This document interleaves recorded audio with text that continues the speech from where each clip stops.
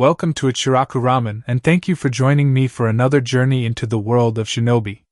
Before we begin, I want to give a huge thank you to everyone who listens, supports the channel, and enjoys these stories.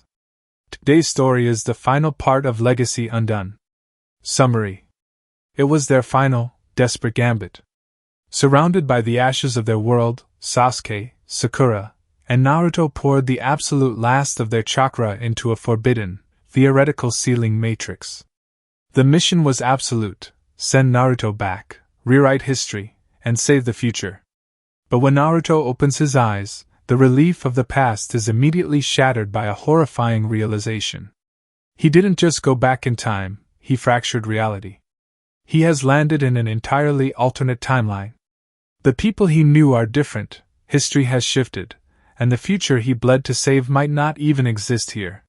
Stripped of his greatest advantage, his knowledge of what's to come, Naruto is completely stranded. In a world where the rules have changed and his legacy is undone, Konoha's greatest hero faces a crushing existential question: if this isn't even his world, does saving it actually matter? This is a fan-made story inspired by the world of Naruto. All characters in the original universe belong to their respective creators.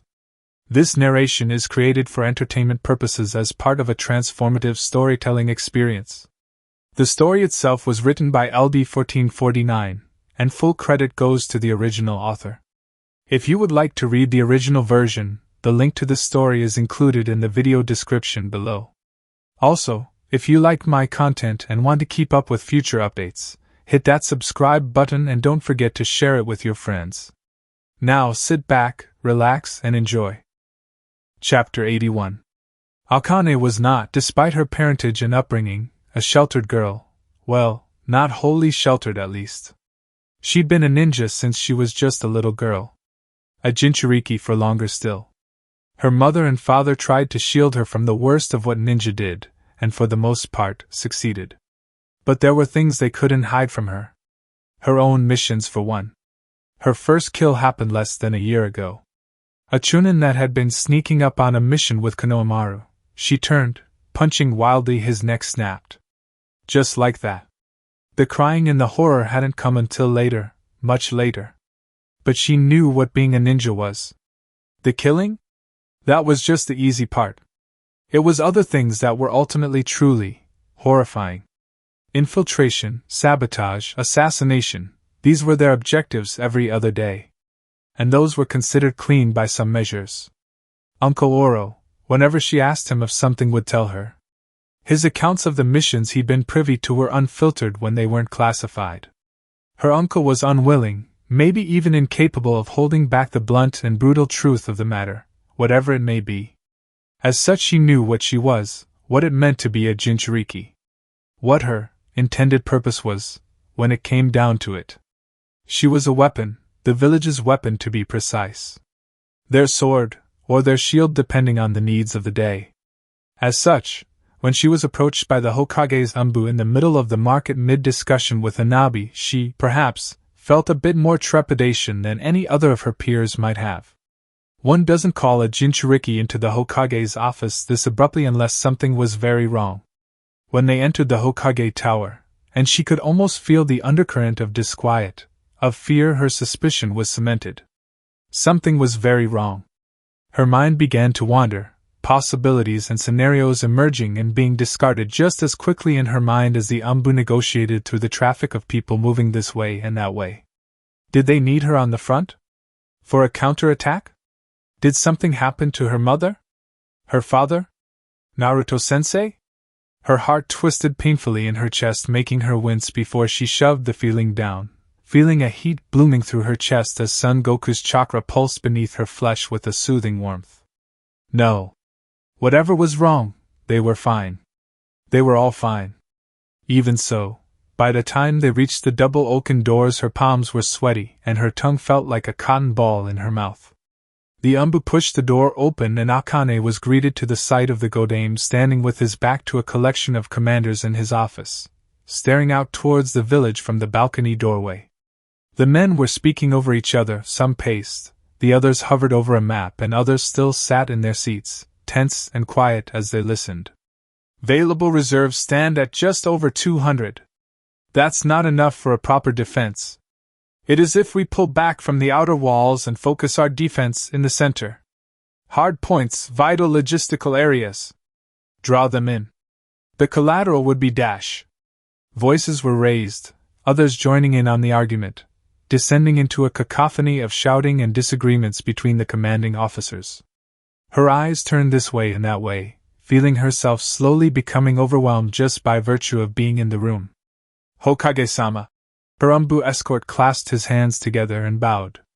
I've retrieved Akane-sen as you requested. That made Kakashi move, turning to look back over his shoulder as his single eye found her at the door. He nodded, smiling just a bit, seemingly to reassure her, though she noted the light of it didn't quite reach his dark eye. He turned to the bickering commanders. Leave us for a moment, if you please. The men, still arguing, halted their disagreement, offering stiff bows before shuffling past her and out of the room. Akane remained, her Umbu escort stepping back to place himself by the door as Kakashi turned and walked closer to her. She stiffened where she stood. She liked the Hokage, though she couldn't claim she knew him well, but her already present nervousness seemed to magnify at his proximity. He looked down at her, hands clasped behind his back. He held himself in silence for a moment before he took a deep breath. I don't have the time to coddle you, he said before shrugging. You'll be needed soon. As a Jinchuriki. She wasn't sure if it was a statement or a question. Regardless, the Godame nodded. Yes. Where? The front was miles away. She knew Naruto-sensei was to the north, and her parents on clandestine missions. Perhaps if he said where she would be going she could piece together what had happened somehow. Here. For a moment her brain stuttered. What did that mean? He saw the question on her face. Read it like an open scroll. Kumogakure will attack the village soon, he clarified, turning his head to look at the pile of reports and scrolls atop his desk. Only noticed a pattern recently. Same person is writing the northeastern reports. Vernacular and handwriting is too similar. He shrugged. Honestly, I may not have picked it up if not for one of the Chunin commanders having a particular signature. Ichiraku. It was forged. They're coming here. Her eyes were wide, still trying to fathom what he was saying. No one attacked Konoha village itself, ever. They had the forest defenses, the Umbu, the Hokage himself it was. He nodded, oblivious or uncaring as to her disbelief as he turned to peer towards the village seated beyond his balcony. They are very close. A day at most, more likely than not, mere hours. They know the ruse couldn't hold forever. They would move as fast as possible. He turned his eye back to her. You are Konoha's Jinchuriki, Naruto trained you, you're our last and best line of defense. He spoke slowly, emphasizing each word. Konoha is under your protection now. She felt her stomach opening up into a pit, a yawning chasm that made her feel queasy and weak. It's a lot to ask, he said. And I wouldn't ask it if I had other options, but I don't. Are you recalling others? She asked, reached. She couldn't do this, it was the village, the whole village. Her knees shook, the world seemed to spin behind her eyes. Kakashi's hand placed itself on her shoulder, bringing her eyes up to meet his as he stared at her with an uncompromising, rigid steel. You are our Jinchuriki. He emphasized every word. Every letter carrying enough weight to crush her, and his eyes told her he expected nothing less than for her to bear it. That he would accept nothing less. Konoha is under your protection. The IWA nin's blood spattered across Hinata's face, her short sword bathed in red as she turned with the movement, her free hand whipping out, fingers thrusting into another attacker's throat. The chakra burst from her juke and spilled into his body, through the skin, rupturing larynx and windpipe. He gasped, trying with his last burst of strength to cut her down before she sidestepped the strike, stepping past him and out of his fumbling reach as his vision swam and his body began to fail. She turned, marching away. She heard him take another step and another before finally collapsing, drowning on dry land. Hinata's Byakugan expanded its sight as far as it would go, searching the surrounding forest. Lee was near her, one brutally powerful kick cracking his opponent's neck with enough sheer power to nearly take his head off completely, the man flopping to the floor like a dead fish. The taijutsu master didn't give the man a second glance, rushing to Hinata's side as the mute heiress let out a shrill whistle. Seconds later, Sakura and Kyofu were by her side, both covered in blood as the IWA Chunin scattered, breaking off their attack. "We have to go after him." It was Sakura who gasped out the words, breathing heavy, though Hinata got the impression it was more from adrenaline than exhaustion. She nodded regardless, her free hand moving in quick and concise signals. "We will. Move north. Kyofu, stay, Sasuke, Tenten and Ryoko approaching now. Bring them." Kyofu held out her hand. With a puff of smoke there was a small lizard at her palm, the tiny creature crawling to her fingers before leaping onto Hinata's shoulder. "It'll let me track you," the summoner explained. Hinata nodded, then gestured. "Follow." She rushed through the forest, Byakugan guiding her, following the faintest trace of Naruto's own chakra trail, Sakura and Lee at her back. The rain hissed as it fell, running down the chasm walls and pooling in the cracks and divots of the ancient reservoir. It was a constant, deafening hiss so loud it could almost drown out their thoughts.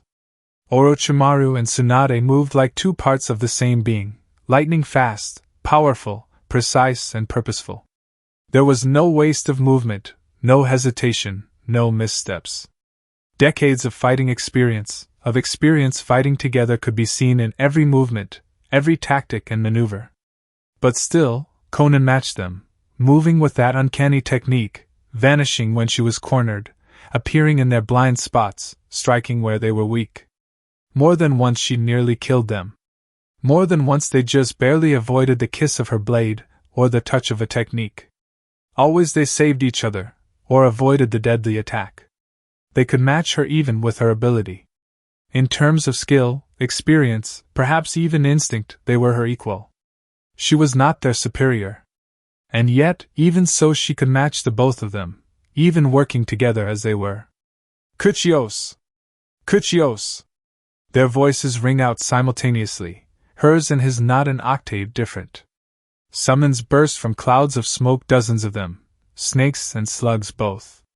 They hissed and slithered across the earth as they surround and converge on the aim kunoichi. Slugs spew acid, serpents cough up clouds of virulent toxin. Conan's hands blur in rapid signs, a swirling typhoon of water coalescing from the rain and the reservoir around them, shielding her in one moment. There's a surge, a burst of chakra, potent and raw, the droplets of rain crystallize, becoming needles with razor-sharp points.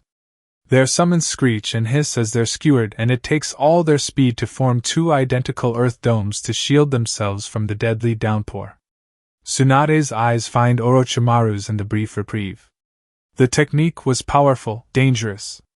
A trump card. And it hadn't been hers. She had help. This time, when she moves, they know what to look for. And it's there, the flicker, barely noticeable, not if you weren't looking. Tsunade whirls fast as quicksilver, her blonde hair whipping about her as her fist strikes out, and nearly catches the blue-haired aim kunoichi right in the skull. The blow would have disintegrated everything above the neck, but Conan reacts just as fast, twisting out of the way, barely avoiding the deadly punch as she lashes out with her sword and vanishes again. The edge digs into Tsunade's shoulder, the wound heals immediately, superficial even without her abilities. Conan appears and the flicker of foreign chakra stands out, like a ripple on a lake. There. Just there, beyond sight, at the very edges of perception. "Kawarimi," Orochimaru mutters before breaking into a slow, amused smile. Two of the greatest shinobi in the world. Befuddled and confused, by a simple kawarimi. The earthen domes crumble around them and Orochimaru trails his eyes up to the sky, looking at the individual rain droplets, truly seeing them, feeling them. "The chakra is infused in the rain. Tsunadeheim is just as quick as he is, it seems." He nods. "Whoever this is, his control is astounding. The power it would take to control the weather. A new bloodline, perhaps? Has to be." She whips her hand across the air, then cracks her knuckles as she fixes her stare on Conan. He'd be dead after a minute of this otherwise. And the infusion is too precise. Too perfect. I never would have noticed if he hadn't used so much power to turn the rain deadly. That technique must drain him. Orochimaru muses. Not something he can pull off for prolonged periods. Lucky us. The Slug Princess comments wryly. Across from them, Conan looks grim. She knows her odds of victory are much worse now. On the other hand, her partner need not be so subtle anymore. Deal with her or find the partner? Tsunade asks. Orochimaru takes a moment to consider. Her first, he answers, the Kusanagi cutting across the downpour. He'll reveal himself when she's in danger. Kuratsuchi's legs burn as she runs, pushing herself faster and faster, rushing through the trees of Hino Kuni's dense forest, forcing herself to catch up with Fukuro, whose speed is still a match for high-ranking ninja half his age. She doesn't let herself feel tired, doesn't let herself dwell on what the hell she's going to do, what she's going to say, or even if there's anything she can say. Han, Sasori, Deidara are somewhere behind her, their chakra signatures just at the edge of her perception. The Konoha ninja not far behind them, following, chasing. She can't rescue him. They can. All they need is for her to buy them time. If she's not even good for that, the fuck is she good for anymore? She sees him, the both of them, just ahead, and she pushes herself to move with that bit of extra speed, that little bit faster that's just beyond what her own body and skill can handle, nearly sending herself careening off the treetops to crash somewhere with a broken neck before she shouts. Stop! It comes out firm, with more authority than she has, more assuredness than she feels. The old owl turns to look over his shoulder, finding her, and slows his pace, not by much, just enough for her to catch up. She tries to school her features, tries to regain the professionalism that's been slowly slipping between her fingers like sand through currents. She catches up, and he's beside her, and she wonders what to say, what she can do. She doesn't have time for subtlety, she doesn't have time to think. That Sasuke and her Umba weren't far to begin with, hours at most, and at their speed even that would have been cut down to almost nothing by now. Give him to me, she says. Turn back. Hold them off. The old Nukenin eyes her, his eyes shrewd and calculating. Too forward, he knows something's up. His suspicions are raised. Give him to me, she repeats. Demands. The suspicion is naked now, and the slow, rolling smirk that stretches over his lips is mocking, cruel. He shifts his stance, and when he lands on the next branch he brings himself to a dead stop. Kuratsuchi leaps once more, bleeding away her own speed before she comes to a stop herself, rounding on the man as she stands at the trunk of a tree. He shifted his grip on the unconscious Uzumaki, using his free hand to grasp a kunai from its holster, spinning the blade by the ring pommel. Tell me, he drawled, his canines seeming almost predatory in the row of teeth he showed off in his vicious smile. He kneels quietly, setting Naruto down beside him on the tree branch, the kunai hovering in his grip. When did the lines start getting blurry for you, little princess? When did you start having second thoughts? She fought down the urge to curse, hoping against hope she could dissuade him from the conclusion he'd so clearly reached already. I have no doubts, she snarled. This is just the best option. Their time was cut short, Han, Sasori, and even the lagging, wounded Deidara rushing in through the trees. Why are we stopping? Han demanded, staring down at them from a high vantage in the canopy above. I, princess. Fukuro smiled, cruel laughter lighting up his eyes. Why are we stopping? She stood there, watching as all of her avenues, all of her possibilities and options slammed shut. One by one, every alternative evaporating. Her eyes trailed from Fukuro to the blonde he'd captured. Her friend. Even now, after everything, he was still her friend. One of the only ones she had left. Her eyes turned to Fukuro. She saw the smile on his face slip, crumble away. Perhaps he could see the switch, flipping in her mind, the moment she simply stopped caring. Caring about the pretense. Caring about her future. Caring about herself. He tried to move the blade, shifting to a more firm hold, descending down on the blonde. He was fast. She hadn't been lying when she told him she was faster. Kutu's sword was in her hand, a flash of steel nearly slicing the man's arm at the wrist before he pulled away, leaping back as he drew his own sword to clash against hers with a ring of steel. The others didn't hesitate, didn't ask questions. She turned, standing over Naruto now as she spewed molten lava from her lips, catching one of Sasuke's puppets mid-dive, forcing the others to scatter. Rock armor encased her forearm, bringing the limb up to block a strike from Han, who came at her from directly above. Her body held under the force, the stone shattering over her skin but doing enough to absorb the blow. She was still standing. The tree branch under her feet wasn't so sturdy. Her feet caved in the wood with a deafening crack. It shattered after holding for a brief moment, sending Naruto and herself plummeting down to the earth. She twisted mid-fall, using chakra and what little control she had to leap off the splinters and pieces of tree bark falling around her to change her trajectory. One arm wrapped around the blonde's waist to grab hold of him, clutching him close as she descended to the ground below. She twisted again, eyes finding the light of the sun peeking through the canopy above as Han and the others pursued, chasing her like wolves chase a bleeding animal. Kakashi has always understood the meaning of the role of Kage. You're a military commander, the highest authority of your village, the ultimate voice of control and power besides the daimyo himself. This is where the chain of command stops. This is where the prosperity, even the existence of the village itself can and will be decided. But it's in these few moments hovering before the encroaching battle, where he feels their alarms and final warning systems trigger, lancing bright flares across the senses of the ninja, that he comes to the realization that it's only now, here, that he's beginning to understand what a Kage is. Sir? His Umbu commander, Kojiro, speaks. We have confirmation. North, northeast, and east sides. He wants to ask how many, but it doesn't matter, the answer will be the same. Too many. Instead, he compartmentalizes, prioritizes. There is a way to win, though not cleanly. Not painlessly. He has minutes at best. The civilians are still in mid-evacuation to the shelters and designated defensive hardpoints. Nothing for it. They might all die if he hesitates. Perhaps Hiruzen could have found a better way. Perhaps he would have always been the better Kage. But he isn't Hiruzen. And he doesn't have time to pretend to be or dwell on his failings. Engage Autumn Protocol. There's a moment of hesitation, a moment of doubt. He can't blame them. Confirmed. Minutes later, as the first of the Kumo ninja breached the barrier system around and crept into the walls, the outer edges of the village erupt in fire. The rain hissed.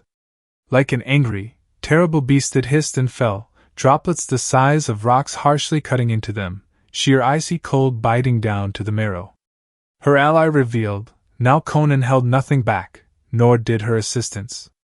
She flickered in and out of reality, replacing herself with individual raindrops to evade danger and strike from seemingly every angle at once. Mid-strike she would suddenly be behind them. A blow that should have cut into her flesh was suddenly off point, the raindrops obscuring their sight just enough for the woman, or her benefactor, to cast the most subtle of genjutsu, just long enough to send the attack off target. Water converged and thrashed about, crushing earth walls and smothering flames. Moisture parted like waves breaking over rocks to avoid lightning techniques. Their own control of water slipped out of their grasp for even the most basic and rudimentary jutsu. She was skilled, powerful, and the one assisting her more powerful still. They had her outnumbered, but it was rapidly becoming clear, the ones in danger were the two of them, not the aim kunoichi.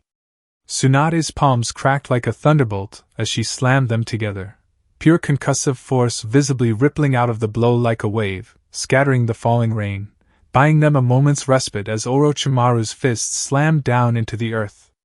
His chakra sank deep into the basin of the reservoir, warping, twisting, pulling soil, rock and metal as spears lanced out of the ground. Wide and jagged they were thrust towards the sky around them. They had to make some shelter, cut her off more permanently from the rain. The shelter had gaps, openings, too many of them, but it was better than nothing. Paper cranes fluttered about the woman's shoulders as she formed her hand signs, the individual birds glowing with the razor-sharp power of wind chakra. The birds flew, and with laughable ease, sliced the stone pillars hanging over them, letting the rain cascade down once again as the rocks fell. Tsunade leapt, twisted, and with 2 spinning kicks, the pillars were sent hurtling towards the aim kunoichi like lances. She dodged the first, twisting out of its way before lightning lanced through the second, thorns of crackling energy splitting from the main body to sunder the earth to pieces, shattering it. Then the Kusanagi blade cut through water, lightning, and finally bit into flesh. Perhaps her ally was tiring, perhaps the rapid array of jutsu, chakra, or other factors had let his attacks slip through their notice. Either way, the result was the same. One slice, barely enough to be called a wound, a scratch along her forearm. But it was there. Conan gasped, flickering once more out of existence before she reappeared meters away, cradling her arm close, red blood with the taint of black poison now spreading across the silk clothes she wore. He pulled the blade back, the handle cracking loudly against his palm as the woman hissed, her eyes wild, hateful. "Press the attack!" he demanded, rushing forward, Tsunade at his side. The slug princess hands slammed together again, the shockwave sending the rain once more scattering everywhere, rippling over Conan, isolating her for the brief window they needed to try and capitalize on the opening. She stood her ground, grit teeth and raw, unbridled hatred shining clear through her eyes. The Kusanagi found the steel of her blade when he swung. He struck again, trying to slip past her guard, but she slipped through his own in the movement. She was swift and sure-footed, spinning once to slip past the kunai slice and pivoting to drive her elbow up into the charging Tsunade's sternum. The blow struck, he felt and heard the breath rush free from his teammate's lungs, but she still had her strength. Her hands grabbed hold of the kunoichi's wrist, but the water that soaked them all to the bone moved, unnaturally, making her grip slick like oil. Conan slipped through her grasp and stepped over a sweeping kick that tried to trip up her retreat. They didn't let up, infinitesimal seconds ticking by as the rain began to descend again, the concussive force Tsunade had used finally slipping away to let the deluge continue. Conan was fast. Faster than them. But for now at least, it was 2 against 1. She tried to leap to reach the rain droplets herself, but a serpent coiled around her ankle, yanking her back down to the earth. She stumbled, her tanto slicing off his summon's head, but it bought them enough time. She doesn't have time to bring her blade to bear, she has to dodge, stepping to the side, and Tsunade's kick is primed, launching itself like a missile where she chambered it. Conan's arm, raised in a desperate block to avoid the blow catching her in the ribs, shatters. He sees the limb twist and break, hears the bones snap and crack like dried twigs. There's pain on her face, agony even, but she digs in her heels, using chakra to force herself to keep still, to not let herself go flying with the force of the blow. Something in her left leg gives out, her tendon, or perhaps another bone. Her weight shifts precariously, but she holds her ground. The sheer force of will it must have taken, she is extraordinary. Her blade moves, flashing like a sliver of quicksilver in moonlight, and the only reason Tsunade isn't beheaded outright is because Orochimaru's own limb moved just as fast, angling it. The edge of Conan's tanto cuts through his arm, from the bend of the elbow nearly to the wrist, like peeling the layer of a salmon fillet. It does not stop, even after it scrapes against bone, until it's ripping free of his hand, 3 fingers sheared off. The pain is blinding but momentary. A second later his specialized kawarimi sees him pull free a fresh body out of his own mouth, shedding his skin like a serpent. He feels dizzy, the drain on his reserves is immediate, but he doesn't have the time to hesitate. Doesn't have the time to let himself regain his bearings. The sack of flesh that was his previous body moves. The remains of the damaged arm fumbling to grasp onto Conan's silk sleeve, the other holding aloft the Kusanagi. He grabs hold of his legendary sword, feeling the edge cut deep into his own fingers as he grips the blade, yanks it free of the dying hold his previous body has, and plunges it into Conan's shoulder. The rain cascades down. The woman vanishes, reappearing again, meters away now, on her knees. She is a ruin. Blood and broken bones at long last. Still, she struggles to her feet on failing limbs. The waters of the basin roil. The rain pours down harder. Orochimaru hears her, her voice barely a whisper. No, don't! The water rises, and with a swirling, churning tide, it envelopes her, and washes her away. He and Tsunade pursue. It's not fear that Kuratsuchi can feel. Not anymore. It's not anger, or panic, or even sadness. Perhaps it was all of these things, blurring together so intensely and so indistinctly that her mind has settled, or perhaps simply stopped fully registering what it is. She feels numb. As though her emotions were covered in mud, smothered and nearly silent to her mind. She holds Naruto close. The blonde is pale, his breathing shallow. She can feel the sticky warmth of his blood seeping through her clothes, and the only real feeling she has left, piercing like a sharp point through her ribs, is the vague sense of horror that he might still die, even as she tries to save him. Han, Fukuro and Sasori chase her. She sends clones and decoys, uses explosive tags as traps, lights fires and does everything in her power to stay one step ahead of the three even as she runs closer and closer towards where she hopes the Konoha pursuit is. She's fast. But Naruto weighs her down, and both Han and Sasori can outlast her. Her limbs are mortal, bone and muscle, sinew and flesh. The other is a hateful creature empowered by a demon, and the last a thing of wood and metal, tireless and ceaseless. She senses the danger before she sees it, and it's all she can do to arrest her forward movement, taking cover behind a tree before a cloud of boiling hot steam crashes over the area, breaking and parting around the tree she uses as a shield like water over a rock. The heat is scalding and she clutches Naruto tight, pressing him between herself and the tree. The cloud passes and she pitches herself off the side of the branch. A forest of knives and blades is waiting for her at the underbrush. Sasori's army of puppets. Reaping and scything blades nearly take her before she stops herself, standing on the bark as the puppets skitter and climb up the mighty oak like insects. She draws the daimyo's sword, her chakra flowing easily into the blade like water into a canal. It channels and focuses, flames leap across its surface bright red with flecks of black that are not hers. Madara's influence.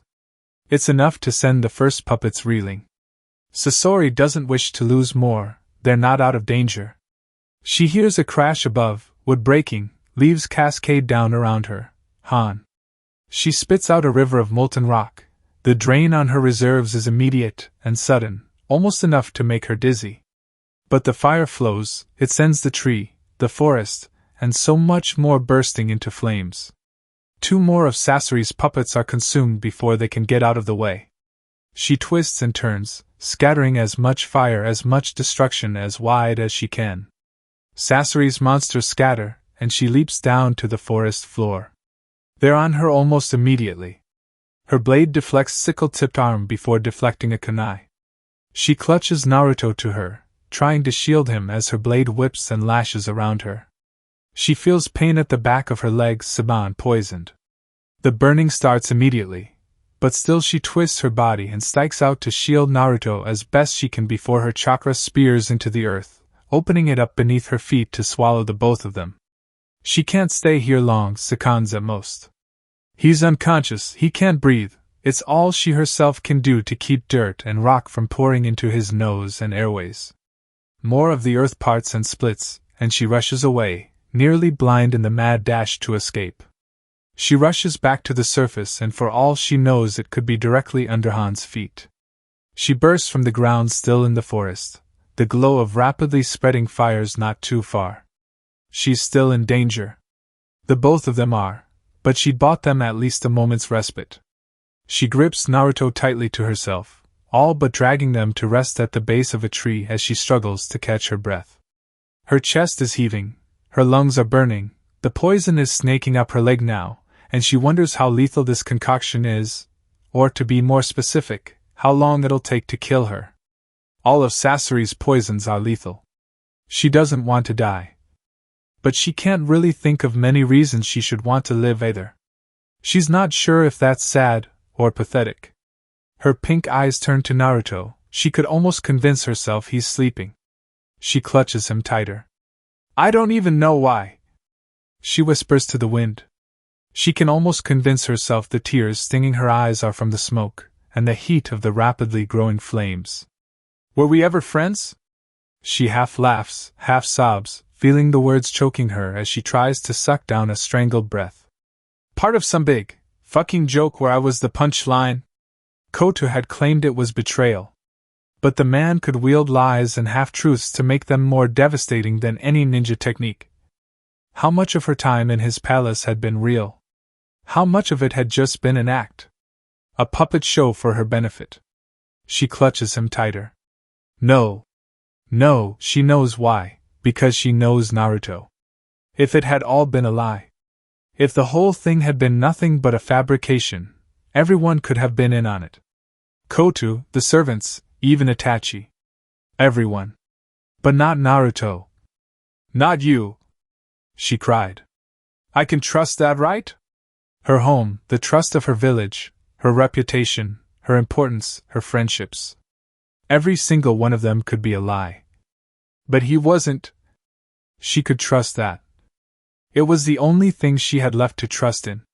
"Find her!" Han's shout was a deep guttural thing, exploding from the man's heavy mask like a boom. Sasori listened to it, his ire rankling at the Jinchuriki's audacity at giving them orders. He was close, so very close to simply cutting his losses and abandoning this as a failed venture. The Uzumaki had nearly killed him, nearly 24 of his 100 puppets had been destroyed already, 2 of their number were injured, 1 dead, and now their commanding officer was a traitor. It was the tantalizing promise of the reward at the end of this road, wounded pride and rage that kept him in place. But that was a tenuous, fragile hold as he listened to the crackling of the flames and watched the land begin to burn around him. He spread out his puppets. A sheet of wood and steel bodies, blooming outward across the trees and forest floor. She couldn't be far.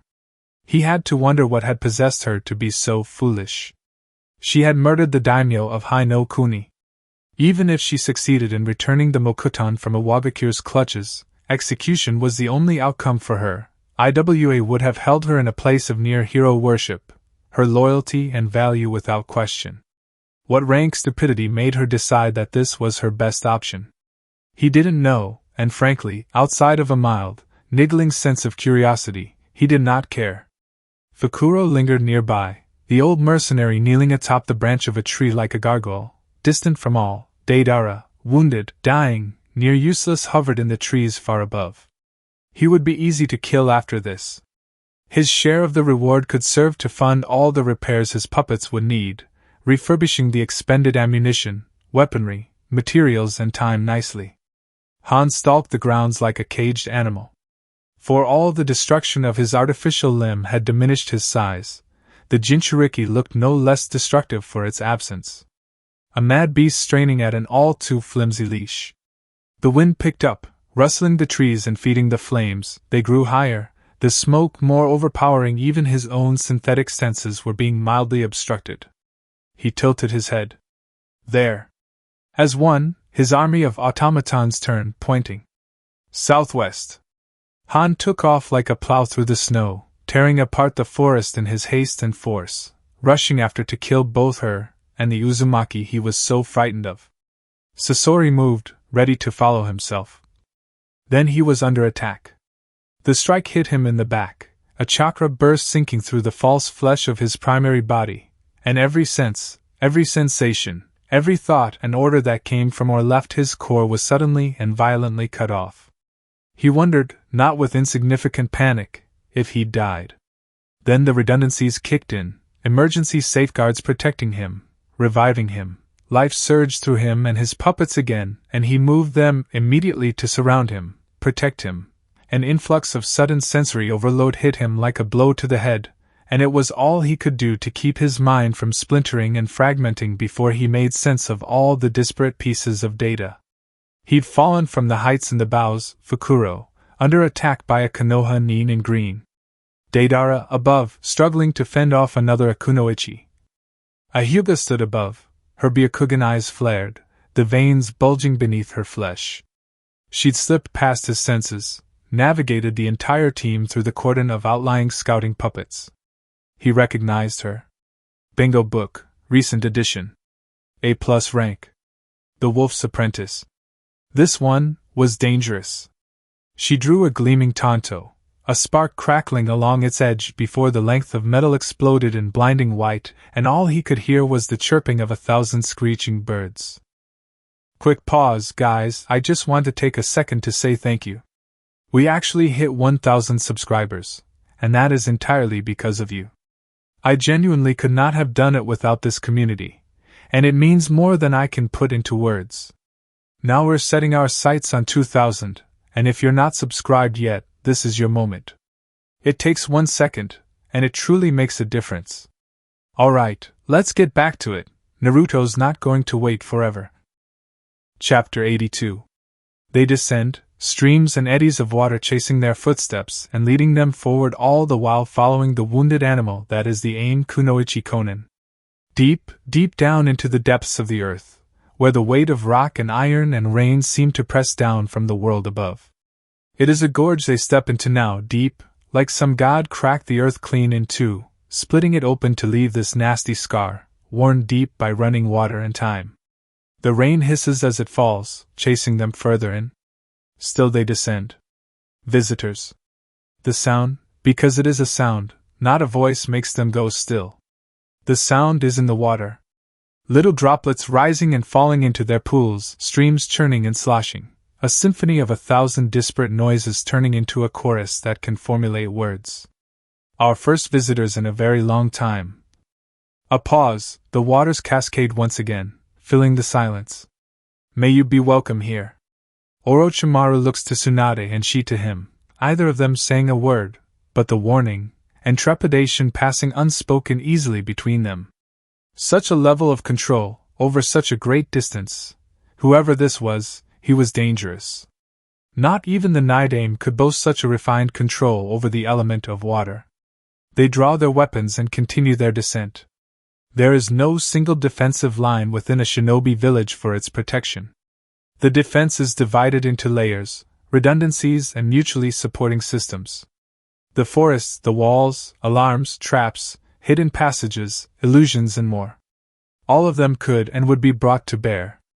All villages had these systems, all villages had their own means of self-defense. But no matter how formidable a wall, or powerful a fortress, it is useless if there are no soldiers to man it. Konoha had used Iwa's lack of manpower to attack them at the very heart of their country years ago. I was not above taking a page from the same book to use himself. Konohagakura's ninja were stretched dangerously thin along their border, the daimyo's forces committed at least for the immediate moment elsewhere. This was, frankly, Kumogakure's best chance. Over 200 shinobi, every last one of them a jounin. It accounted for nearly 2/3 of those of jounin rank within the active branch of the military. Maintaining secrecy as they made their way through Konoha's heavily patrolled lands had been a monumental undertaking, but it had been achieved. The evidence of how unprepared Konoha was for their attack was self-evident when Hitaki, for no one else would have dared to give such an order, nor would have had the authority to do so, destroyed the entire outer ring of the city, walls included, in a massive explosion as the first wave breached the outer barrier. The casualties were not grievous. Hitaki was not that good, and A was not that stupid. It was a warning, perhaps even a bluff, something born of desperation, make them overcautious, stall for time. Perhaps with another Kage it may have worked. Even so, the village was wreathed in fire. The flames burned hot and tall. The heat was stifling even outside in the forest, and the smoke hung low and heavy. This was no natural blaze. Press the attack! A snarled to his commanders. The longer we give them, the more time they'll have to prepare defenses like this. We can't afford to be bogged down here. He turned his eyes towards Yujito, meeting the Jinchuriki's gaze with a nod. You know your target. And you? The younger woman asked. The Reikage sneered, staring into the burning city. I'm skinning a wolf before we leave. Every civilian in a shinobi village knew what steps to take in the event of an attack. It's drilled into them at least twice a year, every year, from the moment they become citizens or come of an age where they can understand the concept of a foreign invasion. Every child knew where to go, every adult what roads to take, every veteran and retiree where the rally and hard points are located. Emergency shelters, secret paths leading out of the village, or genjutsu-shrouded passages to lead counterattacks and ambushes. They knew this. Even so, there is one thing to drill for an emergency, quite another to be living through it. Hanabi had noticed before any of her peers, because how could she not? When throngs of ninja were removing people, sometimes forcibly, from an area, it's not a subtle process. They knew an attack was coming. However, she noticed the flames before she heard the village-wide alarm. From there, it didn't take long after that for things to descend into near-complete pandemonium. The civilians knew where they should go. But they needed to stop first. They needed to be all but told. Where was their husband? Their wife? Their children? What exactly was happening? How close was the attack? Where were the defense forces? Was this another drill? She could see the questions quietly rolling behind the windows of their eyes. Then they saw the flames, the smoke. Then the questions turned to urgency, and from urgency it was quickly escalating to something beyond control. By the time Hanabi caught sight of the first enemy shinobi to force his way through the wall of fire that had enveloped the outer layer of the city, the civilians were in near anarchy. Being completely honest, she herself had to fight down the urge to flee to the Hyuga compound, to her father, where that small, childlike part of her knew she'd be safe within its walls. But, fighting it down or not, she did resist the urge, instead turning and rushing as fast as she could towards the nearest designated rally point near the north fountains, Konohamaru, Undone and Moegi right behind her. Her Byakugan was active, the veins bulging around her eye sockets, so it was child's play to see who had already arrived before she was anywhere near the point. What she saw was worrying. She knew that the bulk of their forces were far from the village, holding the border outposts, and bleeding the enemy along the forests, the hinterlands and distant towns. Even so, at the sight of only chunin, mainly administrators and office workers she recognized from the many times she'd gone to pick up or report a mission completed in the Hokage offices, and not a single jounin in sight sent her stomach opening into a chasm. It was dismaying in a way she couldn't really describe. She swallowed down the anxiety, forced down the spike of fear and something that was disconcertingly close to panic, and kept moving. In Akane's memories, the view of the village from the Hokage Tower was one of the more breathtaking sights one could enjoy within the village walls. Now, she felt that memory being ripped apart. She didn't think she could ever look down on the village from this vantage again without seeing the flames rising, encircling the village like a burning serpent. All the while the Hokage stood impassively by her side. She tried to hold her silence, tried to hold on to the discipline and deference that was expected of shinobi in a crisis situation, especially before the Hokage. But as the flames rose and the sound of screams began to waft up from the village below, she felt her tenuous hold over her composure fray and snap. At the absolute least, she had enough presence of mind to think about what she needed to ask, what she needed to say, before she actually opened her mouth.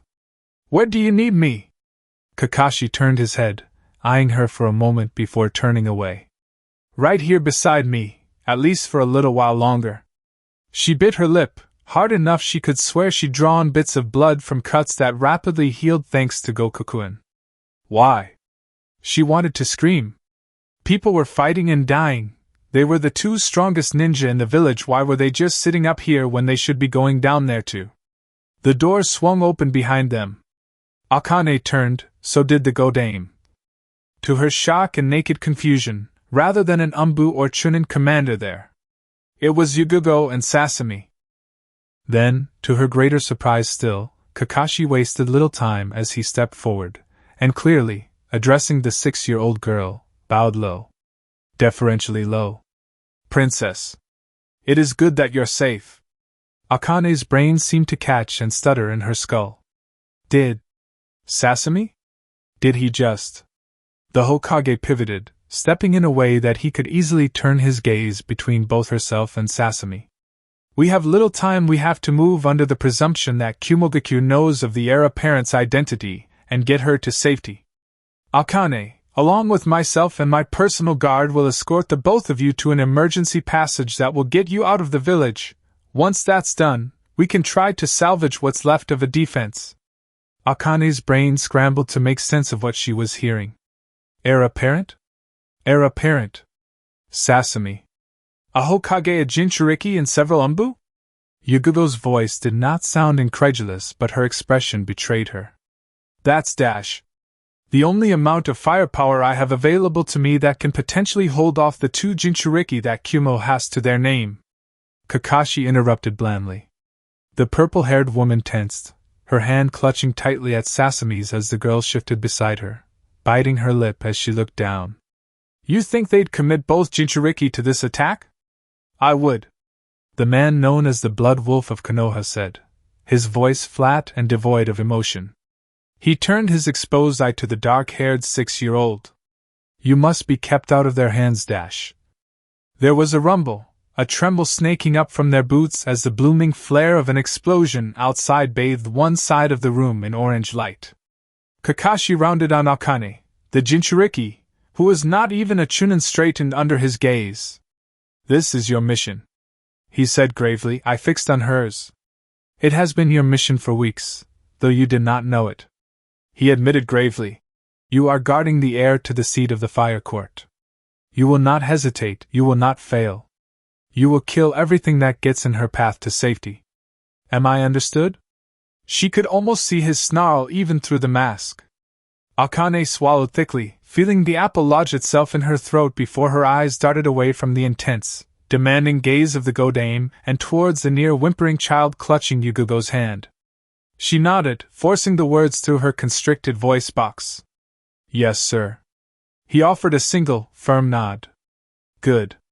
Before turning his back to her, addressing Yugugo, Sasami, and the rest of his guard. Let's go. He was not Sarutobi Hiruzen. Perhaps the old man would have had a better answer, a better plan. Perhaps the old man would have had the ability to sally out and rally the meager defenders the village had and drive a counterattack fierce enough to push the attackers back. The old man had that charisma, that spirit of fire, as he called it.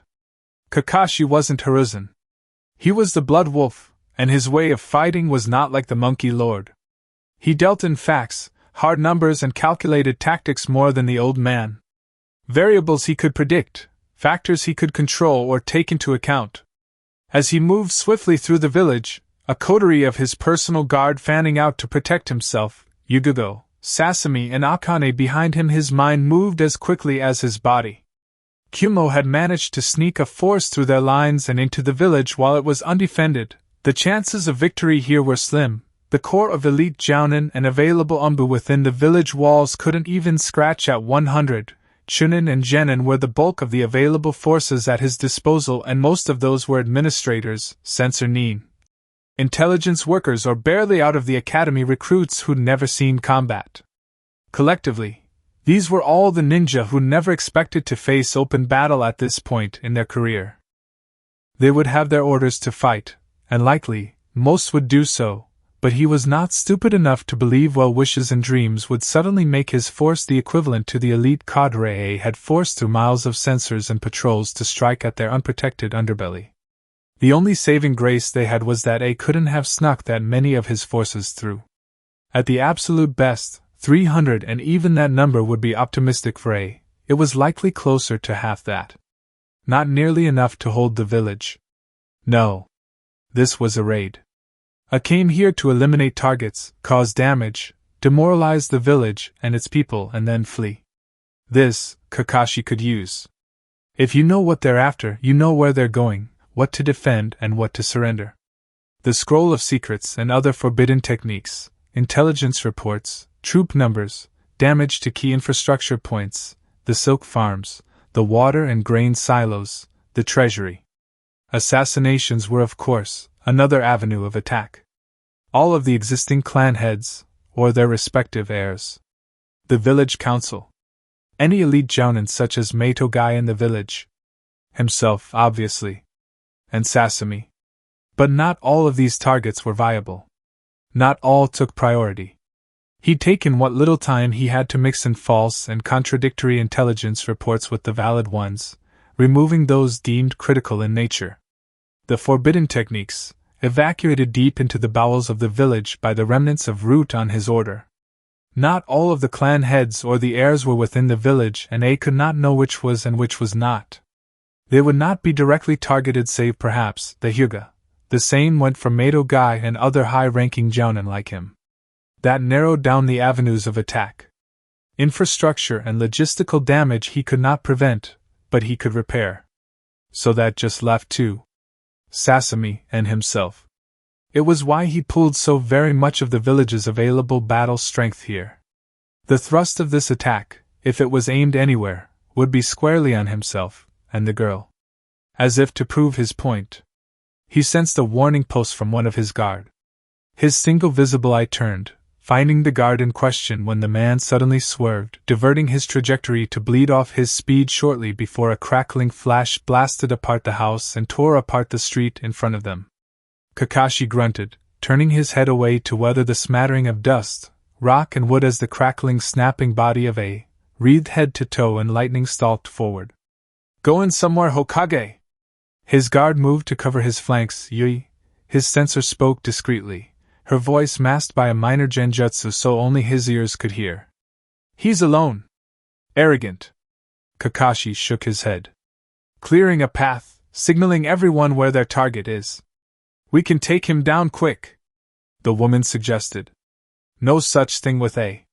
Kakashi cautioned, calmly beginning to remove his overly encumbering robe. His mind ticked along like clockwork. Thinking, examining, prioritizing. The calculus was clear. Hokage or not, there were more than several candidates that could easily take up the position. Kuta's heir, however, was a different matter. If she died, the claims of succession would grip Hino Kuni in even greater political and civil unrest. The mostly subdued civil strife would boil over again, and then their enemies, all of them, would smell blood in the water. Keep her alive above all else. That was the priority. Even if A burned down the whole of the village and slaughtered every ninja within, somehow it would not cause nearly as much lasting damage. Of the available manpower here to protect the girl, he was the expendable one. Protect Sasami Dano dash, he ordered. Continue towards Point Zaritas. His guard, to their credit, only gave minute shows of surprise, all four of them stiffening, but giving no other protest. Yes, sir. A won't be stopping you, he said. The massive mountain of muscle that was the Raikage sneered in response. As if you can stop me, Hataki dash. The man's eye snapped behind the Godame Hokage, towards Yugogo and the frightened girl cradled in the purple-haired Kunoichi's arms. The only warning any of them had was a slight bunching of A's powerful legs before the man shot forward like a living lightning bolt. Kakashi's hands slammed down onto the ground. Doton dash. Even at the blinding speed, Kakashi's eyes could just spy the minute flinch, the befuddled confusion in A's body as he registered the word. An earth technique? Against his living lightning armor? A's fist smashed against Yugogo's face, punching straight through. What should have been blood and bone and gray matter was instead a splatter of mud, the woman and the sesame in her arms melting away into sludge. Around it on him, only to see dozens of the exact copies of the woman, and the guards around her rushing away in nearly all directions. Your fight is with me, Raikage. Kakashi straightened from his crouch, glaring at the man with an eye that glinted in the midday sun. Akane shut her eyes tight, feeling the earth shift and move around her as she was dragged beneath the soil by the Hokage's technique. It was a struggle to not fight the hold his power had on her in reflex when she first felt it. She was Konoha's Jinchuriki, on paper, the strongest ninja within the village, but right now she felt like anything but that. She hadn't even seen the Raikage move before his fist had smashed through the mud clone of Yugogo, and yet Hokage Kakashi had not only seen it, but reacted to it in time to pull off multiple earth techniques. She felt inadequate, out of place. Before the disquiet could fully settle, she felt herself breach the earth and smashed outwards, hitting the ground in a tumble as the bright light of the sun stung her eyes through her eyelids. A hand gripped her shoulder, and she opened her eyes to find Yugogo looming over her, clutching Sasami to her chest and shoulder. Come on! She barked. We have to keep moving! The woman didn't wait for her, and before she'd even left her sight, Akane was scrambling to her feet, rushing to follow. The screams came in earnest now, like a baleful hiss from the village around them, the voices echoing through the street like a dirge. She couldn't tell if it was battle cries or civilians caught in the bloodshed. Perhaps it was both. Whatever the truth, she pushed the thought out of her mind, fingers rising to almost clutch at her ears to drown out the sound before she forced them to her sides again, knowing that her sense of hearing was vital to detecting a potential attack as she followed Yugogo and two of the Hokage's Umbu that had linked up with them through the tight city streets. "How much farther?" Yugogo demanded. "Not far, we're dash." The man's answer was cut off, and inexperienced as she was she felt the massive surge of chakra. Close. Too close. It crashed over them like a gale, and somewhere deep in her chest she felt Goku stirring as he rumbled, and knew immediately the source of this power. Jinchuriki.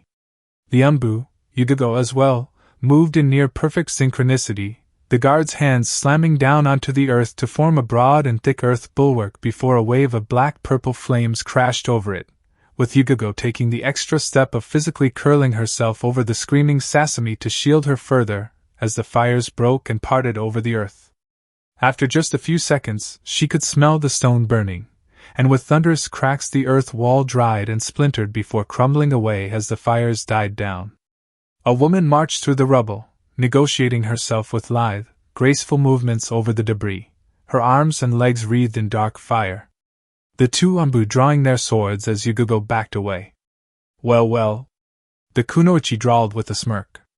"What have we here?" She stepped forward, almost literally as though it were a catwalk, slow and languid, unconcerned. "These are some quality guards for someone with such a low-born pedigree." She laughed. Yugogo sneered, gritting her teeth. "What spy was it then, Kumo? Wouldn't you like to know?" The woman chuckled, examining the dark flames on her arm. "The deal is simple. Hand over the girl and you might just live through this day.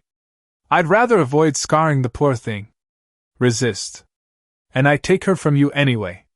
There was a crackle, and quick as a bolt of lightning the Kumo kunoichi's head snapped to the side, her arm rising just as fast to catch a lance of electricity shot from a nearby rooftop, the bolt crackling and forking within her grip. "Run!" One of the Umbu between Sasuke and the Jinchuriki shouted, one hand pulling a scroll from his vest as he rushed forward, unfurling it to reveal a torrent of water the man expertly manipulated with barely a hand signal as he charged.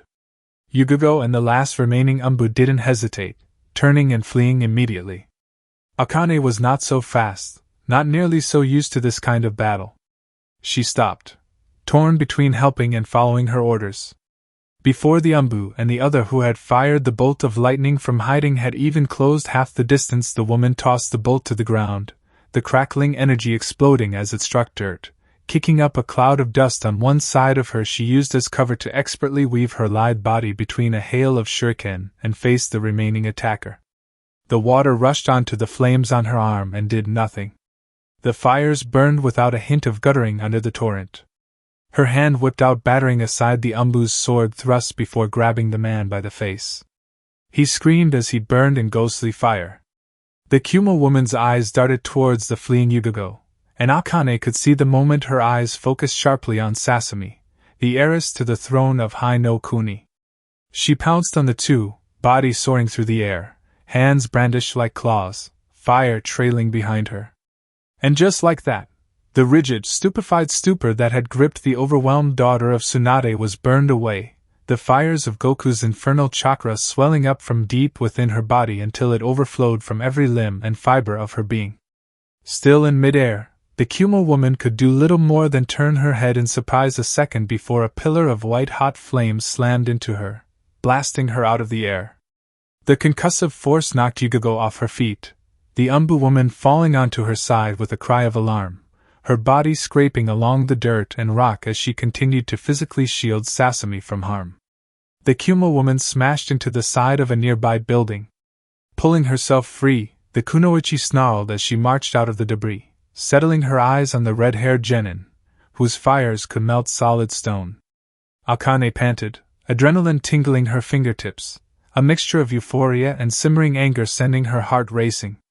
"Yanbi!" the Kumonin sneered. You're not my mission girl. And you're far out of your league. She scoffed. Back off, I'd rather not kill a sister. Akane straightened, her eyes darting for a moment towards Sasami and the injured Yugogo, the little girl, with tears in her eyes, pleading desperately for the woman to get up, even as she struggled to even push herself up to her knees. Her eyes turned towards the Nibi again. Konoha, she said haltingly. And everyone in it is under my protection. Within the planes of her mind she reached out her hand and felt when Goku took hold of it firmly. His chakra surged into her, melding with her own so perfectly after a moment she couldn't tell where her own ended and his began. And a moment after that, she did not care. She saw the enemy Kunoichi's eyes widen, surprise clear on her face as the wave of heat and chakra slammed into her, nearly knocking her off her feet as she braced herself. Hair now blazing orange, burning lines of chakra threading across her skin, the flames danced and surged around her. Her voice was not just hers, and they were not just said through her lips. We would see if you can burn, sister. The lightning shroud armor. Powerful, versatile, and at the moment proving it deserved every last ounce of its feared reputation. As Kakashi moved, dodging and weaving as best he could, his analytical mind broke down its various strengths while trying to decipher any potential weaknesses. Increased speed was certainly its greatest gift. For a man already lauded for his incredible speed, it was all the Godame Hokage could do to keep up, and even then, just barely. He got the feeling that the only real limit on that speed was A's perception, similar to his own failed technique the Raikiri. His own eyes, after a point, couldn't keep up. Not that Kakashi could capitalize on the openings A provided when he overshot his strikes. The shroud was also an all-encompassing defense, the crackling, forking lightning battering aside kunai and shuriken with ease and would flatly kill any man stupid enough to try striking it with bare hands. Many in Kyumo called it the ultimate technique, and he could see why.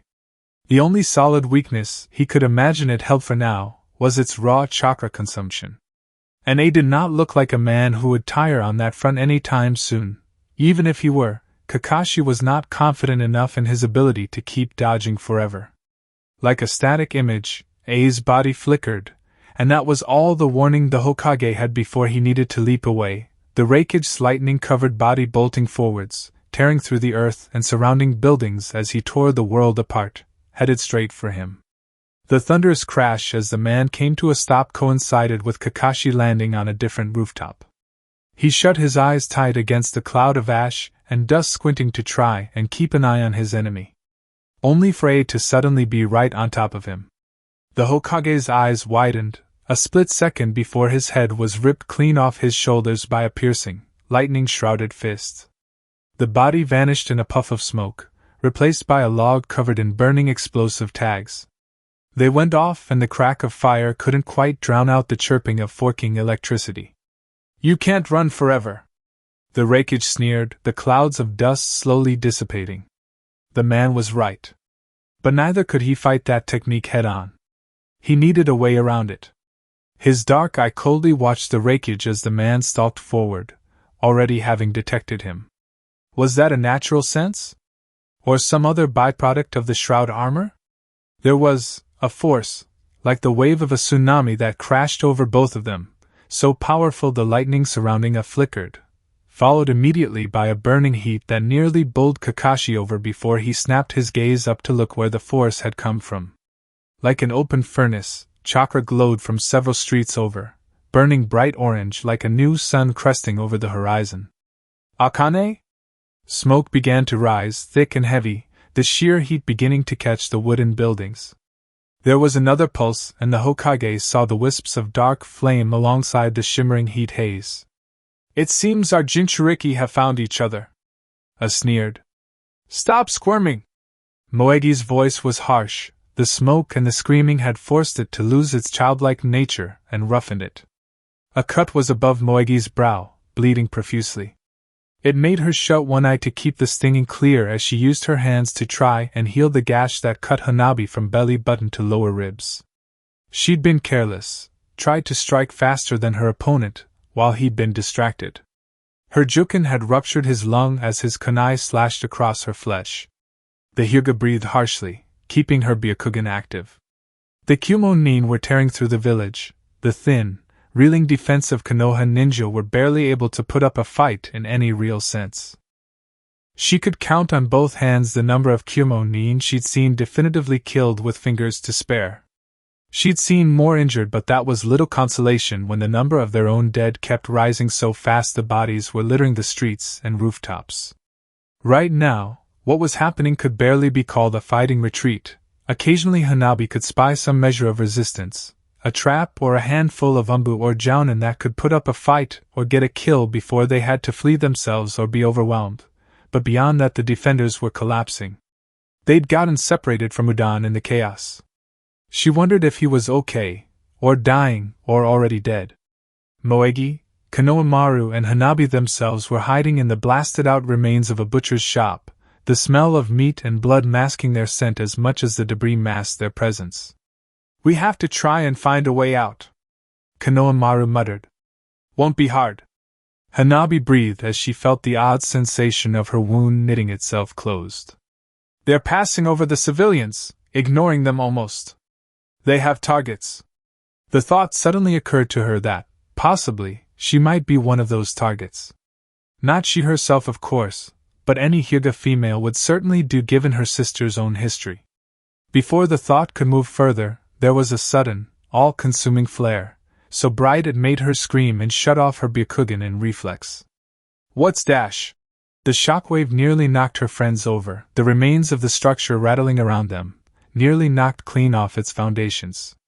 It was like being bowled over by a charging bull. After a moment, Hanabi gathered herself again and reactivated her Byakugan, wondering what on earth could be the cause of that brightness. The pain was sharp, nearly blinding. It was like staring into the heart of a sun. She looked, forcing her eyes to peer through the shroud of chakra before she felt her eyes go wide, the surprise nearly knocking the wind out of her. "Akane?" Together, almost uniform, she saw a whole contingent of the Kumo forces turn from their attack and begin to converge on the raging inferno. "No! We have HEY! Stop!" Konohamaru's shout was lost on her as the princess of the Hyuga clan began running as fast as her legs could carry her. Yugago sucked down a ragged, desperate breath of air. Sasami was clutched to her chest, the both of them hiding now, sheltered under the debris of a shattered building, a chunk of the slanted roof having fallen to the street, shorn off in the wake of the Nibi and Akane's fight. Sasami was crying, the young girl clutching at her chest, and Yugago clutched her close as she forced herself to move, getting to her knees under the slanted roof and prying the girl loose to get a look at her. Sasami wailed and her little hands desperately reached for her, terrified at the sudden distance. "It's all right! It's all right!" She yelled back, trying to soothe the girl as she brushed a hand through the now tangled mass of her hair. "Calm down! Calm down, kid, I'm right here, I'm right here!" It took a minute of coaxing, but the girl's terrified screams died down, reduced to sniffles and choked whimpers that broke Yugago's heart as the young princess tried desperately to clutch at the memory of her training and station. No 6-year-old should be trying to look composed after being nearly killed. The Umbu woman looked her over, hands brushing away the soot and the dust on her face as her eyes raked her up and down, searching for blood or any sign of injury. "Are you hurt?" The girl shook her head, lips thin and bloodless as she pressed them together, her chin quivering. There was a sound of a crash, the ruins rattling around the both of them, as there was a howl she could only guess had come from the two demon holders currently fighting just a few hundred feet away. Another crash, this one closer, wood breaking. Sasami yelped in fright and Yugago lurched forward to clutch the girl again tightly to her chest, drawing a kunai as a shaft of light broke through the gloom from the new opening. Another Umbu jumped through the opening. She recognized the man, one of the last of the Hokage's guard. "Come!" he hissed. "The Jinchuriki is buying us time. We've got to move!" Yugago scowled. The Jinchuriki has a name, she wanted to hiss, but now was not the time. Sasami's safety was the priority. She crouch-walked forward, carrying the girl who clutched at her before she could straighten a bit, reaching the man before he led her out of the collapse. Yujito snarled, growling in pain as the clawed fist, hot as molten metal, grabbed her by the face, overpowering her and smashing the back of her skull into the cobblestone streets. Her skin burned, the smell of cooked flesh overpowering her senses as the Nibi tried to heal the damage. She drew a kunai, two of them, plunging the daggers into the forearm and the bend of the inner elbow and yanking harshly. The grip vanished with a snarl, and Yujito avoided a claw swipe that would have raked over her eyes before ghost fire burst from her lips and spewed over the burning Konoha girl's face. Her flames were not like the fires of the Yambi, and the Jinchuriki screamed as she reeled, batting aside the ephemeral flames that scorched her eyes. More flames surged onto Yujito's form. She was not a fully realized Jinchuriki, not like B, not like this girl, but she and the Nibi were close enough, and her experience far outmatched this girl child. She wouldn't lose to this upstart, no matter how synchronized with the Yambi she was. Yujito rushed forward. But immediately, her forward lunge was checked, her fist, wreathed in ghost fire, cracked harshly against the girl's own clenched fist even though her eyes were still shut, matching Yujito's movements. The Yambi. Her body was moving under a will that was not entirely her own. She'd seen it from B enough to recognize the signs. Fist crashed against fist, and the girl's sheer, impossible strength sent force and pain rattling up her arm, as though she just smashed her fist into a steel wall. The girl swung a haymaker blow that would have taken her head off, but Yujito was faster, leaning back to avoid the strike as she struck with a high kick, veil fire streaming in the path of her leg. But again the girl moved warned or controlled. She avoided the blow as her eyes blinked back open, struggling to regain her focus and her sight. Yujito pressed her advantage while she could, claws, knees, kicks and strikes lashing out, with the added power of ghost-wreathed flames. The girl's defenses tightened, tucking her arms in close, absorbing blows that could have flattened men twice her size with little more than grit teeth, as she rapidly regained her sight. Careful kitten. She heard the Nibi purr at the back of her mind. It's not just my little brother at work here. She pushed the thoughts aside, aware of the warning but incapable of engaging it fully as she focused, ducking under another punch. This time Yujito felt a shockwave of concussive force nearly knock her off balance. A blast of fire bursting out of the girl-child's fist. Dipping low, under her guard and behind her, Yujito swept the girl's legs out from under her, hooking one arm into her shoulder before tossing her with all her strength into a nearby building. Even before smashing through the walls, she could see the young Jinchuriki regain her bearings. Righting herself, she smashed through feet first and a second later was lunging straight for her again, the dust and debris barely having the chance to settle. The Yambi Jinchuriki twisted, curling in mid-air before her leg came crashing down onto the earth. The force of the blow made the Yujito's jaw drop open in shock, earth and rock splitting open, fire bursting out of the ground as she lost her footing and stumbled.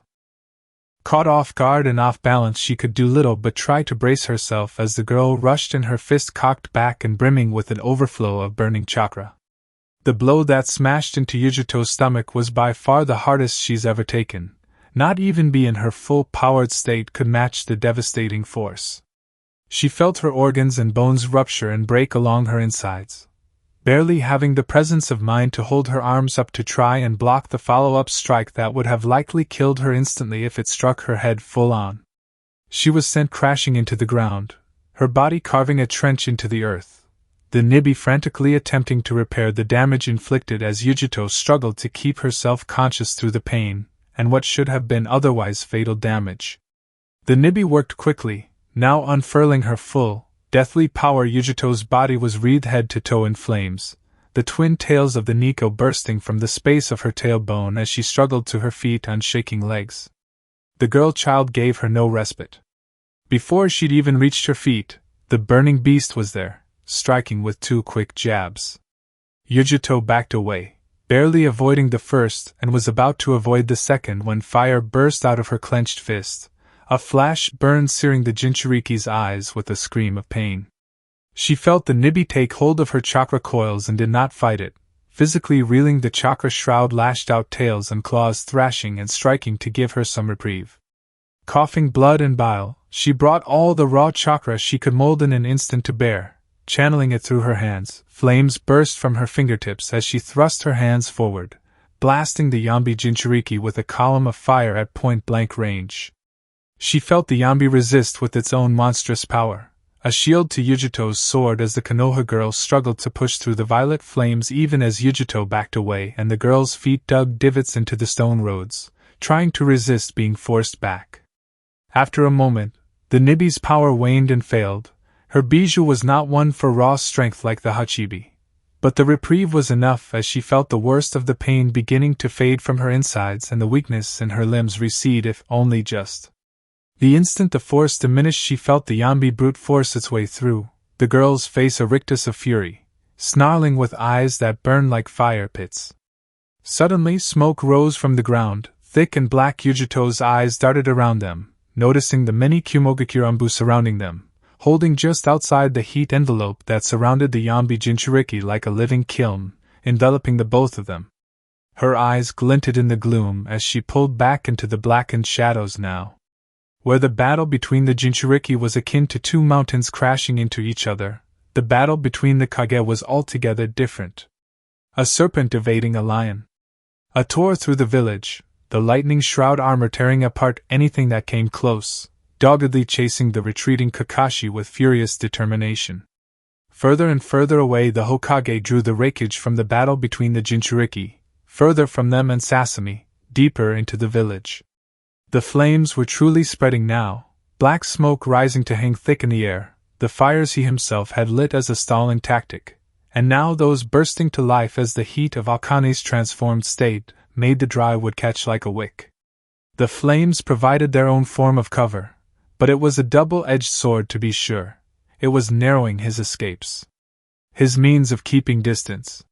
He couldn't disengage completely, or it would take the opportunity to circle back towards Akane, and Kakashi was well aware she could not fight the wreckage with any hope of success. She was raw power, and needed a different weapon to bring him down, if it were possible at all. Finally, as they drew near the city center, the bloody wolf turned to face the lion. A's approach wasn't any more subtle than it had been, tearing through the city straight for him. Kakashi's hands moved, flashing in signs before he stomped one foot onto the ground, the earth erupting beneath his feet like a wall of spears jutting out in defiance of the wreckage.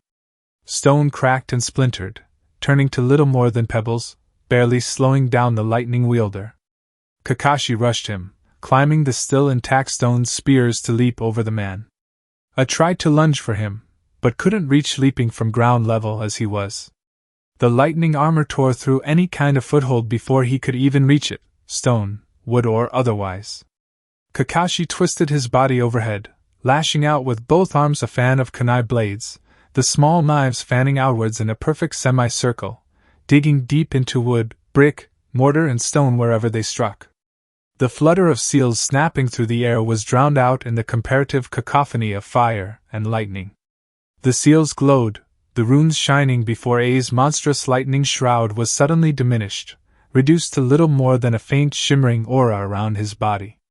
The wreckage frowned, staring at his hands in irritation as his mind caught up quickly with the trap before Kakashi was on him. A was a mountain of pure muscle, and Kakashi knew better than to expect the man relied solely on his lightning shroud armor. His mastery over taijutsu was legendary. Even so, it was more than a little dismaying that the strongest axe kick delivered as he descended from the sky was blocked with barely a flinch of discomfort at all from the man, the crack of armored shin guard meeting his forearm thundering through the village street. Shoved him off, and with a handstand to catch his fall and get to his feet, Kakashi drew a kunai as the wreckage went on the offensive, uncaring as to the state of his lightning armor. A's moves were quick and powerful, relying on fists and heavy blows. Kakashi's arms came up, blocking the strikes, and quickly bringing his own limbs close to better absorb the massive impacts.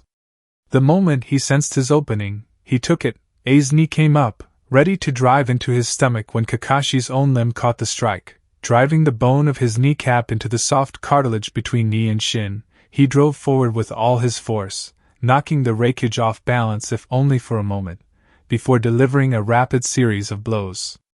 Off balance, still blocked each and every strike, the Rakige's eyes never leaving his as his fists and forearms cracked against Kakashi's armored gloves and bracers.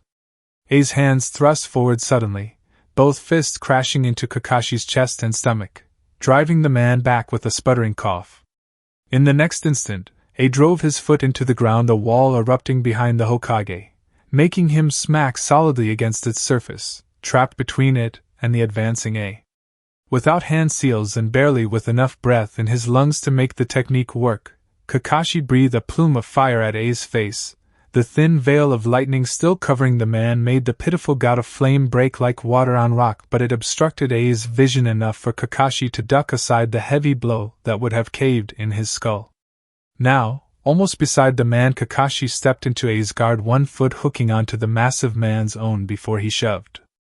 A didn't budge an inch. With a roar, the Rakige pulled back his extended fist and drove the bone of his elbow into Kakashi's ribs, or tried to, as the Hokage barely caught the blow with his one free hand. Gripping as tightly as he could with chakra, Kakashi drew a kunai with his free hand, the blade crackling with lightning, and drove it tip down into A's shoulder through the lightning veil.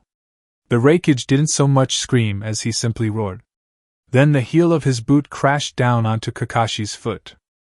The snap of bone was instantly painful, and the loss of focus made Kakashi lose his grip on the Rakige as a fully rounded on him, driving forward with a fist caught him full in the jaw.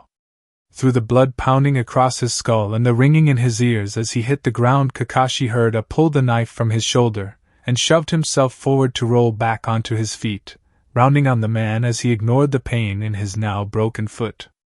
A gripped the knife tight, and then with a throw that could have thrown that blade clear across the Hokage monument, A tossed it. With the sound of steel shattering, one of the kunai seals around the two men broke, and with the sound of the sky splitting open, A was again shrouded in his lightning armor. Akane snarled, feeling the slash of claws rake across her shoulder and back, the pale flames of the nibi eating away at her flesh in a cold burn that seared her skin. She turned, lashing out with a swipe of her hand, but it was little use. The Kumo Kunoichi was already slipping back into the unnatural smoke. When her eyes were injured, Goku could still sense her, still see. This was different. The smoke wasn't real, it was chakra, enveloping the whole area in foreign presences. It was like trying to spot an individual raindrop while under a waterfall. She tried to blast away the darkness before, the power of her explosion enough to knock down buildings, but doing little to dissipate the unnatural dark. The Umbu circled, keeping their distance, staying beyond her reach to retaliate but giving their Jinchuriki support. She moved to take on a defensive stance, but before she even could, 3 more strikes tore across her arms, stomach and thighs. Blood audibly dripped in rivulets onto the cobblestones at her feet, and she felt Goku's snarl in her own mind reflected as it emerged from her throat.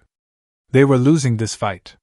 She sensed it a moment before it struck, the flare of chakra to the side, and though she tried to move, it was too late. A claw of pure chakra, wreathed in fire, lunged out of the dark, coiling around her throat, the sharp nails digging into her skin as Goku tried to keep the worst of the power from burning her neck to cinders.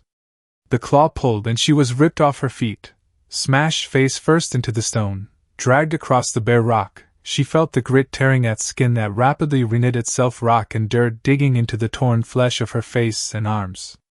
She was lifted into the air, smashed back down, dragged again, the streets and walls of the village repainted with her blood before the woman finally threw her down the length of the street. Akane's body shook, nearly failing as she tried to get to her feet, fat globules of blood dripping from her chin as her torn-up face stitched itself back together. She let out a cough, wet. A breath, also wet. Goku-chan she wheezed, clutching at her chest as her thoughts sluggishly moved through her mind. I need help. I am helping, girl, he said, not unkindly.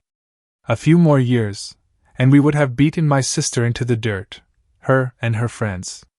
There was a sharp flare of pain, a slice at the back of her knee that made her fall again. The kick that subsequently cracked into her temple drove her further off balance, nearly knocking her flat all over again.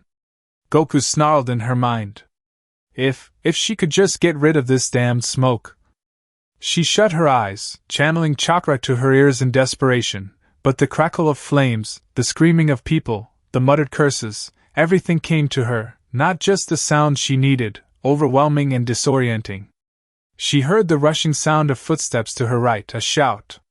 Her eyes snapped open, whirling on the sound, face twisting into a snarl as her fiery hair flared behind her. The spinning whirl of chakra was wholly unexpected. Kaiten! The scream shocked her, and the spinning bubble burst apart in every direction. Like a stone thrown into water, the smoke was forcefully parted, the Hyuga's chakra disruption extending to the unnatural cloud around her. One moment she was staring at the whirling chakra, a blink, and in the next she was staring at Hanabi, her friend's skin rapidly blistering, red and burned, braving the ambient heat that had already put the nearby buildings to the flame. The Hyuga girl's eyes were shut tight, leaking tears as she whimpered and cried, curling in on herself, and Akane's instinct was to go to her, recede back the fiery fury of Goku to help her friend. But Goku's own voice arrested the thought. His shout came with urgency. Left! She turned. There she was. Hanabi had been waiting for a moment when the woman couldn't retreat, couldn't slip away until the smoke was enforced around her again. She was fully committed, a claw swipe that would tear out Akane's throat. This was her chance, likely her only chance. She moved, not risking an avoidance. She stepped into the strike. Claws sank into her upper arm, pale flames burned coldly under her skin. Her strength was rapidly failing as muscle, tendon and sinew burned away, but she had enough strength to bring the remains of that arm up and grab a bone-breaking hold on the Jinchuriki's forearm. The bones ground and splintered, but she couldn't afford to enjoy the moment as she reared back with her free hand. The blow was telegraphed, sloppy. The Nibi had enough time to raise a hasty defense. Akane and Goku didn't care. All of her strength, every bit of raw power she could shove into the blow was driven into her arm. The instinctive power Goku had infused her body with in likeness to her mother's own legendary strength surged into every single muscle fiber as she screamed and punched. The Kumo girl's arm snapped like a dry twig and her fist kept going, through the defense to smash straight into her upper chest. She'd been aiming for her head, but the woman had enough time and reflexes to try and dodge. Bones broke, she felt it, collarbone, ribs, sternum. Her fellow Jinchuriki's chest all but caved in, and the wide-eyed shock and horror was made all the more terrible when the blood she coughed spattered over Akane's face. She was catapulted back, both arms broken, hitting the ground like a flopping dead fish, the bones of her body crunching and rolling within the sack of meat that was her skin. She rolled to a stop, a bloody trail left where her body had skipped over the cobblestones. She didn't move again. Sasami kept her eyes tightly shut, face pressed into Yugogo-san's chest, hands clutching so tightly at her vest her fingers hurt. Ladies do not cry. Every shake, every sound, the heat of crackling flames, every wayward scream carried on the wind made the girl jump. Yugogo and the other man moved fast, the purple-haired woman that had been taking care of her for months rushing through the half-destroyed village as the flames continued to rise around them. The heat was stifling, the smoke a choking grip on her throat. She stuffed her face into Yugogo's shoulder, smelling the faint traces of her lavender soap beneath the smoke. Then something hit her. The shock of the impact rattled her insides, her whole world jerking. She tried to clutch tightly onto Yugogo, but her grip was ripped away, her whole body tumbling through the air until she couldn't tell where the ground ended and the sky began before she slammed into the hard, unyielding ground. She felt her arm scrape against the stone, the rough rock tearing at it. She screamed in pain and then bit at her bottom lip, cradling her arm tight as she curled into a ball and tried to smother her tears. Ladies do not cry. There were sounds nearby, sounds of fighting. She brought her eyes up to see Yugogo and the other Umbu fighting people, 4 of them. It was fast, too fast for her to keep up. The Hokage's guard killed a man before he himself was killed, his throat slashed, gurgling on bright red blood that spattered as it hit the ground. But his arms wrapped around his killer, holding him tight, and Yugogo took the opportunity to step close, driving 3 quick stabs into the man's unprotected side. Sasami watched, heart in her throat, as her guardian was grabbed from behind, the Kumo nin wrapping one arm around her throat, the other grasping the arm holding her kunai. The second man rushed into attack. Her foot drove into his chest, shoving him back and herself into the man holding her, sending his back smashing into a wooden wall with enough force to splinter it. Still he held her. Yugogo snarled, scratching at the armored arm around her neck like a beast, eyes alight with fury as her nails splintered and cracked, fingers beginning to bleed. Sasuke stared, tears percolating in her eyes that she refused to let fall, praying in stiff, frozen terror somewhere in her mind. Then someone grabbed her. The grip was painful. A crushing thing at the back of her neck, she screamed, long and loud, legs kicking as she was pulled off the ground. Got wham! The burning hot liquid poured over her head and the grip was gone. She fell onto her knees, scraping them and her hands, the pain lost on her as the man collapsed. A kunai blade driven into the hilt at the side of his neck before Sasuke's eyes snapped over to Yujito, now unarmed, and struggling to breathe as the man behind her released the arm that no longer held a weapon to put all the strength he could into his hold. His partner got to his feet, weapon at the ready. When he drove his blade forward there was nothing to stop it but bare flesh. So that's what she used. The knife was stabbed straight through Yugogo's hand, its diamond-shaped tip bursting out the other end alongside gristle and bone. Still her fingers clenched tight, grabbing as firm a hold as she could before yanking blade free from a grip soaked with blood. Then she drove the back of her fist into the skull of the man behind her. It wasn't clean, it wasn't instant. The shock of pain made the man slacken his grip.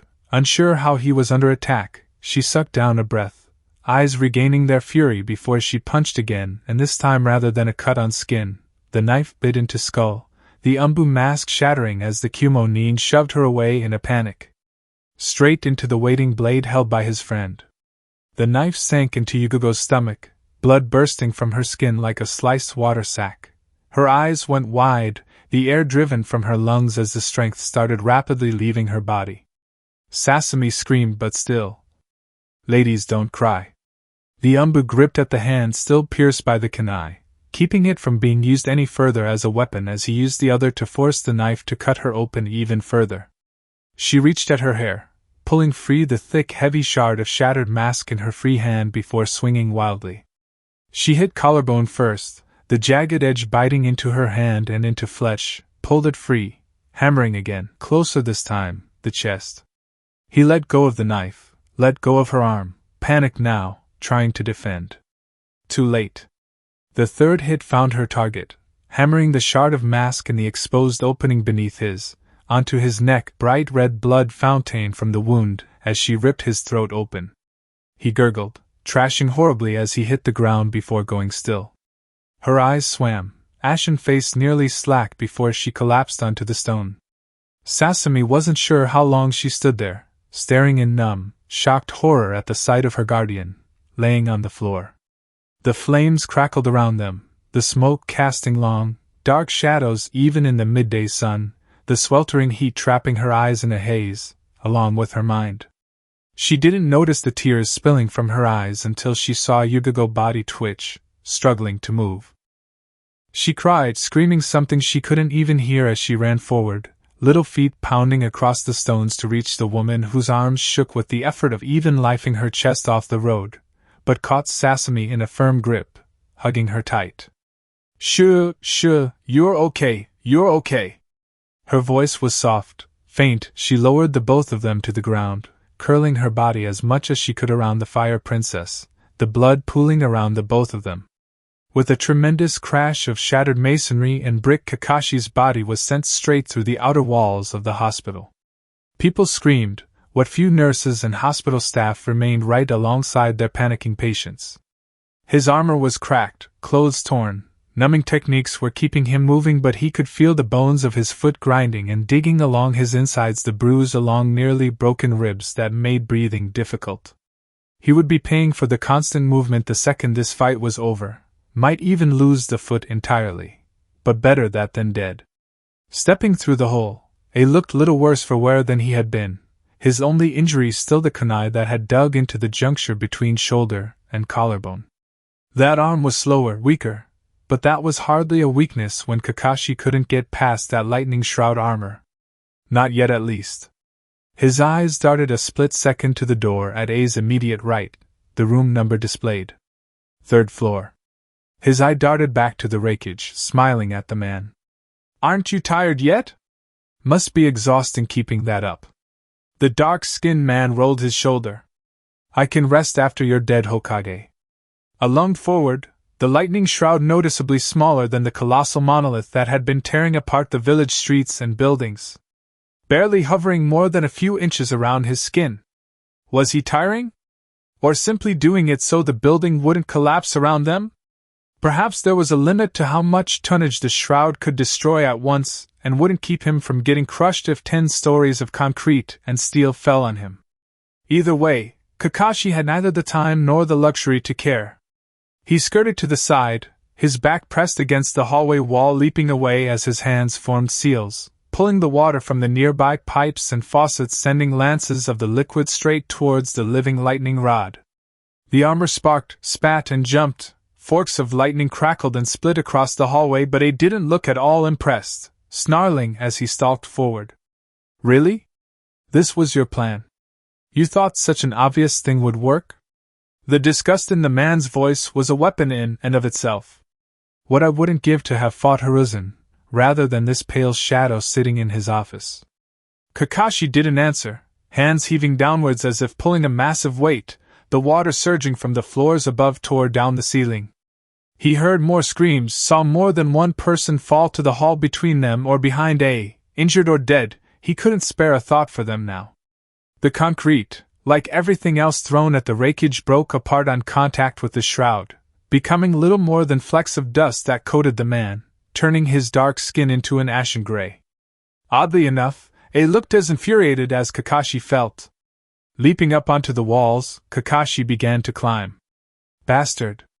Unmoved, and Kakashi spared a quick look behind him, seeing that the man had in fact, by necessity, diminished the raw output of his shroud even further to avoid destroying the walls themselves, allowing him to climb.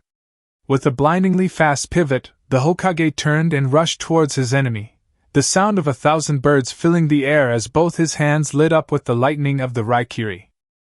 A's eyes widened, jerking to the side to avoid being impaled by the lightning that could now pierce the thin remnants of his shroud, his knees shooting up to hit Kakashi's midriff, but at the angle that they were, standing directly on the wall, with Kakashi above and he below. Gravity worked against him, and the angle was off, his brain still not having fully adjusted to the sudden change in perspective. The blow winded him a bit, but it didn't hurt him. Kakashi pressed the attack. He focused on his hands, both of them still screaming with the deafening noise of the Raikiri, hammering A's upper body defenses with all the force and speed he could bring to the fight, watching as the man's muscles jerked and jumped where the foreign lightning made contact. His shroud was enough to stop the ninjutsu from shredding through his skin and body outright, but the increased output, concentrated on Kakashi's fists, as opposed to A's whole body, was breaking through the defense. A's movements became less precise, more unsure, muscles jumping and twitching, minute changes that affected his defense badly, and Kakashi pressed the moment for all it was worth, not allowing him the time to retreat and get to more favorable ground. His hand whipped out, snake fast, shoving through a block that was just off its mark. His fingers latched onto A's collarbone, thumb pressing over the kunai wound. Then he forced his finger to dig in and the chidori in his hand to go with it. A's entire body seized, volts of lightning tearing through his insides as the man screamed, his lightning shroud shutting off like a bursting light bulb. His face, a rictus of absolute fury, snapped towards Kakashi, and before the Hokage could do much more than widen his eyes in surprise that the man was still breathing, let alone moving, he charged forward, delivering a tremendous headbutt that sent a sickening crack across Kakashi's face. Nose. He belatedly realized. Reeling, he couldn't do much more than gasp as A grabbed him by collar and throat with both hands before throwing him over his shoulder and sending them both straight down to the 3rd floor where they'd started. He hit the ground and felt something break along his insides, a flare of pain burning across his chest as he brought his arms up to block the hammer-like punches that rained down from above, as A seemed determined to cave in his skull. Every blow felt like it would shatter his forearms. A was strong. Stronger than Guy, and that was saying something. He couldn't fight him like this. A's fist hammered and hammered and hammered, it felt endless, and the instant Kakashi spied the man pulling one fist back a bit farther than he should have, he took the opportunity, drawing 2 finger knives from his vambrace and slashing it across the ribs and exposed bicep. The fight was brutal, ugly, like animals fighting with claws and teeth than ninja dueling with technique. He pulled away suddenly, gathering enough concentration to sink through the floor itself, another finger broken and his forearm white-hot from what must have been a hairline fracture. He had a second's respite before A smashed through the ceiling, bleeding from a half-dozen new wounds as the lightning shroud sparked and spat, trying to form itself again. Kakashi's hands smacked down onto the ground. Dotan! They were on the 2nd floor, too high to use the earth itself, but concrete would suffice. It jutted out like fine white rock spears around the rakeage, the hallway suddenly turning into a jagged row of concrete teeth. Unmoved, the fine chakra control needed for the lightning shroud was gone, but he was no less fast. The Hokage backed away as fast as he could. It was a taijutsu monster. Facing him head-on was something best left to Guy, and even then, he wasn't sure if his friend could actually beat the rakeage in that fight. He fired off technique after technique, keeping his distance. Fire, lightning, water, even a handful of the wind abilities he knew. A was relentless. When Kakashi fired, the man dodged. When he couldn't dodge, he intercepted with a technique of his own, or furniture, medical equipment, sometimes just ignoring anything that couldn't stop a rampaging bull and just barreling straight through it. Finally, in desperation, the Hokage's hands once more struck the ground. Kuchios! The clouds burst along the hallway and a half-dozen hounds the size of wolves and small horses burst outwards, charging forward with snarls on their lips and spittle flying from their bared fangs. The first beast to reach the rakeage was promptly dispelled, the man catching it by its throat and jaw before twisting with a sickening crunch. The second fared little better, with A ramming his monstrous fist down the beast's throat, breaking teeth, jaw and everything in its path before the beast vanished. The third slammed into him, biting into his thigh. He raised his fist, but the fourth came in, biting at his forearm, then the fifth at his shoulder and the sixth the leg. Kakashi fired off a lightning spear, thin, fast, and aimed squarely at the bound A's heart. The rakeage heaved, lifting the dog on his forearm and maneuvering the other on his shoulder into the path of the attack. Both were dispelled with twin yelps of pain. Much less encumbered, A grabbed the 2 beasts on his thigh and ankle by the scruff of their necks. The one in his right arm, he tightened his fist until something crunched, the other he threw into and through the opposite wall. The 2 men stared at one another, panting harshly.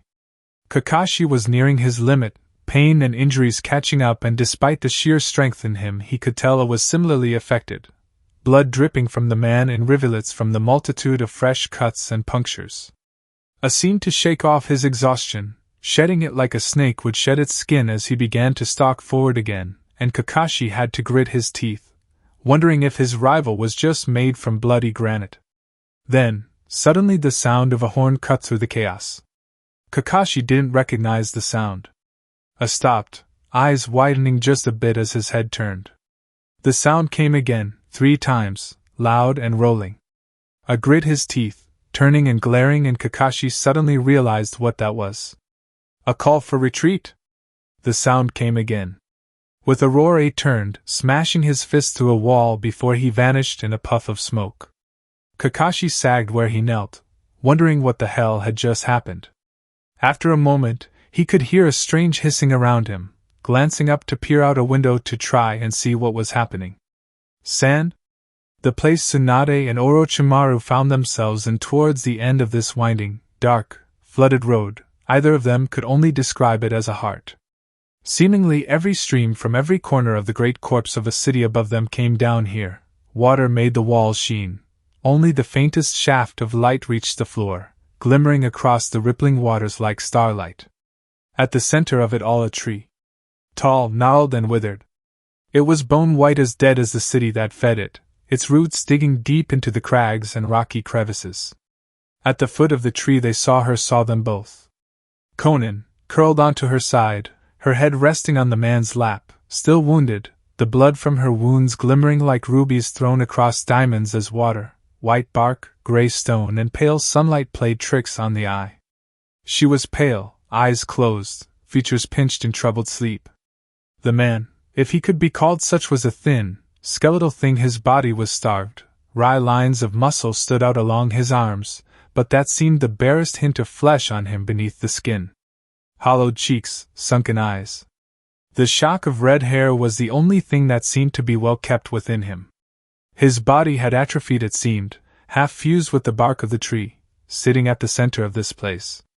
Tsunade stepped forward, Orochimaru beside her. Neither of them knew who this man was, but standing here, so close they could feel the raw power rolling off of his broken body in waves.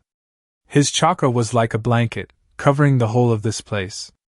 Like roots, digging deep into the earth, spreading like tendrils across the world, as far as they could fathom. Farther even. He was powerful, perhaps the power behind Conan's rise within Amigekure, the tool that kept her iron hold across the fractious AIM population. She his eyes, heirs, his enforcer. He the one guiding her. It would make sense. He needed to die, as much as she did. Both Sannin stopped cold, however drawn up short, as their keen eyes behold something slightly behind the man amidst the ruins. A gravestone, unmarked, and unremarkable. Save for the familiar horned Hittite, and the bound scroll resting beside it. Preserved, enshrined. The man's eyes rose. Once more, the waters around them churned and rippled, and the eyes that fixed themselves upon them were ageless and sundering. Welcome. Chapter 83. When Fukuro landed, it was on his feet, his bones creaking within his limbs at the abuse. Damn body. Useless old thing. Fukuro brought his eyes up to his attacker, green, bowl-cut hair. The green beast? No. Too young, an apprentice or protege of some kind.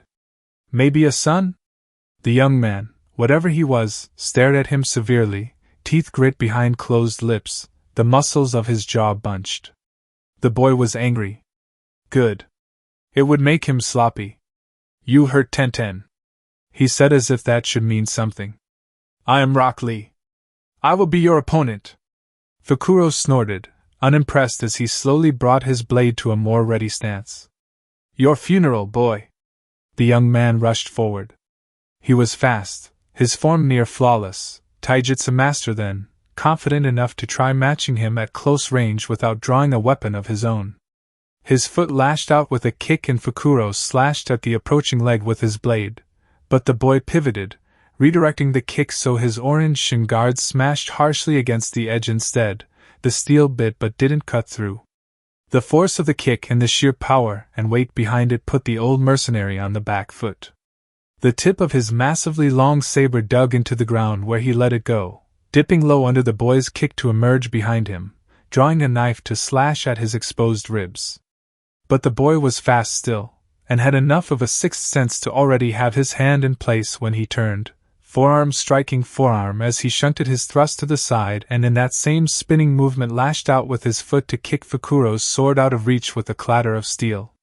The old mercenary smirked. The boy was good. The blade spun in the air, its edge digging into a tree meters away as the boy stepped forward, into Fukuro's guard, and exploded into a rush of flying fists, knees and elbows. Fukuro tried to retreat, but the boy was on him, never letting up, never relenting, not providing an inch of room. Was it his natural fighting style of choice? Or had he already dissected that the more room he allowed, the greater the chance the wily old owl had to arm himself with a trick or two to turn the fight? Didn't matter much in the end. His blows hit hard, his fists like iron weights, his elbows like pointed hammers, and his speed was superb. But still he was young. And the young were stupid fighters. They relied too much on bodies that hadn't yet failed them. Fukuro took the blows, dodging where he could afford it, absorbing the strikes where he couldn't. He noticed when the boy let his guard down slightly, ever so slightly. After all, why be on guard with an old man that could barely keep up? That's when he struck. He ducked, deftly slipping past the straight drive punch, stepping into the boy's guard, a powder bomb slipping into his hand. He shoved it forward, his other hand snapping out, a single chakra string latching onto his sword meters away. The bomb went off, the burst of fire and force burning his well-calloused hand. He barely felt it. He made the sound coincide with the crack of his blade being yanked free of the wood. He would give the boy this. He was fast, and good. He hadn't avoided the blast, not completely, but enough to not be completely blinded. Only one eye was shut tight, slight burn singing that half of his face, the other still clear, the eye open and the boy furiously suppressing the pain in order to not leave himself exposed to the counter. Still, no doubt his ears were ringing too much to notice the skittering of a blade coming up behind him. The boy lashed out with a kick, one that was so fast and precise it slipped straight through Fukuro's guard, hitting him dead center of the chest, knocking the wind out of the old owl, forcing him back. No. His singed hand lashed out, grasping a tight hold onto the bandaging around one of Lee's forearm, pulling the fabric in a fistful, yanking the boy closer to him, keeping him in range. Lee's leg struck out again, hammering a solid blow into Fukuro's inner knee, and the elbow that followed it up as the old man nearly lost his footing would have taken his head clean off if he hadn't blocked it. Fukuro twisted the bandages in his hand, wrapping them tight around Lee's arm, tight enough to hurt, to bend the boy's arm enough for him to start twisting his body a bit to avoid the reflexive pain, leaving his chest open as Fukuro drove a knee up into the boy's sternum, smashing the air out of him. Lee coughed. But in the exchange Fukuro allowed his concentration to slip. With a glint of reflective sunlight, his blade twisted in the air, catching the bright midday sun. The boy was slightly deaf. But he wasn't blind. Lee twisted around with the force of a rampaging bull, fully tearing the bandages Fukuro had gripped him by, narrowly avoiding the blade that would have cut into his spine as the weapon slipped into Fukuro's hand. This time, it was the old man who stepped forward, driving into the attack as Lee was the one off balance. Even so, the boy ducked and weaved, dodged and spun on the rough, unhewn ground like it was the flat mats of a dojo, sure-footed and skilled. When Lee looked like he would regain his balance and begin to counter-attack, Fukuro knew not to press, tossing an arc of black powder into the air. He swept his blade in the same arc, the mechanism hidden in the spine sparking to set the whole thing alight in a blinding flash. It nearly knocked the boy on his ass, and the old owl leapt away to catch his breath. He let out a low laugh as Lee rolled to his feet, slipping back into his guard seamlessly. This one was fun. Deidara was down an arm. His knees shook with every heavy step with weakness brought on by blood loss. His chakra reserves were all but exhausted. A pardon and a reward did him no good if he was dead. The problem was, the bitch that had cornered him was not letting him go. Like a dog clamping onto a bone, she hounded him through the trees, pursuing him with a tenacity that bordered on vindictive. Perhaps if he weren't injured he could escape.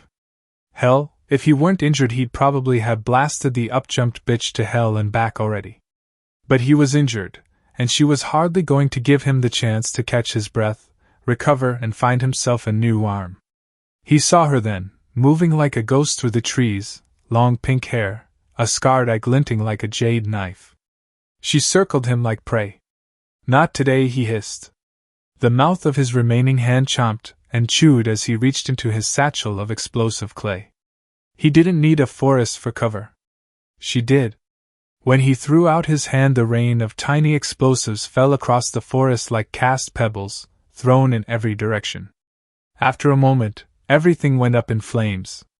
The explosion hit him with the force of a hammer to the chest, knocking the wind out of him. Trees creaked as they collapsed.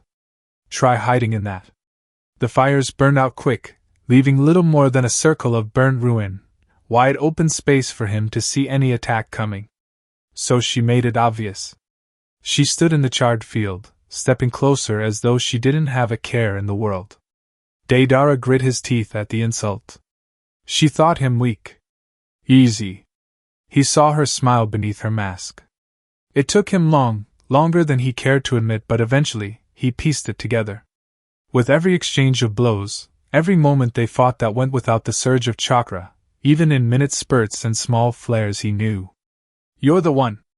Fukuro laughed as he leaped away, gaining some distance. The girl's teammate. He smiled then, something wild and feral as his blade danced across his hands. The one that's just like me. The boy was breathing hard. He was faster, stronger than these withered old bones, but more than one trick had nearly killed him, set his strong heart racing in his chest. Sharp spikes of adrenaline could drain you once their effects began to wear off. He would still be fast, still be strong, but just that ever bit more sluggish, that bit less refined. It was the little things, stacked atop one another, that won battles like this. And Sakura did indeed have every intention to win. Then he felt it, there at the edge of his senses, drawing closer, faster and faster. The boy's friends, or those well enough and strong enough to make a difference. They split off, each one going to a different fight and individual rescues. Stupid. Should have focused on one target, overwhelm it, and move on. Even so, it was little surprise who it was that came to help the boy, not with what he knew now. A rain of knives fell on him, and his blade sang with the sound of ringing steel as he deflected the deadly hail, while his boot cracked into the sole of the Lee boy's heel, meeting him kick for kick as they both sent each other backwards. The girl was there, weapons ready, falling into her familiar place behind her teammate. Sakura couldn't help but laugh ruefully at the sight of them. Of course it would be her. Damn kids. Always needing crutches to walk. He looked at Lee. That one should know better.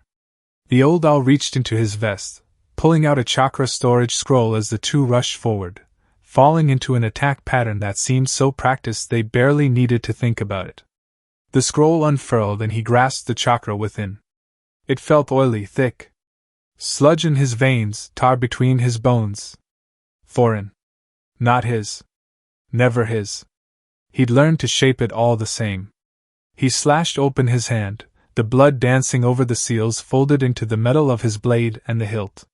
With a burst of smoke, an owl, pale with feathers of smoke and ash, emerged at his side. Its talons and beak sharpened like blades, its eyes gleaming with intelligence as it rose high into the air. She tore through his puppets like a scythe through wheat. It was galling, infuriating, and though he would never admit it aloud, frightening. The Hyuga woman moved like living water, her body twisting and slipping seamlessly between row upon row of blades and thrown projectiles. Those damnable eyes were seeing every angle, every possible attack that would have normally seen other men dead 100 times over. Her blade sliced through wood and metal like paper, and where it didn't, her ghostly touch severed the chakra strings he used to control his puppets utterly, leaving them to flop uselessly to the floor before he re-exerted his hold over them again. But by then she'd slipped away, the danger past. Brute force did not work and was costing him more and more of his puppets, and so he pulled away, drew them all back and bombarded the Hyuga with long-range projectiles, hoping to overwhelm her through sheer volume. Graceless, artless, but it could work. Then she spun, and her chakra whirled around her like a battering wind, knocking the delicate Samban and sturdy Kanai aside like so much useless junk. Again and again she did this, and used the time to draw ever closer, inexorably, unfailingly, towards his true body. She could see him through the near 100 enemies arrayed before her. And she was coming straight for him. His long-range bombardment rendered useless, Sasori drove forward to attack again, his front-line puppets closing the distance with scything blades and reaping talons. He saw her suck down a deep breath. When she expelled it, it was a thick, black cloud of smoke that plumed from her lips, blanketing the entire forest. Soon, Sasori couldn't see anything. Then, as he felt a puppet be lost, then another and another, in less than a few seconds he realized that she, with those cursed eyes, still very much could. He sent his puppets scattering, all of them fleeing in every direction before he himself began to climb, rising high, higher still into the heights of the trees, to the point where he knew he was reaching the very tops and there'd be no room left to climb. Still the cloud did not abate, not even the barest hint of sunlight reached him. There was a sudden, violent wrenching, the flare of sensation that was not quite pain as the sound of rent metal and shattering wood reached his ears. He snapped his gaze downward, finding the Hyuga's iron-hard grip on his ankle, the sheer force of it damaging the tempered, hardened material as chakra swirled around her fist in buffeting, cleaving whirls, not dissimilar to the technique she'd used to batter aside his projectiles. Smoke leaked from between her teeth, white eyes glinting like a predator's in the gloom before she yanked him down towards her. Sasori's grip held firm, but the wood he was anchored to did not. With a rending crack of wood it gave, and he fell towards her. The blade in his forearm snapped forward, out of its compartment, and he struggled to recall the last time he needed to use it in such a way. Every single one of his puppets turned instantly to rush to his defense. She pushed off the tree, the two of them descending back to the forest as his blade caught against hers, the tempered steel holding up far better against her own. He pushed against her, shoving her blade aside. His physical strength in this body was greater than hers. Her free hand rushed forward, towards his heart, but he was ready, his own arm deftly intercepting, and he received a jolt through his entire body for his efforts, as her jukin sought to disrupt the flow of chakra from his last remaining flesh to this body that housed it. But she couldn't, not yet. The body was too unfamiliar, the connections too ingrained and alien to her knowledge. She would learn if given the opportunity. Blade cracked against blade in their descent, the sound the only thing to indicate where anything was in the blackened smoke, the sparks of the metal barely illuminating her face with its bulging veins and milky white eyes. The closest of his puppets arrived, launching a volley of poisonous senbon, and immediately she twisted in midair, her feet catching against something and stopping her descent instantly as Sasori twisted to get his own feet under him, unsure as to where anything else was or how far he even was from the ground. She vanished into the dark as he fell. An interminable moment later his feet smashed into the earth, and he immediately leapt away as a kunai with an explosive tag stuck itself into the dirt at his feet. He was nearly too slow to escape the blast, pelted by concussive force, heat and dirt. Every remaining puppet surrounded him, a fortress of bodies that shot out of their limbs and tensors and fine lines of razor wire like feelers. He shut his eyes, they were useless anyway, feeling through the puppets and the thousands of tiny sensors. Trees, rocks, dirt, falling leaves. There. Immediately more of the puppets converged, moving, and he was rewarded with the clear sound of steel striking steel. He forced every puppet to rush forward, pressing the attack. He needed to keep eyes on her no matter how many puppets it cost him. "You're good, boy." The compliment was sincere. The girl was keeping him in the fight. It would have been over at least twice now, but she had his back. That was disappointing. But few had ever lasted long once Kammer was summoned. He brought his arm up, the ancient owl seeing the gesture in the gloom of smoke and ash before descending to rest on his forearm. The bird's eyes are hungry, predatory. "It's been a long time since we've hunted, hasn't it?" he mused. Kammer flared out his wings, flapping them once. Peering through the gloom, he saw them. Wearing hastily made masks of their torn clothes to keep the ash from their lungs, the girl hovers around the boy, constantly disrupting the genjutsu Kammer was subtly trying to lay over them. Get the girl away from the boy. An easy fight from there. He couldn't defend against illusions, especially not subtle ones. The girl unfurled the scroll and weapons exploded like shrapnel in every direction as he calmly stepped back behind his tree, hearing the thunk of steel digging firmly into wood. "How satisfying was it, boy? When you realized you'd left all those who sneered and dismissed you staring at your back as you left them behind on the scales? Or when you killed the first man who by all rights should have beaten you handily?" His voice echoed through the woods, and it was the girl who caught on. "Don't focus on his words," she said. "He's trying to distract you. Listen for the source of the voice, not the echo." Clever girl. He thrust his arm up and Kimmer rose into the air with a beat of its wings, smoke and ash billowing outwards. He wasn't sure what was happening in the forest beyond them. The sounds were reaching, but it was chaotic, disjointed. No real way to tell who was winning or losing. So he focused on his own fight, his own objective. Everything else came later. One more go. There's a burning feeling across her flesh when she hears his footsteps. He's loud. It's on purpose.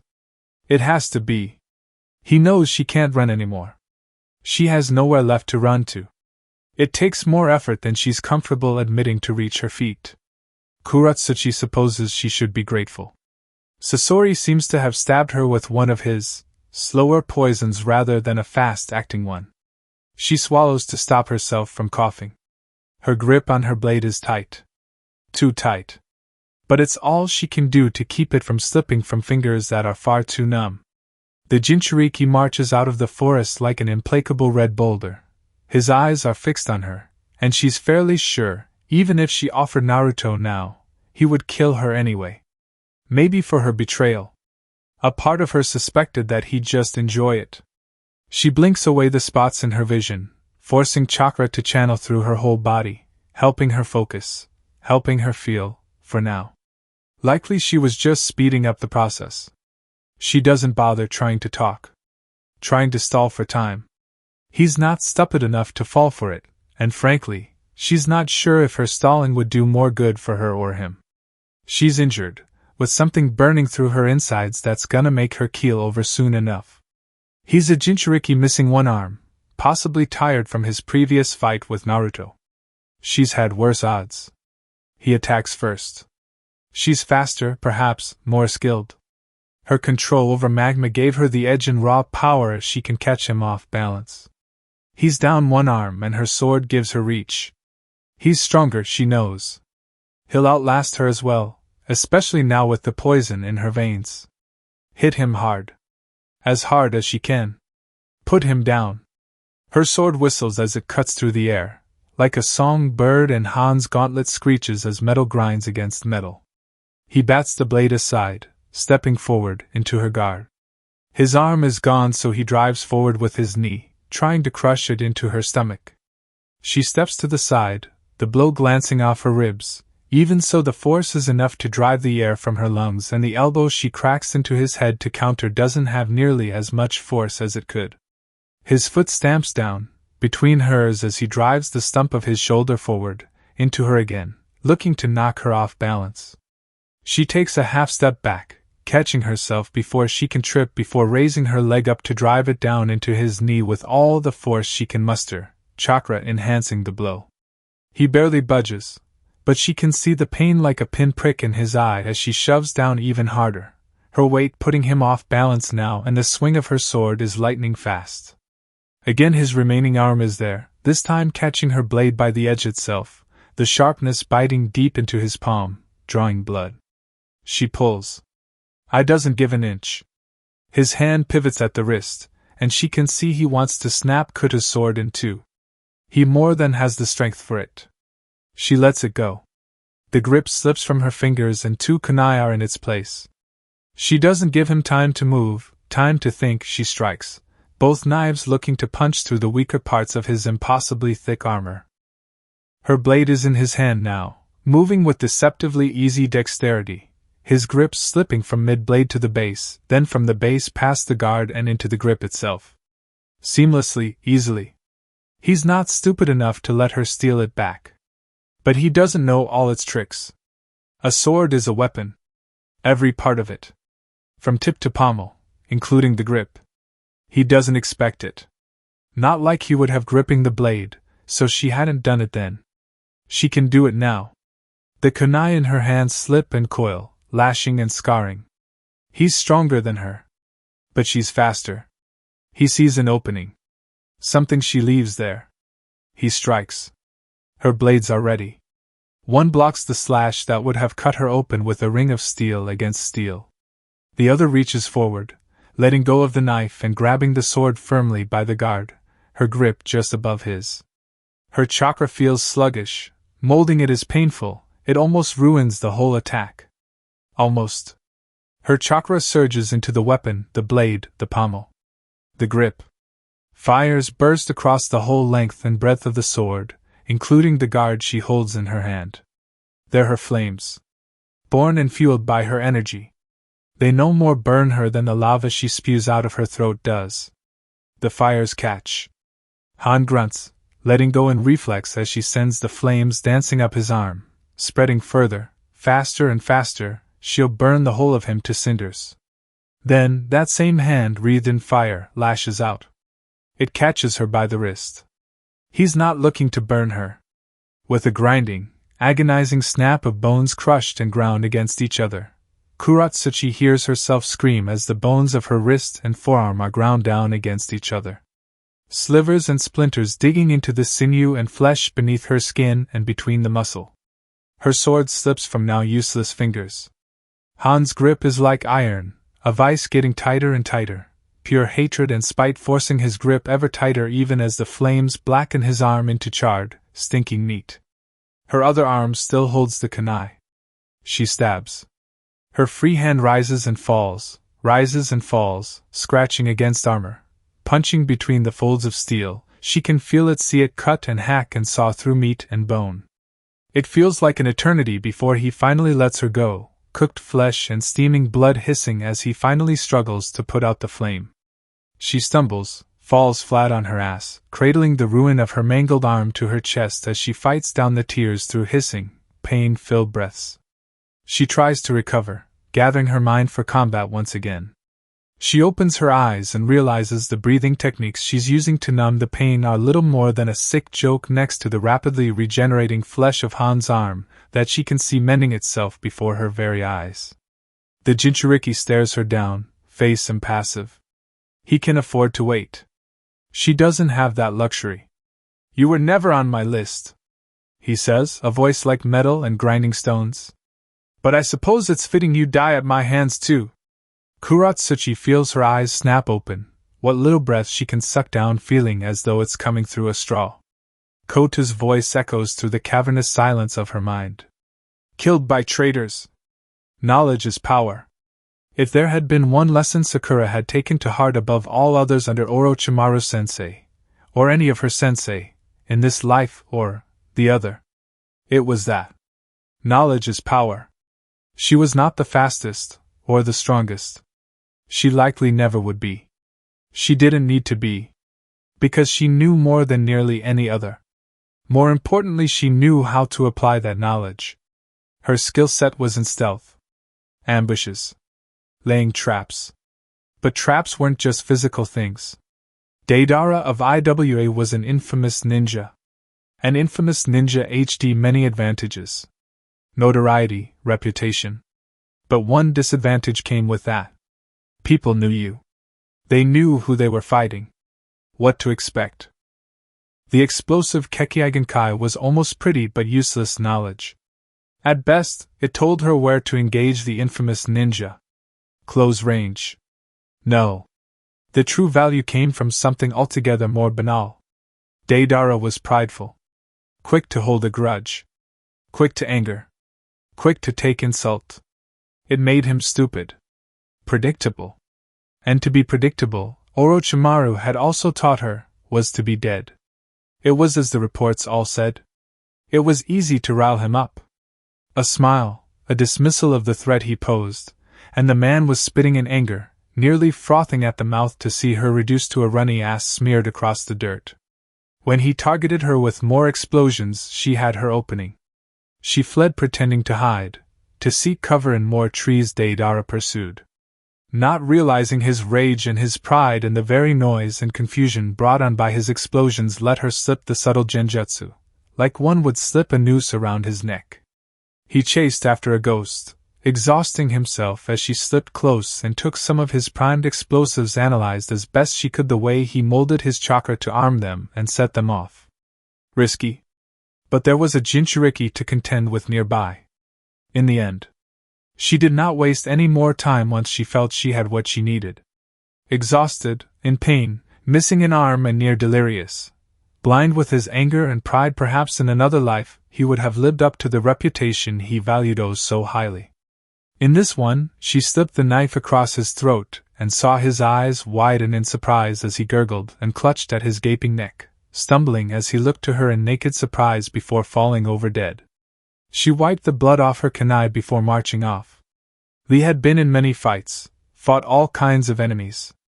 The only battle comparable to this was one he fought in a desert.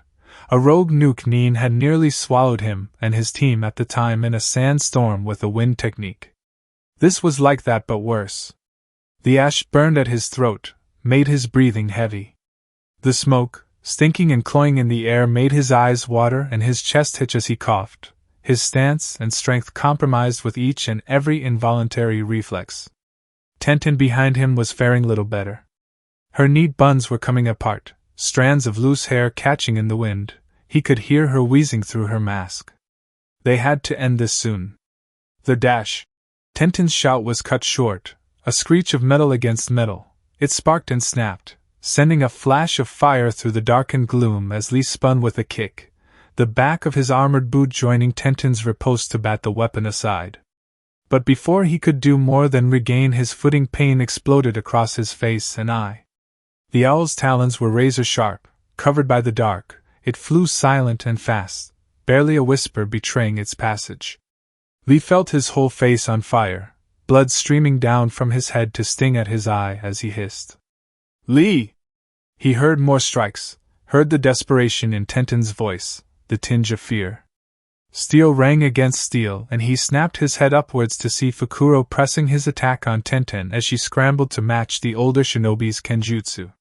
The flashes of metal meeting metal burst behind his eyelids, too fast and too bright by half, disorienting like a strobe, and he realized he was in the clutches of a genjutsu.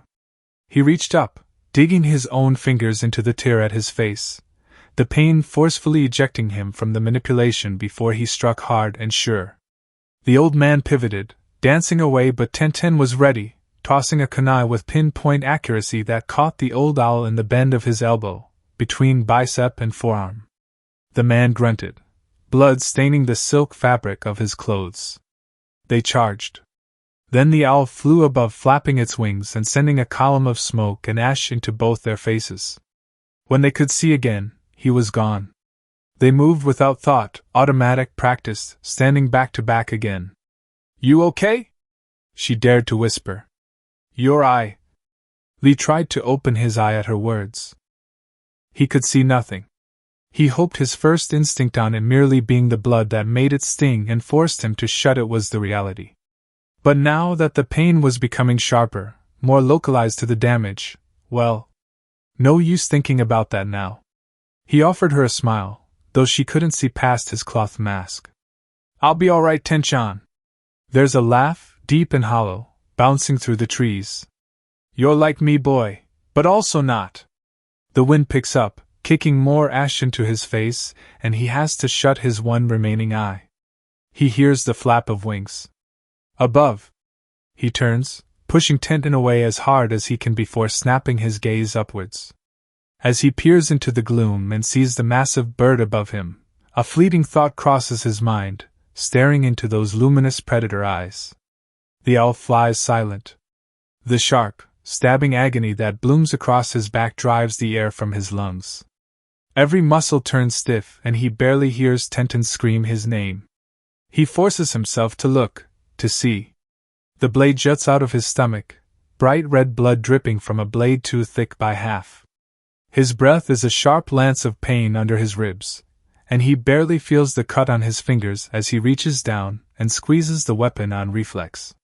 There's another pain, another sharp agony across the back of his knee, and then he's kicked forward, off the blade. The strength in his legs give as he pitches and falls flat on the forest floor. His hand trembles, clutching at the wound, and his leg refuses to move, the tendon at the back of his knee's been cut. His vision swims, bile rises in his throat like acid, and his worry and despair magnify 100-fold when Tenten moves to rush over but stops, her weapons held at the ready. The old man looms over him, his mere presence a weight across his back. "Get away from him!" Tenten hisses. There's fear in her eyes now, fear for him. Lee tries to control his breathing. Fukuro laughs, chuckling low as the owl descends to rest at his shoulder. Fukuro kneels beside him, and Lee realizes the old man is talking to him, ignoring her. "Taijutsu, heh?" His laugh is nearly a scoff, dismissive. "People like you and me, boy, we need our own bag of tricks. Our own ways to bridge the gap. Just taijutsu. I'm surprised you lasted this long." The old owl shook his head. "Your sensei should have taught you better." Lee's breathing stills, his skin grows red and starts to steam. "He did!" The old man has just enough time to widen his eyes in surprise, before Lee's hand is around his throat. The green beast shoves himself off the ground with his remaining arm, one leg useless, the other barely capable of being leveraged to throw his weight onto the old owl. Fukuro's blade flashes, and Lee has enough in him to feel the pain of that razor-sharp edge slice across his chest. Too close. They're too close for such a long blade. The damage is minimal, he assures himself. The old man's back hits the ground, Lee straddling him. His hand reaches for a kunai. The old man does it faster. There's pain, and blood, the sound of sliced flesh, the warm wetness. Again. And again. He can feel his grip weakening, even with so many gates open. He hears Tenten screaming. Lee isn't like the old man, he doesn't stab frantically, he's not in a panic. His knife rises and falls once.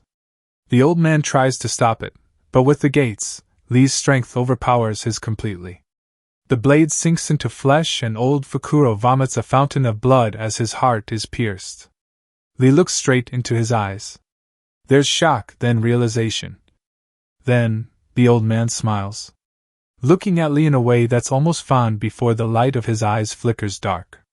Lee rolls off him, and has enough in him to see Tenten as she runs closer, tears streaming down her cheeks.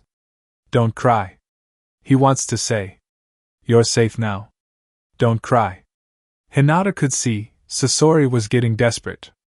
And desperate men are dangerous men. No longer was Sasori satisfied with merely using puppets, he'd extended his control via masterful chakra strings to anything and everything that could still be used as a weapon. Discarded knives, saban, shuriken, jagged pieces of shattered puppets, shrapnel, stone and wood. Everything. He was in the center of a storm of whirling debris, and though he could not see her within the shroud of artificial darkness that followed her, once she made a move, he would know where she was. She could see her target. The beating heart within his puppet body, pulsing and writhing in its hollow shell of a body. She could win. She could kill him. She just had to get past a few thousand blades to do it. She gripped her umbu sword tight, drawing another, longer than average kunai from a special holster. Then she ran. Instantly, as her body brushed against one of the whirling chakra strings, Sasori's entire arsenal converged, rushing towards her from multiple angles. She angled herself, leaping between tree trunks, down to the forest floor to remove a whole dimension of attack angles, as she expertly avoided the storm of steel. When she struck the ground, she had a moment's reprieve as he struggled to find her again, but only a moment, and the closer she drew to him, the more clear his image of her location would be. Her hand whipped out, weapon at the ready, and the clang of steel on steel was loud as her weapon battered aside his projectile and her chakra severed the string holding it aloft in a single, smooth motion. Again and again the sound came, again and again she cut and battered aside his instruments. She dug in her heels, refusing to be driven back, even as she noticed the pain quickly beginning to lance up her arms. Chakra strings didn't have to worry about the limitations of muscles. His control dictated all the strength he could put into launching these blades. And his control was likely one of the best in the world. She felt like she was battering aside warhammers when he threw kunai, great swords when he launched shuriken. Her sword screamed, her kunai cracked. He had the strength, he had the control. But he had no patience. His tactics here were the same as those of his puppets. Overwhelmed with numbers. So he threw all he had at her, everything he could. When the storm abated, when the nearest of his arsenal ran dry and he had to reposition all the others to bring them to bear as he divided his focus on collecting the weapons she'd severed from him. That's when she ran. He saw her intent and the last of his puppet vanguard was ready to intercept, moving to physically shield him if needs be as he put all his effort into hurling more and more weapons her way. Hinata moved so fast her vision began to blur at the edges. So fast her legs could barely keep up, nearly pitching her forward. She ducked and weaved, moving between the weapons and hurled projectiles with all the skill she had as she tried not to slow. To slow was to die. The first of Sasori's remaining puppets was there, rushing with weapons drawn, scything and splicing, and it was almost child's play to dart past him, then another and a third.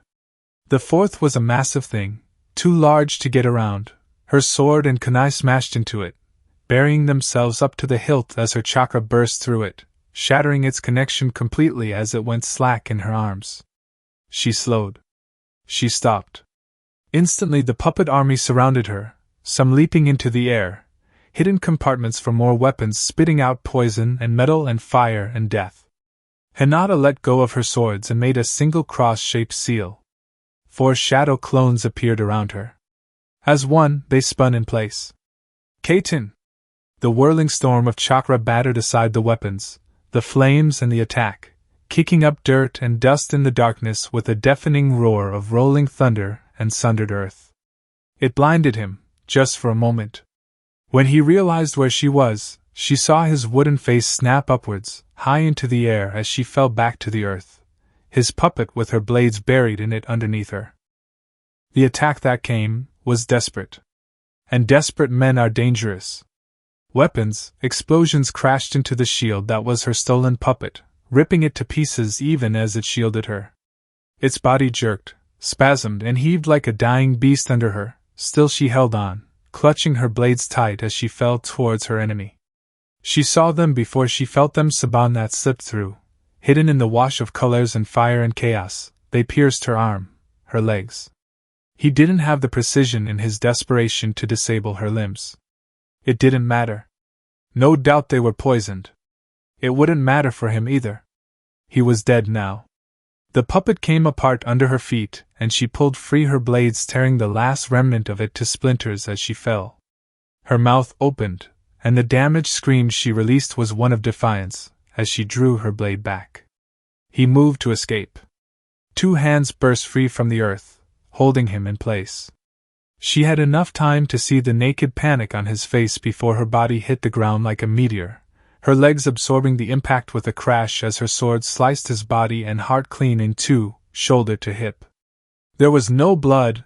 How could there be? The wooden dead face did not act like a human but rather, fittingly, like a puppet with its strings cut. It fell to the forest floor and lay there, utterly still. Her breathing was harsh.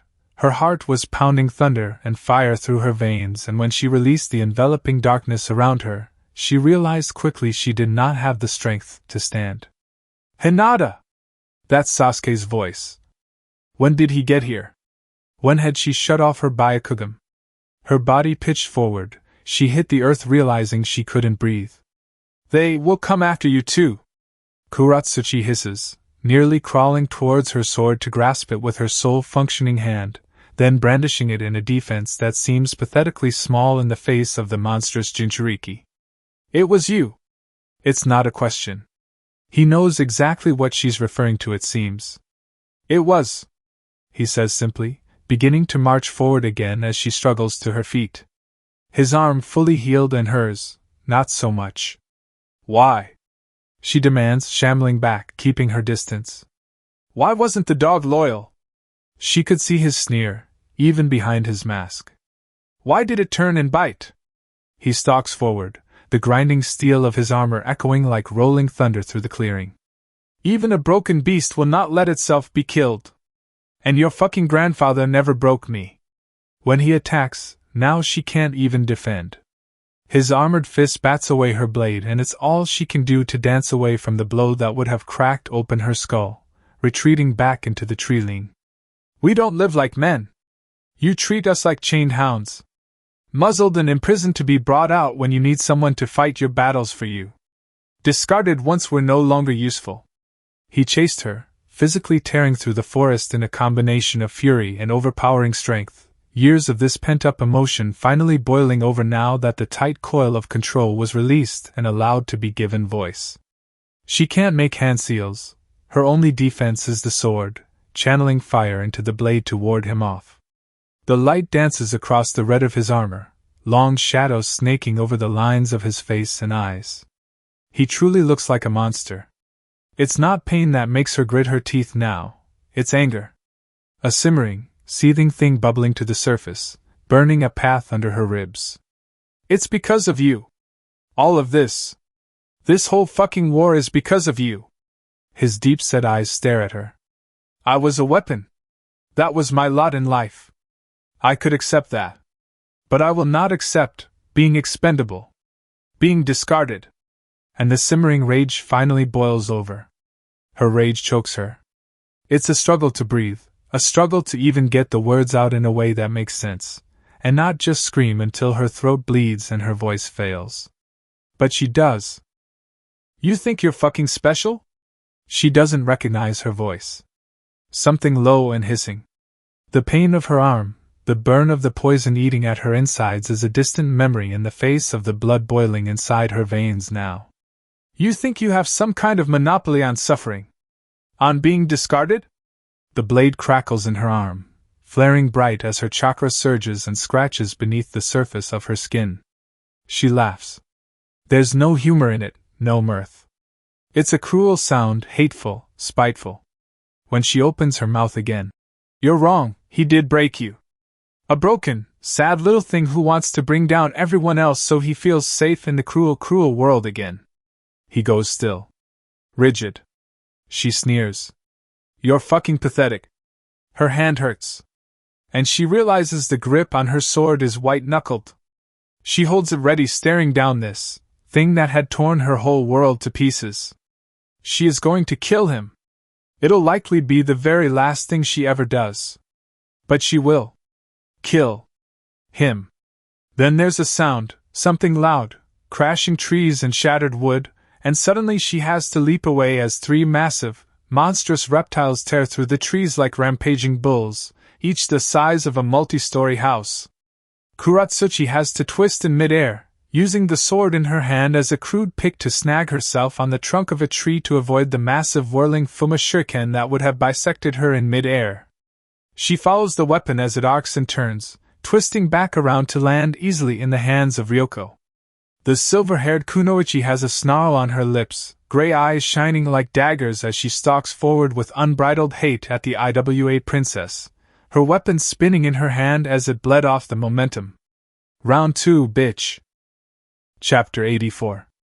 The Reikage sat in the makeshift canvas chair, leaning his left elbow over his knee, right arm held aloft by a medic examining him, the green glow of healing chakra knitting together the litany of small cuts and scrapes. The worst of it was being physically stitched by another medic, the two working in tandem around him. The pain was coming now, the rush of adrenaline and battle frenzy having long since faded. It was manageable, but it was there, would likely be worse come the morning. Same with Hataki, no doubt. All around him, men were moving. Some were escorting the wounded, some patrolling, some setting up the watch schedule, some building what would be their camp for the night. All were on guard, still resting just beyond the shadow of Konoha. The pillars of smoke were still visible, that's how close they were. Closed his eyes, breathing deep, smelling pine, wood, wet leaves, earth, blood and metal too. Status on our objectives? He called. His Umbu commander, the new one, Hano, stepped forward. Damage to Kanohigaku's internal infrastructure and logistical support capabilities are estimated to be extremely high. Their casualties as well. The scroll of secrets of the Nidaime has been taken, along with many records and secrets from the various clans whose compounds we raided. With any luck, we may be able to replicate some of their clan techniques with time, at the very least, counter Tem. Another man, this one a Jounin, spoke next. We've captured several Hyuga clan members, 4 from the branch house, but at least 2 from the main house. They have no caged bird seal. Their age? I asked, eyes never opening, his body barely moving from his hunched position. Older, unfortunately. Mid-40s and early 60s both. They may not be ideal for procreation naturally, but we have options, more than we did before. We have several Uchiha as well. Members of their police force that tried to stop us. Are any of them related to Uchiha Itachi? Direct family? He asked, because he had to know that. No, Reikage Dano. I grunted. Hano cleared his throat. The primary objective, however, the capture of the young fire lady, Magajiro Sasami, eluded us. And I failed to kill Hataki. He snarled, feeling his men stiffen around him. This isn't a failure, Reikage-sama. Hano tried to reassure him. Isn't it? A uttered quietly. Remind me. How many did we lose? Not many, sir. One of his Chunin commanders answered. Casualties were numbers suggest we've lost about 1/6 of our strength. That's including both dead and wounded. I snorted. 1/6. Yujito was more than just 1/6. And there it was. If not for that, the day could have been called an unmitigated success. Even without Sasami, without Hataki, Escaping with so many of Konoha's techniques, so many of their clan techniques, and so many prisoners they could use to breed their own derivative bloodlines in the coming years, the crippling damage they'd leveled into the internal organs of the beast that was Konohagakure. They'd won.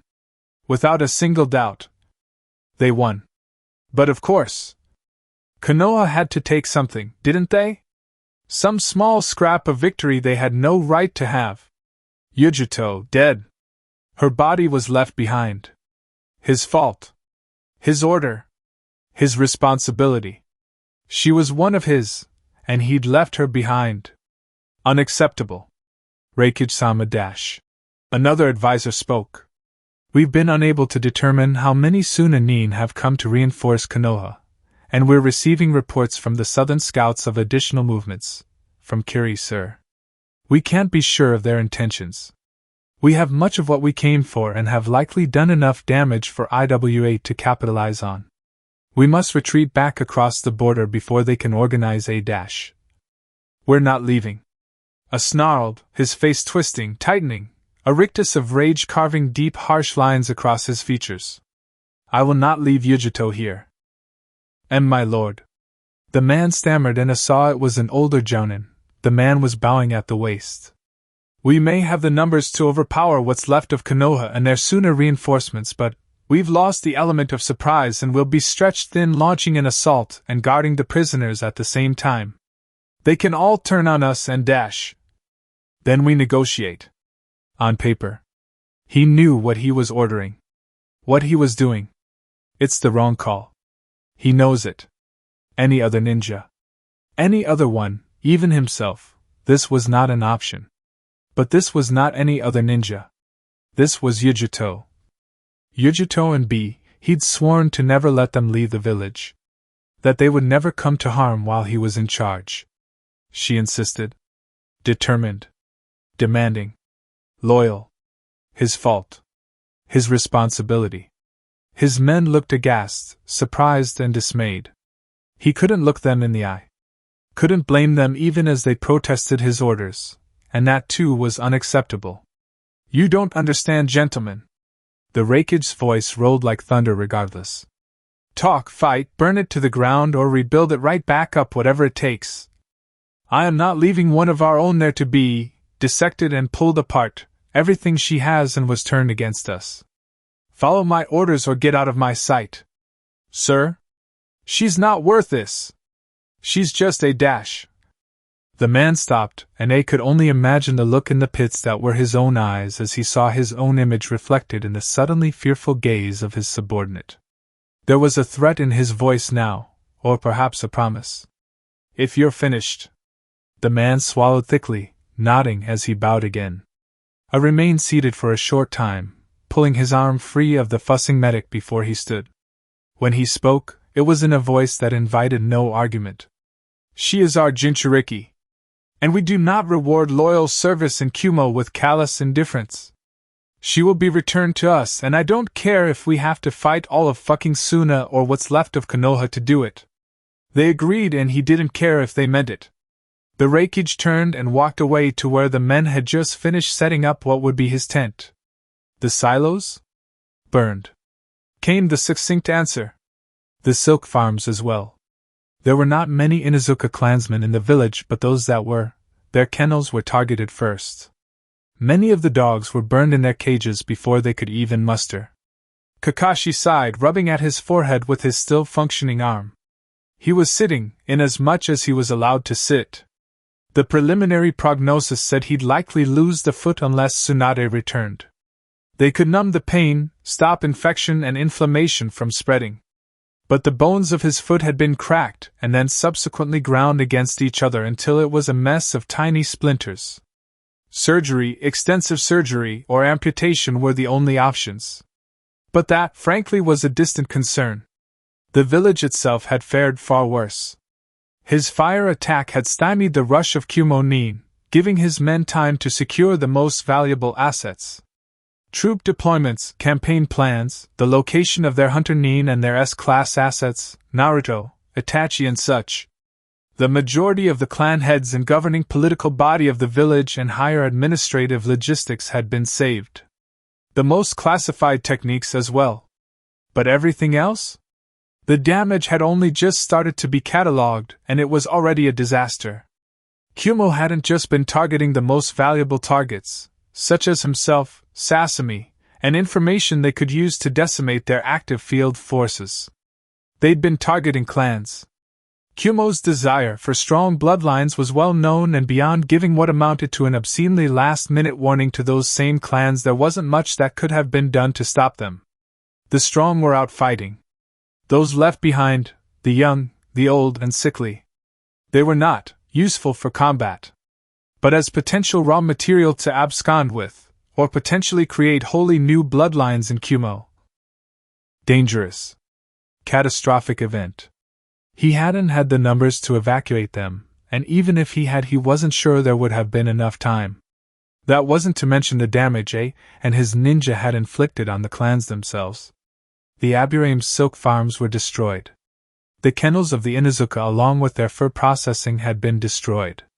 The Uchiha libraries, all of their collected knowledge of techniques gathered from all corners of the world and all their knowledge on the Sharingan, destroyed, members of the Hyuga main branch missing. The only ones that had been spared were the Akimichi, the Nara and the Yamanaka, and mainly because those clans consisted of single-family homes. More than that, the hospital was heavily damaged in his fight with shops ransacked, homes collapsed, roads torn apart. Akane in her battle with the Nibi had nearly burned down a fifth of the village by themselves. The monetary costs alone would stretch into the millions on a treasury already stretched to the absolute breaking point. Once word reached the warriors at the front lines, and it would reach them, they would return. Many of them, if not all of them. Especially the Hyuga, thinning their forces even further. The only thing, the barest sliver of a positive, was who exactly they had taken in response. Status of the bijou?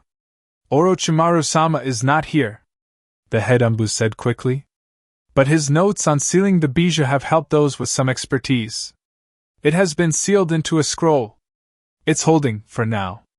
Though many believe the monster is exhausted from its battle. Once it regains its strength, well... And the host? Her body is being examined.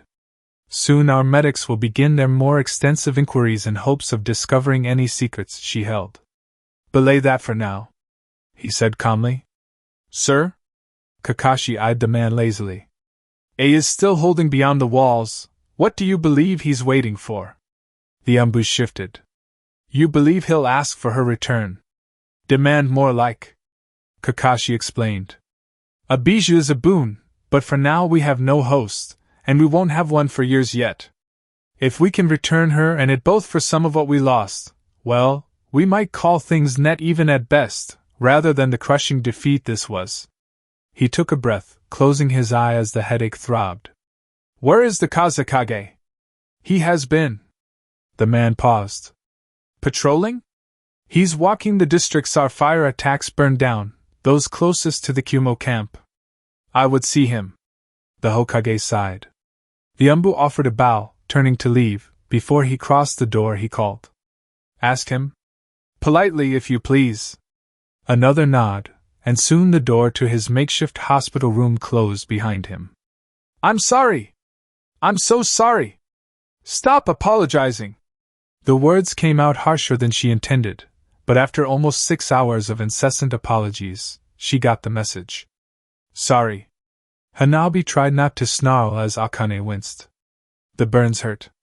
Of course they did, they were burns. She couldn't activate her Byakugan.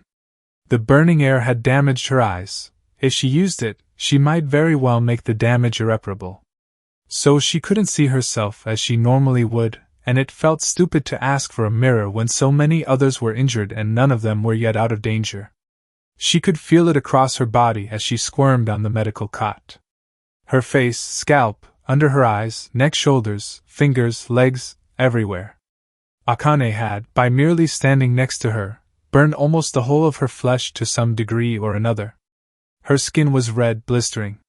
She hoped there wouldn't be scarring, or at least not much, and if there was, then let it be in places she could hide under clothes easily. Akane sniffled, and Hanabi opened a glassy orb to look at her. She looked miserable, Red tear tracks lined her cheeks, and Hanabi didn't have a doubt she was every bit as repentant as she professed and looked. The Hyuga princess wished she was better at this. That she could tell her it was all right, in more ways than she had, with just words. But she wasn't, so she settled on something else. On the other side of the street, beneath the canopy of a building's awning, along the other array of hastily put-together medical cots housing the injured in the shadow of the shattered hospital, Hanabi could just spy Sasami, sitting by someone's bedside. Yugago, she guessed. She couldn't see the woman clearly from this angle, but who else would she be next to? You think she's all right?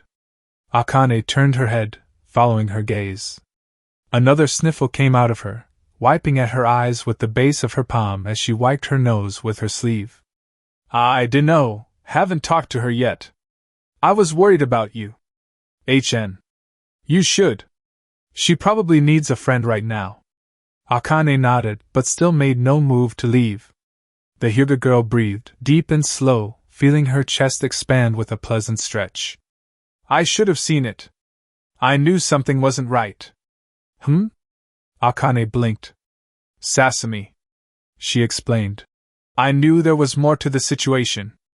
I thought she was a noble of some kind, perhaps a bastard from a mistress someone was keeping quiet and hidden. She snorted, to herself mostly. The Fire Lady. I didn't know either. Akane admitted. I know. The pale girl said. You can never keep a secret. At that, the redhead suddenly looked indignant. What? Since when? Hanabi's answering stare was flat and deadpan. Akane's cheeks puffed out. You never knew I was a Jinchuriki. You lit up the village like a bonfire, secrets out. You don't know what Bija though. The monkey. You know. The one who's famous for burning down half a continent. Akane's mouth opened, then it closed, and she stared mulishly at the bedridden heiress. Hanabi shrugged. Don't glare at me because you have all the subtlety of a rampaging bull. She jerked her head. Now stop stalling and go. Even if she wasn't the most powerful political figure that you can easily ingratiate yourself with, I figure you'd still be the kind to go help in this situation. Akane looked between the two of them. But you're Dash. A big girl, she interrupted. Now get up and go. The door opened. Kakashi's eyes swiveled up, away from the latest report regarding the damage suffered to the tower. Kaza Kagedano. He nodded. Not that the gesture meant much.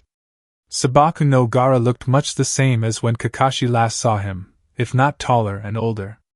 His thin, lanky frame was still present, dressed in white and black, and blindfolded. The wolf leaned back in his seat. I was under the impression your seal had been improved, he said by way of asking. To answer, the Kazekage reached up, pulling off the blindfold to reveal seafoam green eyes. It has, he said softly before looking at the blindfold. I've spent most of my life with this on. It's strange to go without it. As good an explanation as any. As strange to arrive with such a thin escort? The younger man looked at him blandly. There wasn't enough time to wait for them.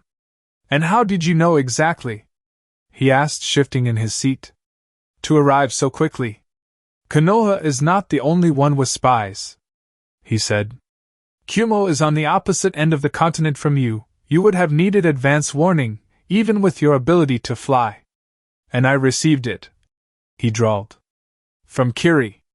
Kiri, if he were being truthful, Kakashi found it somewhat easier to believe. Kiri wanted trade. Kumo was one of the primary obstacles to that trade, even so Dash. Why would they tell you and not us directly? The Kazekage shrugged. Perhaps an intercepted message. A lie, definitely. But not one he could disprove, and not one he had the luxury to push right now. If it came to another battle, without the Kazekage's aid, more specifically without a second Jinchuriki to Kumo's none at the moment, they didn't have a prayer of driving them back. He was in no condition to fight, much less drive off A again, which would leave Akane to do the fighting. Could she win? Possible. But A had fought Jinchuriki before and won. The Kazekage had come to help them. And so right now, Regardless of how he acquired his information, Kakashi needed to accept that help. Even so, not many would risk rushing to fight an elite attack force, alone. While I'm grateful, why risk it? What do you hope to gain? Gaara turned his eyes away. I owe Uzumaki, he said. I would not see his home destroyed if I could help. Some in Kiri feel the same. Kakashi raised an eyebrow. That's it. His incredulity was practically laid bare just in the tone of his voice. The younger man shrugged, closing his eyes. I doubt someone such as yourself, in your position, he amended, would have the luxury of believing that reason. But it is my reason. And it's why I stay now, despite the fact that my own guards are still more than a day's hard march away and Kumo's army lingers. What was visible of Kakashi's face was etched from stone, and suddenly his reprimands towards Naruto for his overly friendly treatment of the Kazekage and open help with the man's seal returned to his mind, almost taunting him. He doubted the man was being entirely truthful. It couldn't be, but if it was, the irony, by far, was not lost on him. Before he could speak, Gaara turned, walking towards one of the room's windows as he stared out into the damaged visage of the village. Is it true you've killed the Bijou and captured their Jinchuriki?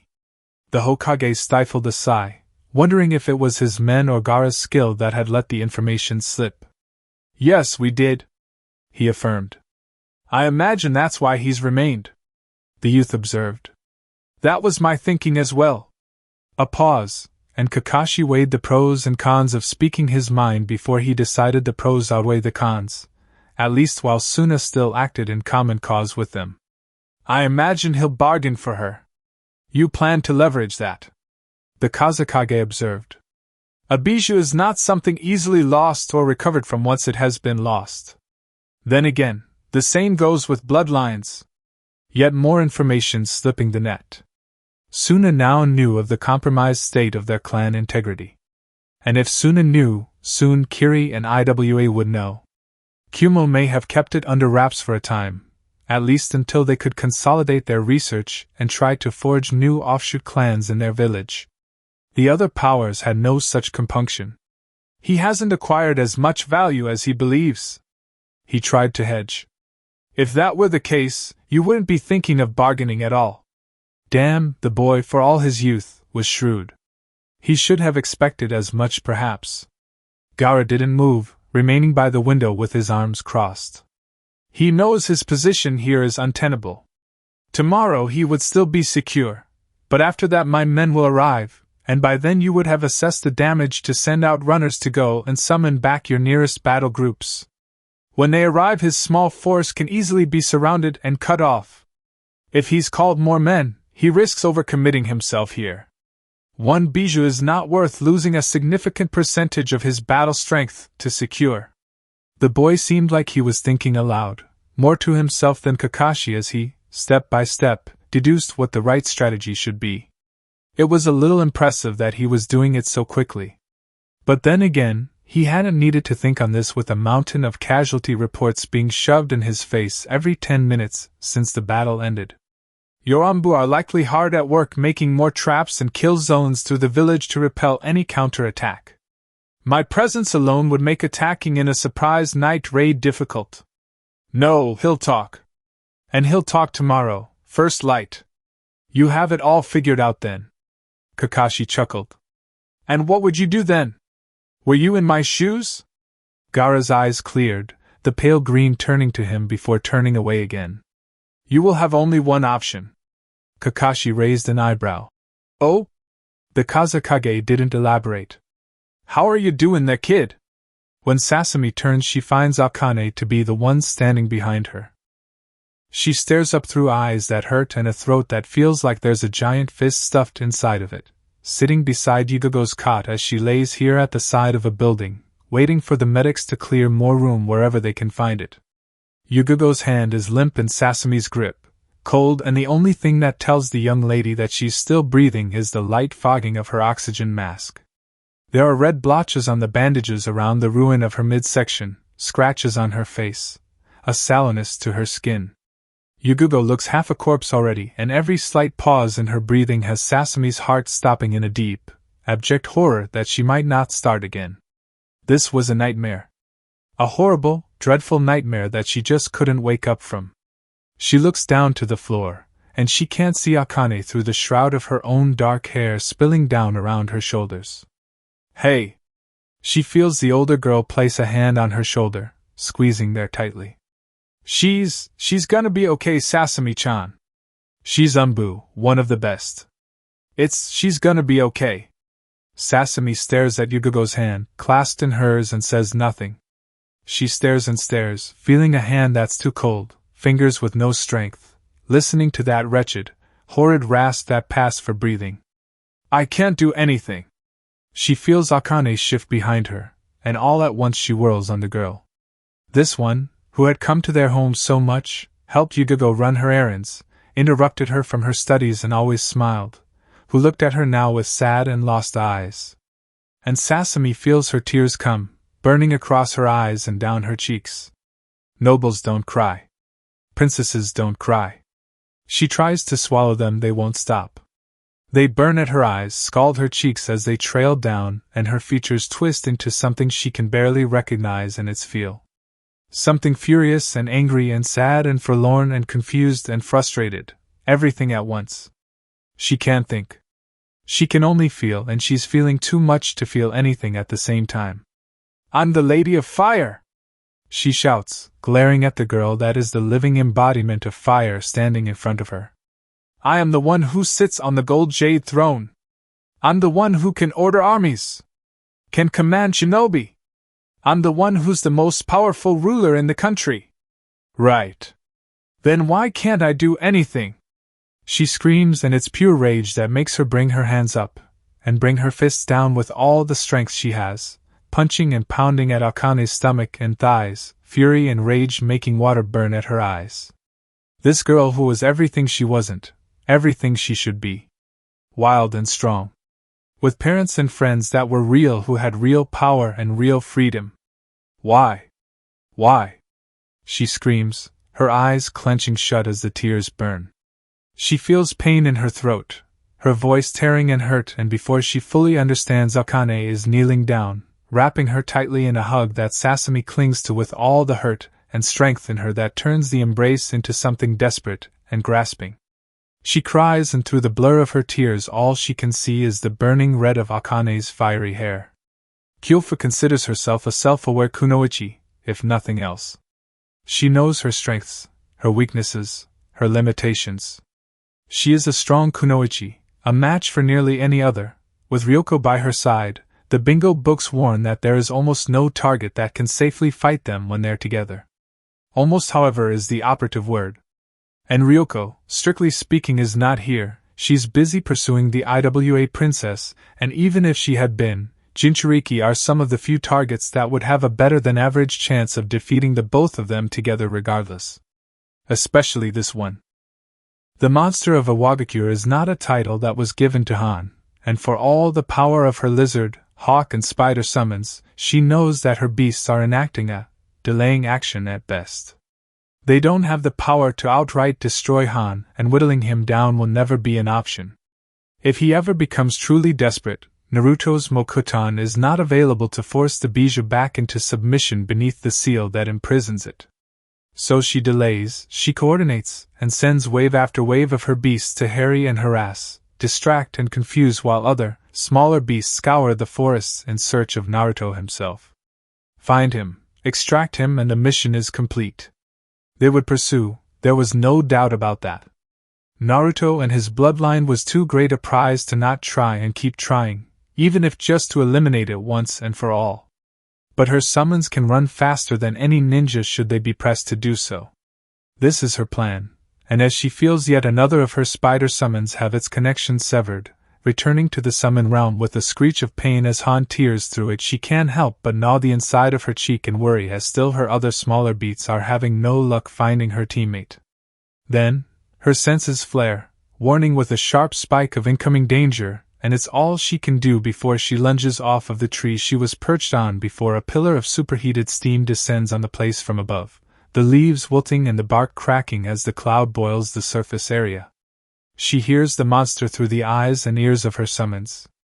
Found you. The steam cloud tons, like a smoky serpent, and Kyofa curses her carelessness, curses her stupidity before her hands come together, and she uses the lining of her gloves to cut her thumbs again, lines of blood being drawn. 2 clouds of smoke answer, and tough bronze-colored scales oil around her as the cloud washes over the beast, and a single beat of a great pair of wings disperses the cloud into wisps through the air. She's not out of danger, she feels her other summons approaching, pursuing, coming towards her. When Han lunges through the darkened gloom of the forest, Kyofa's lizard summon whips around her, fangs gleaming as it roars, a wash of acid spraying from its mouth right into Han. The burning droplets hissing as they chewed through his armor bring the acrid smell of burning metal and flesh. Han thrust his hand forward, the billowing cloud of steam she thought dispersed coalescing again to snare around her summon's jaw, and with the clenching of an iron-clad fist, slams the beast's jaws shut with a bone-rattling crack. Her beast barely has the time to snarl before Han's fist craters its skull, swiftly and violently severing her connection to it. It vanishes in a cloud of smoke, leaving her exposed. Han is still moving, still rushing through the air like an arrow, straight and true as he descends on her. Kyofa draws her tanto. It's all she has time to do, all she can think to do in her reflex. It's not even a flimsy defense. That same fist that shattered her summon's steel-hard skull smashes through the blade like it's porcelain, so violently that the shards of metal fly back into her. Many deflect off her armor, or catch in the protective silk of her robes, but more than a few slivers pierce her like shrapnel. A slice across her face carves open one cheek, and she's sure a shard has buried itself in her scalp as well. She doesn't give herself time to scream, doesn't let herself panic any more than she did.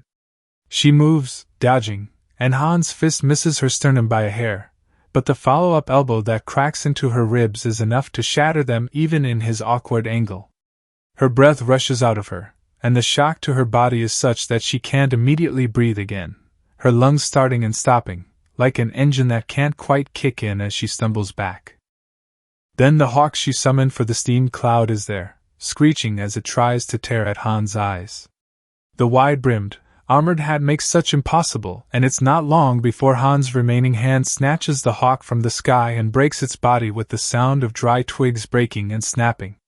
It's weakness, not intent, that makes her lose her footing, slipping from the tree limb to fall to the forest below.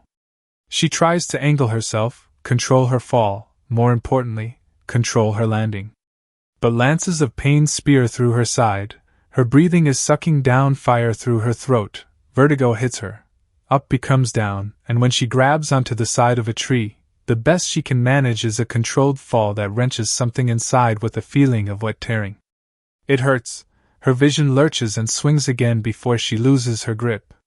She hits the ground, luckily, feet first, and a lifetime of conditioning help her absorb her landing even as she feels her knee wrench itself the wrong way. Her hold on her summons is tenuous, nearly broken, but it still holds.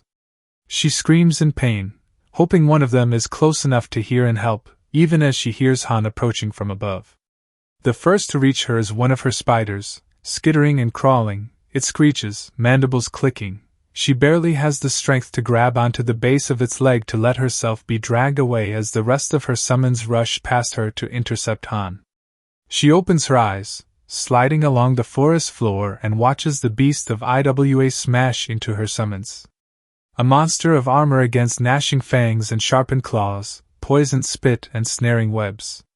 One by one, her connection to them is severed, like a thread being snipped by sharp scissors. They're gone, and Han is rushing after her again. With her remaining arm, she reaches down to her thigh, grabbing her satchel full of explosive tags, and tears it off. She watches, forcing her eyes to stay open, to stay fixed on Han as he draws closer and closer. She's only got one shot at this.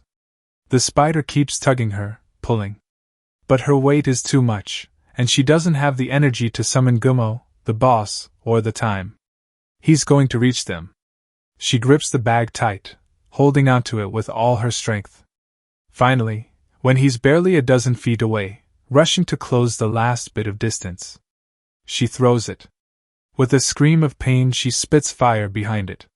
She doesn't see his reaction, doesn't have time to.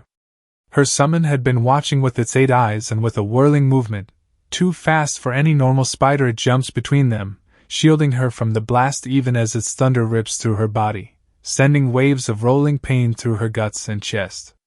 The forest floor quakes and rumbles. The sound hits her harder than anything else, feeling like a physical blow, and she can't even hear her own scream through the blast and the subsequent ringing in her ears. But she has no reprieve, no moment.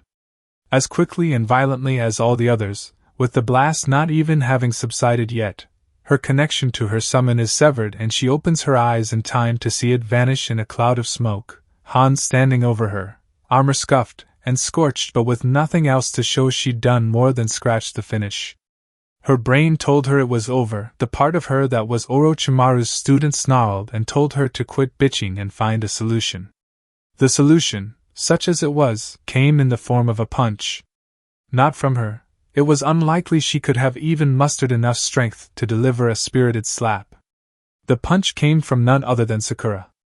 Kyofa had seen Sakura fight before, had been on the receiving end of more than her share of bruises. But Sakura did not hit with enough power to shatter the armor on Han's arm and send the armored monster skidding back, almost knocking him on his ass given the naked surprise in his eyes. Long pink hair fluttered, caught in the shockwave impact of her own strike as the girl straightened, and Kyofa caught along her profile, the mess of scars that curled at the side of her cheek and eye. They were glowing. Like lines of fire running along the cracks of her skin, raw chakra leaking from the old wound. It's the feel of her own heartbeat that she becomes aware of first. It's a strange sensation to be aware of. To focus on. Her body so numb and so cold she can only feel that most peculiar sensation, the muscle thumping a steady, if sluggish beat in her chest. Then she feels static, pins and needles across her fingers and limbs, a churning nausea in her gut. The pain across her skull throbs and aches like a drill boring through the inside of her skull. It hurts. Soon she realizes everything hurts. She feels his hands then. Calloused, rough, and unyielding. They're not healer's hands. Not really. They're tools for killing, but oh how he's tried to turn them into healing hands. One is splayed across her back, holding her up off the ground, the heel of his palm to her upper back, fingers splayed behind her head to try and support it, as his other is no doubt awash in green energy that's keeping her heart beating, struggling to save her. And Nada opens her eyes. Sasuke stares down at her. His eyes are dark, like black storm clouds, his face a rictus of concentration and effort. Sweat beads his forehead as he grits his teeth, and when she dares to look, black poison is oozing from the various cuts and gashes that litter her exposed pale skin. She is the Hokage's foremost apprentice, the next master of the Umbu Corp if her teacher had his way. She's studied poisons. And so she's studied the healing arts that can counter her poisons. She knows what it takes to remove toxins from the blood. Knows how difficult and taxing it is. To even remove a single dosage could leave lesser healers drained and tired for hours. She very much doubts Sasori, in his desperation, had been stingy. Sasuke can't afford to exhaust himself, not for her sake. Her Byakugan is one of many. Naruto, the Mokutan, is not. She knows that. He knows it too. Her hand raises, and even that, in and of itself, takes effort, brings pain like needles of fire through her veins. She ignores it, pushes past it, forces her fingers into the familiar sign. It's all she can manage. Mission. His eyes dart to her hand and his face tightens. He ignores her, shoving more energy into her tenketsu. She can feel it, like a physical swell beneath her chest and ribs. Her hand loosens its sign, and she places it against his wrist, trying to push him away. She feels so damn weak. If he were here, he'd want me to save you, he hisses. She glares as best she can, but it's hardly more than a glower. Naruto's feelings are irrelevant. They aren't a justification. Mission. Critical. So are you. Sasuke bites out. Now with all due respect, Commander, stop talking, I need to concentrate. She spares him an unamused look at his stupid joke, and he shoots her a self-satisfied smirk. It vanishes in the next second as he grimaces and she realizes it's not in effort. It's pain. Her alarm raises and her eyes rake him over, searching for injury, but she finds nothing. When she brings her eyes to him again, she stares. Her Byakugan isn't active. And yet she can see chakra hovering around Sasuke. Like a corona, an aura, it's thin, barely a wisp of smoke, a heat distortion, but it's there. It's most visible around his eyes. He blinks, shaking his head, and the nebula recedes as he breathes shakily through his nose. Something I should tell you, he hisses. You need to know in case I don't remember. What's wrong? The question is calm, her mind is frantic, her insides twisting in worry. He looks down at her, peering through a glowing film of something just over his eyes, and smiles. It's a small thing, barely there. But he smiles so rarely she can't help but notice. I've had a crush on you for years, he says. Her brain stutters, dumbfounded. His eyes close in pain again, and his next words are hissed through his teeth. I didn't, that's a difference I know is real. His words are strange, but her worry overshadows her confusion as he shuts his eyes tightly, his healing faltering before reasserting itself with a firm, almost desperate need as he pours more energy through his hands that momentarily seem to crackle with lightning rather than soothing green. You need to know, he hisses through clenched teeth. And when this is done, you need to remind me. She doesn't understand, and her fear only increases, before the green flares for a moment before fading away. Her injuries aren't healed, but she can breathe, her heart is still beating, the worst of the toxin is gone. Even so, she feels weak, vulnerable, and useless. Sasuke's face is a jagged series of hard lines, eyes closed in what is undeniably a physical pain as he leans over her. There's a sound distant, the sounds of a battle, people still fighting. He gets to his feet with a gasp, blinking through the haze. I'll be back soon, he assures, and when he looks at her, she doesn't fully recognize the one staring back. It's almost over, he says. The waters lap and churn at their feet, and to Orochimaru's eye it seems to dance, subtly to be sure, but the movement beneath his feet is altogether unnatural, like droplets of water sliding up blades of freshly cut grass, slipping over pebbles and finding ways to slip over the edges of little cracks and fissures in the stone. It's an eerie thing, causing a disquiet to burn at the back of his mind, and he knows like an instinct, an intuition in his bones that this one is responsible for it. He is a frail, emaciated thing, his lower torso fused with a bone-white, dead tree, the roots coiling around and through his legs, until flesh and bark become something indistinguishable beneath the dark silk covering over him. Conan lays at the roots, close enough for his arms to cradle her close with arms that seem more bone than flesh and sinew. His features are gaunt, sunken cheeks and hollowed eye sockets. But the eyes themselves, he's never seen the like. Lilac dark rings circling the pupil, all the way to a non-existent sclera. His eyes wander, just a bit, just enough, he has to because there, at the side of the tree, framed by tiny rivulets of cascading water, is a cairn. And on it is a broken-horned Hittite he would recognize anywhere, even through 100 lifetimes. His fist grips the hilt of Kusanagi tight, and it takes a true effort to rein in his temper, but rein it in he does. Who are you? He asks, and he's able to do so with a calm he doesn't quite feel. His voice low and level. Tsunade shifts beside him, walking to gain some distance, to start encircling this mystery for the fight they came here to finish. Ringed eyes stare at him, and when the answer comes, the man's lips do not move. The waters ripple and churn, and little droplets hiss out as the very air vibrates with power. We are all that's left. His speech, if it could be called such, is slow, punctuated. Like the pouring of rain itself, falling in a torrent for sound but receding its intensity to enunciate words and sentences. The level of control this must take, just to speak. All that's left of what? It's Tsunade who asks. Lips curled into a sneer? He turns his eyes to her, and again the waters of the aqueduct and the rain itself answer. Of Jiraiya. He can't help but stiffen, feeling his spine straighten, a chill of something that was not quite fear and not quite rage, and yet wholly born of indignation burns low in his gut, and an angry snarl is on his lips before he can help himself. "You're lying." It's Tsunade who spits out the words, and the heat he feels is reflected in her voice. "No." The waters hiss/whisper, calming at their feet. "I understand my dear Conan's enmity towards you, but I do not share it."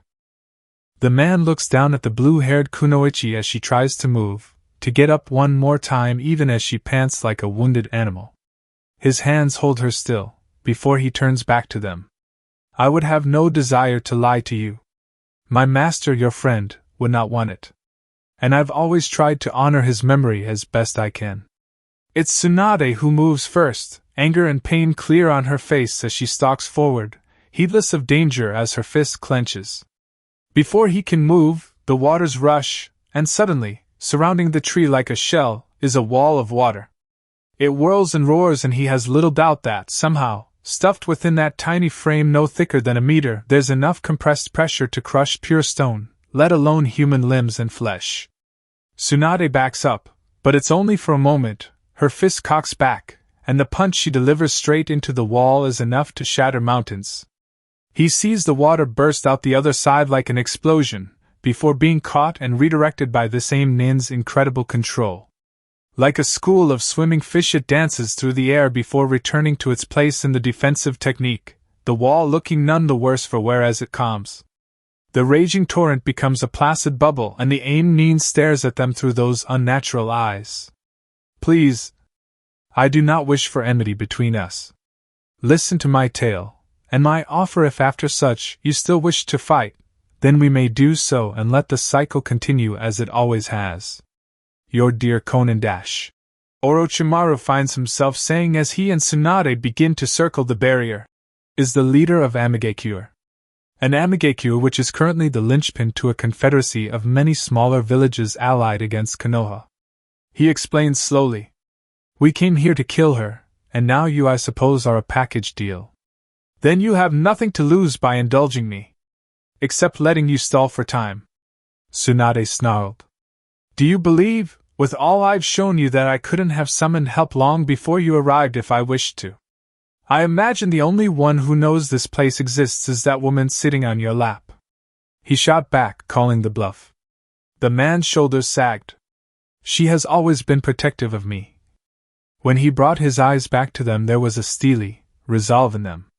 "I will protect her now as well, if you force me," he warned again, the waters hissing angrily at their feet, like a million tiny serpents. "We have our mission," he says simply. "So you do, and yet I would ask one last time, for the sake of the one you called your friend, to hear me out. Is that such an impossible thing?" Orochimaru felt his lip curl, the anger roiling in his gut. And he knew Tsunade at his back was little better. It was manipulation. Blatant. Textbook. He had seen Jiraiya die with his own eyes. And yet... He turned his eyes to the cairn, shield behind the water veil, and the broken-horned Hittite resting there. "Why would that be here? Tell me something," he demanded, turning to the man. "Tell me something only he would have ever known. You say you're his student. So. Confirm it." The demand was snarled, and the man held his silence for a long, interminable moment, and through the water, Orochimaru could spy the blood trailing down from Conan's wounds and into the soil, contrasting sharply against the bone-white wood. Finally, he turned to Tsunade. "He did not attend your wedding." Orochimaru felt himself stiffen even as Tsunade snorted. "He had a mission, that's hardly dash." "No. He didn't." Those inscrutable eyes turned to Orochimaru. "That's what you were told, dash," he says, staring pointedly at the Serpent Master. "By the man who convinced him not to leave." Chapter 85. Sakura's skin felt wrong. Stretched thin, ill-fitting on her bones, like paper wrapped over a mass too big for it to hold. Her muscles were different, her insides changed. Piece by piece, bit by bit, her mind catalogued the changes, the wrongness, and bit by bit another part of her mind rebelled, reminded her that no, her body was not wrong. She was wrong, out of place. "Sakura?" The voice was familiar yet not, tickling the back of her skull, and yet the voice of a stranger. She turns, and it's a young woman she knows but can never remember meeting. Kyofu, the name she'd never learned, came easily as she looked on her face, wide-eyed and confused. It was disorienting, the experience growing disturbing and grotesque. "Get out of here!" she demanded. Kyofu's gaze narrowed. "He'll kill you alone!" No, he won't. She'd faced worse and lived. "It's all right," she said as calmly as she could, eyes raking over the signs of injury the woman could barely hide. "I've got dash." Her words of reassurance were cut short. The attack was sudden, powerful. Her chakra moved in familiar ways through an alien limb. Too thin, the muscles were there but built and focused in the wrong places. A limb for speed, not power. She'd make do. Her fist smashed into the red armored gauntlet, the armor cracking with bone-breaking crunches, splinters of shattered metal clinking as they hit the ground like shards of glass. She'd met Han before, and yet she hadn't. She'd fought him before and yet had not. And this Han was familiar but different. It wasn't empty eyes that looked back at her, it was seething, tightly coiled anger. The pupils were thin as pinpricks, but they were there, not the Rinnegan. The Jinchuriki stepped forward, into her guard, trying to shoulder check her to force an opening before her foot whipped out, catching him at the knee, and her free elbow drove sharply into his ribs. It felt like striking a mountain. No matter. She'd shattered mountains before. Han was driven back and she pushed the advantage, rushing and reaching for a tanto she had on her waist that she couldn't remember having placed there. The grip fit her hand, she drew it smoothly, with a practiced ease even as her mind fumbled for why she held a sword in the first place. Han rallied, pivoting and striking out with his remaining fist in a blow that would have turned her organs to pulp if it caught her. She could feel the shockwave of force driving through his limb. She twisted, her body avoiding the blow with a flexibility she didn't know she had before her mind was shoved out of its awareness, and the next thing she realized, she was wrapped around that arm, one leg coiled tightly around the extended limb, the other around Han's waist as one arm wrapped around the man's throat, and the other brought that tanto high to drive it down through the juncture of his collarbone, to slip it smoothly between the armor plates. She was confused, and yet not. Her mind on one side recoiling at what and how she'd managed this hold even as the other part of her focus moved chakra through her limbs and body to make her hold nigh unbreakable by channeling Tsunade's legendary strength. The blade drove down. But Han was just as strong as she was. Stronger. He moved, at the last moment the thick shoulder guard catching the force of her blade, the edge of the weapon scraping by with a squeal of metal against metal. Steam burst from his body. Hot, boiling hot, her limbs burned. Her mind wrestled full control back from the instinct, her medical training taking over as healing chakra flooded her limbs, and she vanished in a puff of smoke, reappearing meters away, already healing the burned scars that would form had it been any other combatant. Attack him, hard and fast, one mind said. No, another answered. He thinks you're hurt. Draw him in. Her conscious thoughts were flooded with ideas, possibilities, stratagems, techniques. Pain throbbed behind her eyes and skull. She suppressed a groan as blood pounded through her temples. You! Han's voice made her eyes snap towards the Jinchuriki. She'd never heard it, in either lifetime. His eyes were wary, watching her carefully. You do not match the intel on your bingo book profile. She smirked. I'm just full of surprises. His answer was to charge. Sakura lifted her foot, and stomped down into the ground. The earth heaved. Han stumbled, eyes going wide as the ground rippled out from the point of impact like a wave of liquid, collapsing inwards. He leapt. And she was on him. She sheathed the sword, her fangs lengthening, her grin growing serpentine as venom dripped from the tips, hands glowing with the blue flames of a chakra scalpel. He tried to fight her off, but with one arm, suspended in the air, off guard. He was easy. Her spit burned at his eyes. He reeled with a scream as his eyeballs hissed and boiled. The chakra scalpels cut into his arm, turning it useless, her body wrapped around his. Steam once more burst from him, but she was ready this time. Healing chakra surged through her limbs, under her skin, healing the damage as it was formed, forcing herself to endure the pain, the agony of having her skin burned and regrown, burned and regrown. She dove in for the kill. The steam roiled, shifting and coiling, and she knew what was happening. She leapt away seconds before a claw of superheated steam would have grabbed hold of her to cook her alive.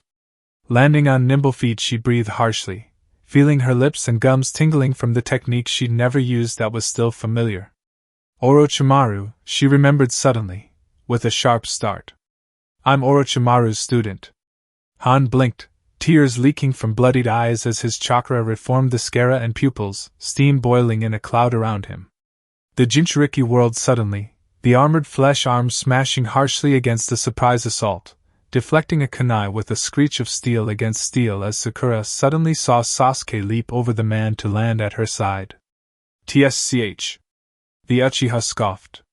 So much for a quick end to that. She blinked, green eyes watching him closely. When he turned his gaze onto her, she found the exact same searching look she knew she had, reflected back at her. Kuratsuchi could feel it. She was dying. Her insides were burning, the poison, whatever it was, seemed to be taking effect faster now. No doubt because of how much she was moving, how much she was exhausting herself. She was dying. A part of her wondered why she still fought. Why she bothered. Her family, all of them dead. Her country, if she ever had one, wished her dead. She wondered if it was spite that drove her. Raw defiance. If it would really be so hard to just let her blade slip, let an attack go through. Why bother? Who would bother? This was not Han, or Fukuro or Sasori, or any of the IWA Nin. They wanted Naruto, and she had no reason to keep him from them. Was it the habit of survival? She wasn't sure. In truth, there was only one thing she wanted now, one thing perhaps that was keeping her going. Han. She swore she would kill him. If for nothing else, if she breathed her last coughing death into Han's face, it would be enough. Everything, all of it could be laid at his feet. Hatred, she found, was a decent enough anesthetic for her purposes. Futon de Tapa! The blast of wind smashes through the forest, uprooting trees and carving a trench through the ground. Kuratsuchi feels her lungs burn as she sucks down a breath, as she forces her limbs to move, swerving to the side and leaping off of another tree to bypass the blast and charge towards Ryoko. She drew Kuto's sword, the ring of steel singing through the trees before clashing loudly against steel as Ryoko deflected the strike with her Fuma shuriken. Another swing, and another deflect before the Konoha Kunoichi retaliated with a spinning swing that forced Kuratsuhi to back off, wind blades scattering out of the whirling Fuma shuriken like an insane dervish.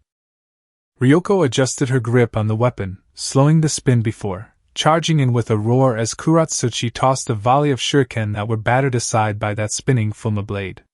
The silver-haired Kunoichi's body seemed to fade, the image of her torso and limbs segmenting and splitting before reforming, the minor genjutsu letting her close the distance as Kuratsuchi took the split second necessary to dispel it. She barely had the time to draw the sword scabbard from her hip, the strong, ancient wood of the sheath tanking the force of a brutal kick, leaving the blade free to scream as its metal smashed into the swinging Fuma shuriken in a frantic block from the other side. The fist that smashed into her gut caught the IWA princess off guard, the air exploding from her lungs as Ryoko's body split and reformed again, now on the ground, below and inside her guard. The fist to the stomach was followed by an elbow to the jaw, then a knee to the ribs and a kick to the chest that knocked her back, sending her slamming into a tree.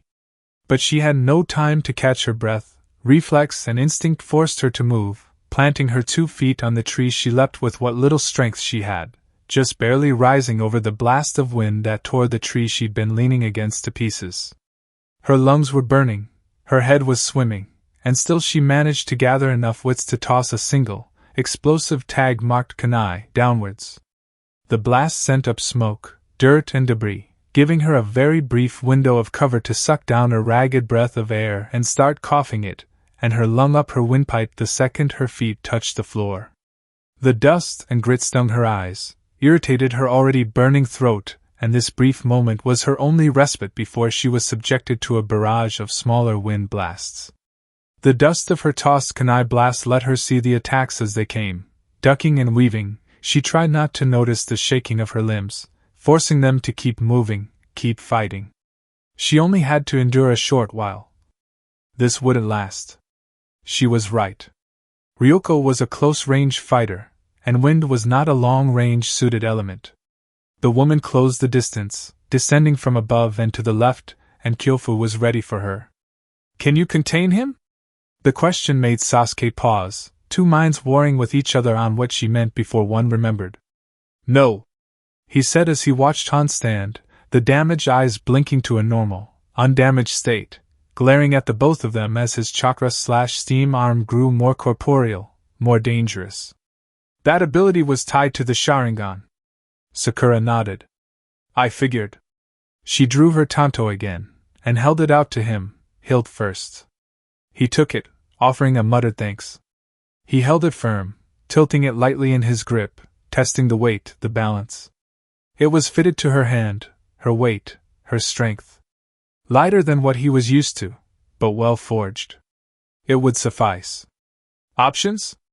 A fair question.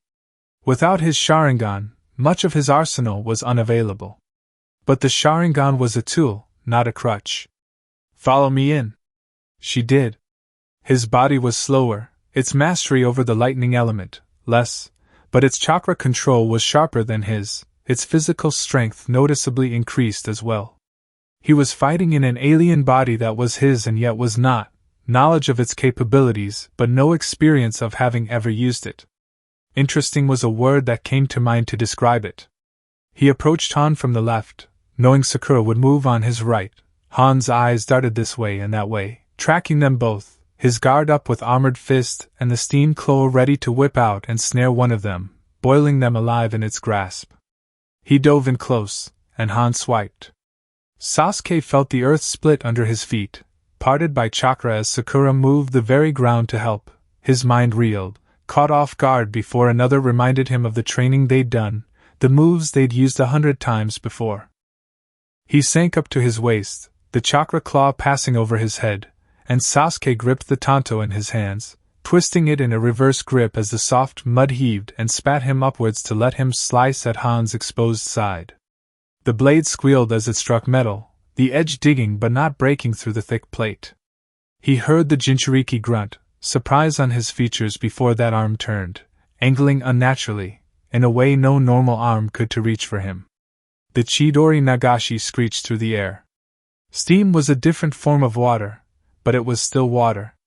The volts crackled through the air, leaping from his flesh onto the blade, into the armor and across the individual droplets that made up the superheated gas. Han's control slipped, the claw of boiling hot steam becoming a cloud thinning quickly as it sought to escape everywhere through the air. Sasuke's free hand formed his seals, chakra building up in his throat as he breathed a column of flames directly at the Jinchuriki, blasting him in the face at point-blank range. Han's body tilted away, like a tree under a fierce wind. Sasuke felt hands wrap around his feet and snapped his gaze down in surprise, confused only for a second as he saw Sakura's slender fingers there rather than the Jinchuriki's armored fist. She yanked him down the earth, swallowing him a split second before he saw Han's body crumble to mud and the explosive tags go off with a blast that shook the air in his lungs even underground. Seconds later the earth spat him back out, Sakura beside him. "Sloppy," he self-recriminated. "You're not used to relying on your senses without the Sharingan to help," she explained. She was right, it didn't change the sting in his pride admitting such. "I didn't know you'd gotten so adept at using Earth Chakra." "I haven't," she answered, shaking her head. "Lean into instincts. Our other selves haven't been slacking this whole time and this is their body, we're just..." She looked unsure. Almost queasy, borrowing it. "HN.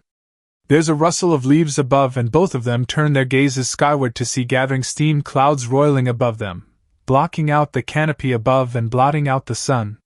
His eyes narrowed. "If we push him, he'll summon the Gobi," he cautioned. "Then we have to kill him fast or have a counter ready if he does," Sakura answered. He nodded. "A counter, to a monster of steam." Sasuke trailed his eyes upwards. The heat wasn't enough, but the moisture could carry easier, make the process faster. That he could use. But not yet. He needed something extra here. With barely a glance, he formed a water clone, and quickly, the construct rushed away, bounding through the trees to escape the combat zone. We need more steam, he commented. And we need to find Naruto dash. He was missing. Yes, he remembered that's why they'd come. The idiot was out here somewhere. With a swing of Kuta's blade, the Fuma shuriken sword screamed as metal rent metal, sparks scattering off the gouged steel. Kuratsuchi was not a natural swordswoman. She trained since acquiring the blade, but it had never been her preferred method of fighting. Ryoko, by contrast, used her Fuma shuriken, which should have been cumbersome and unwieldy, like a natural extension of her arms, spinning, twisting, mixing in punches and kicks in the openings the monstrous weapon forced in her guard. Like an epiphany, an answer came to her. Move your enemy, do not be moved by him. The weapons clashed, and this time, they locked. Kuratsuchi drew up her leg, and with a slam of her boot onto the ground, spikes of stone erupted from the mud, like a closing jagged maw of teeth. Ryoko leapt up, high into the air, escaping the stone spears and answering with another drilling wind blast.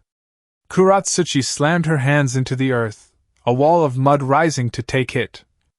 Even as it crumbled, her chakra was at work, reshaping and reforming the mud wall into a serpentine dragon head.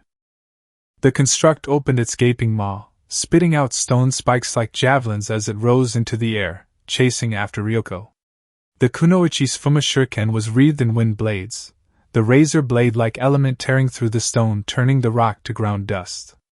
But she was being driven back, and that's what Kuratsuchi wanted. With half her focus on maintaining the construct, the rest of her focus moved to her other element. Fire. Because she didn't have to win. Not really. Sucking down a breath that felt like razor blades, she drew all of the chakra she could into herself. Then she breathed. It wasn't often that Han felt himself truly caught off guard, so completely flat-footed that he had no ready response come to mind. But these two were very much pulling that off. He read the files on all associated with the Uzumaki. Any one of them could be a target, or an obstacle at a given moment. His students were very much a part of that list. The Uchiha was a medic, one who favored close combat, though he hadn't mastered Tsunade's legendary strength. And while that so far seemed to be proving partly true in terms of his preference for close combat, the sheer range of his elemental capabilities was not something Han expected. What's more, though Han, like most Jinchuriki skilled enough, was nearly immune to genjutsu, he could almost feel the Uchiha's slithering, serpentine touch on his mind. Probing for weaknesses, becoming ever more insidious with every attempt, less clumsy, more precise and targeted. Soon, Han wasn't sure he could trust his natural resistance to illusions to wholly safeguard him. Haruno as well. Her strength was on par with Tsunade's, on par with his own. And that was not something that should be possible. He could barely overpower her, and even then not without considerable effort the Uchiha would never let him exert without intervening to help. What's more, it seemed she was the medic of the pair, a skilled one that was able to keep both of them in top form even as the battle lasted long enough it would have all but wiped out any other combatants by attrition already. Her repertoire of tricks was as wily as he'd read. He recognized Orochimaru's serpentine fighting forms, her use of poisons, manipulating her body into contortions that shouldn't be possible, stretching and twisting in abnormal ways. These two were far more dangerous than he'd been led to believe. Was that deliberate on their part? Or merely bad intel? He shifted between the trees, the cloud of steam aided his stealth, but he saw no openings to press the attack. Suddenly, the Uchiha straightened. Found him! Sakura! East, about 150 meters. The Haruno moved immediately, rushing away, and Han knew instantly who they were talking about. No way could he allow that to happen. He rushed, moving to intercept, and more importantly, get ahead of her. But before he could take more than a step or two forward, suddenly, the Uchiha was in his face, a knee crashing into Han's raised forearm with strength that would have shattered the limb were he anyone else. I don't think so. The boy hissed, before attacking with a flurry of blows, a punch, a kick, a slash of his blade, a thrown kunai that nearly buried itself in Han's eye. The next sword swipe Han batted aside, stepping into the Uchiha's guard before swinging a straight drive punch onto the boy's face. He pulled back, and Han's knuckles barely grazed him, but that was enough to knock him off his feet, sending him sprawling onto the forest floor. Han leapt, not high, just enough to close the distance, slamming down with driving knees and a fist that cratered the earth as the Uchiha vanished in a burst of crackling lightning, the volts snaking up Han's extended arm making his muscles spasm and jump. He reappeared at Han's back, and it was all the Jinchuriki could do to avoid that tanto from slitting open his throat. Sasuke responded by landing 2 solid elbows onto the back of Han's skull. The boy's strength was not on the level of Tsunade's or the Hareno's. But he was not weak either. The first blow dazed him, the second sent spots through his vision, and he knew that a third, or worse, would put him down. He felt the boy pull back for that third blow, and pivoting on his knees, he drove his kneecap into the side of the Uchiha's bent knee, knocking him off balance before Han fully twisted, throwing himself onto the dirt on his back and lashing out with a kick from the ground. It caught the Uchiha in the ribs, and even with the lack of form and drive that robbed the blow of much of its power, Han still felt ribs break, still saw blood explode from the boy's mouth as he was sent soaring back to smash into a tree. Han got to his feet, charging with all the speed he had and punched with all his might. Sasuke's hand reached out and caught the blow. Han's eyes went wide. What? When the Uchiha looked up, green eyes were staring back at him, the hair shifting to pink, the dark clothes becoming form-fitting armor. Hareno. Genjutsu. But when? Sakura's fist gripped his hand like iron, the metal of his gauntlet, groaning and buckling around his knuckles before she shoved herself forward onto one knee and drove a hand wreathed in blue straight into his chest. Han felt his insides bleed. Now Sasuke! From shadow and mist, the Uchiha appeared, sword in hand. And then they were cutting him. Sakura on one side, Sasuke on the other, chakra scalpel and cold steel. Slicing, cutting, bleeding him. Han felt his strength rapidly leaving, and though he tried to fight and strike back with his steam-shrouded arm, and let more steam explode from his body to try and repel them, the Hareno healed through it. The Uchiha moved too fast to burn. He felt his strength ebbing, literally bleeding out of him. Blood pooled in his mask, suffocating him. The weight of his armor bore down on his shoulders and chest, dragging him down to his knees. Slicing, cutting, carving. His blood hissed as it touched the cold ground, the bark of trees and blades of grass turned as scarlet as his armor. His knees began to shake, his breathing grew ragged and difficult. He was going to die here. Not to a Jinchuriki, or even to the Uzumaki, but to worthless, inconsequential humans. His name added to their laurels. His corpse paraded through Konoha like a prize. No. No! His mind pulled away, receding like a shoreline, retreating to usher in the tide. The Gobi answered.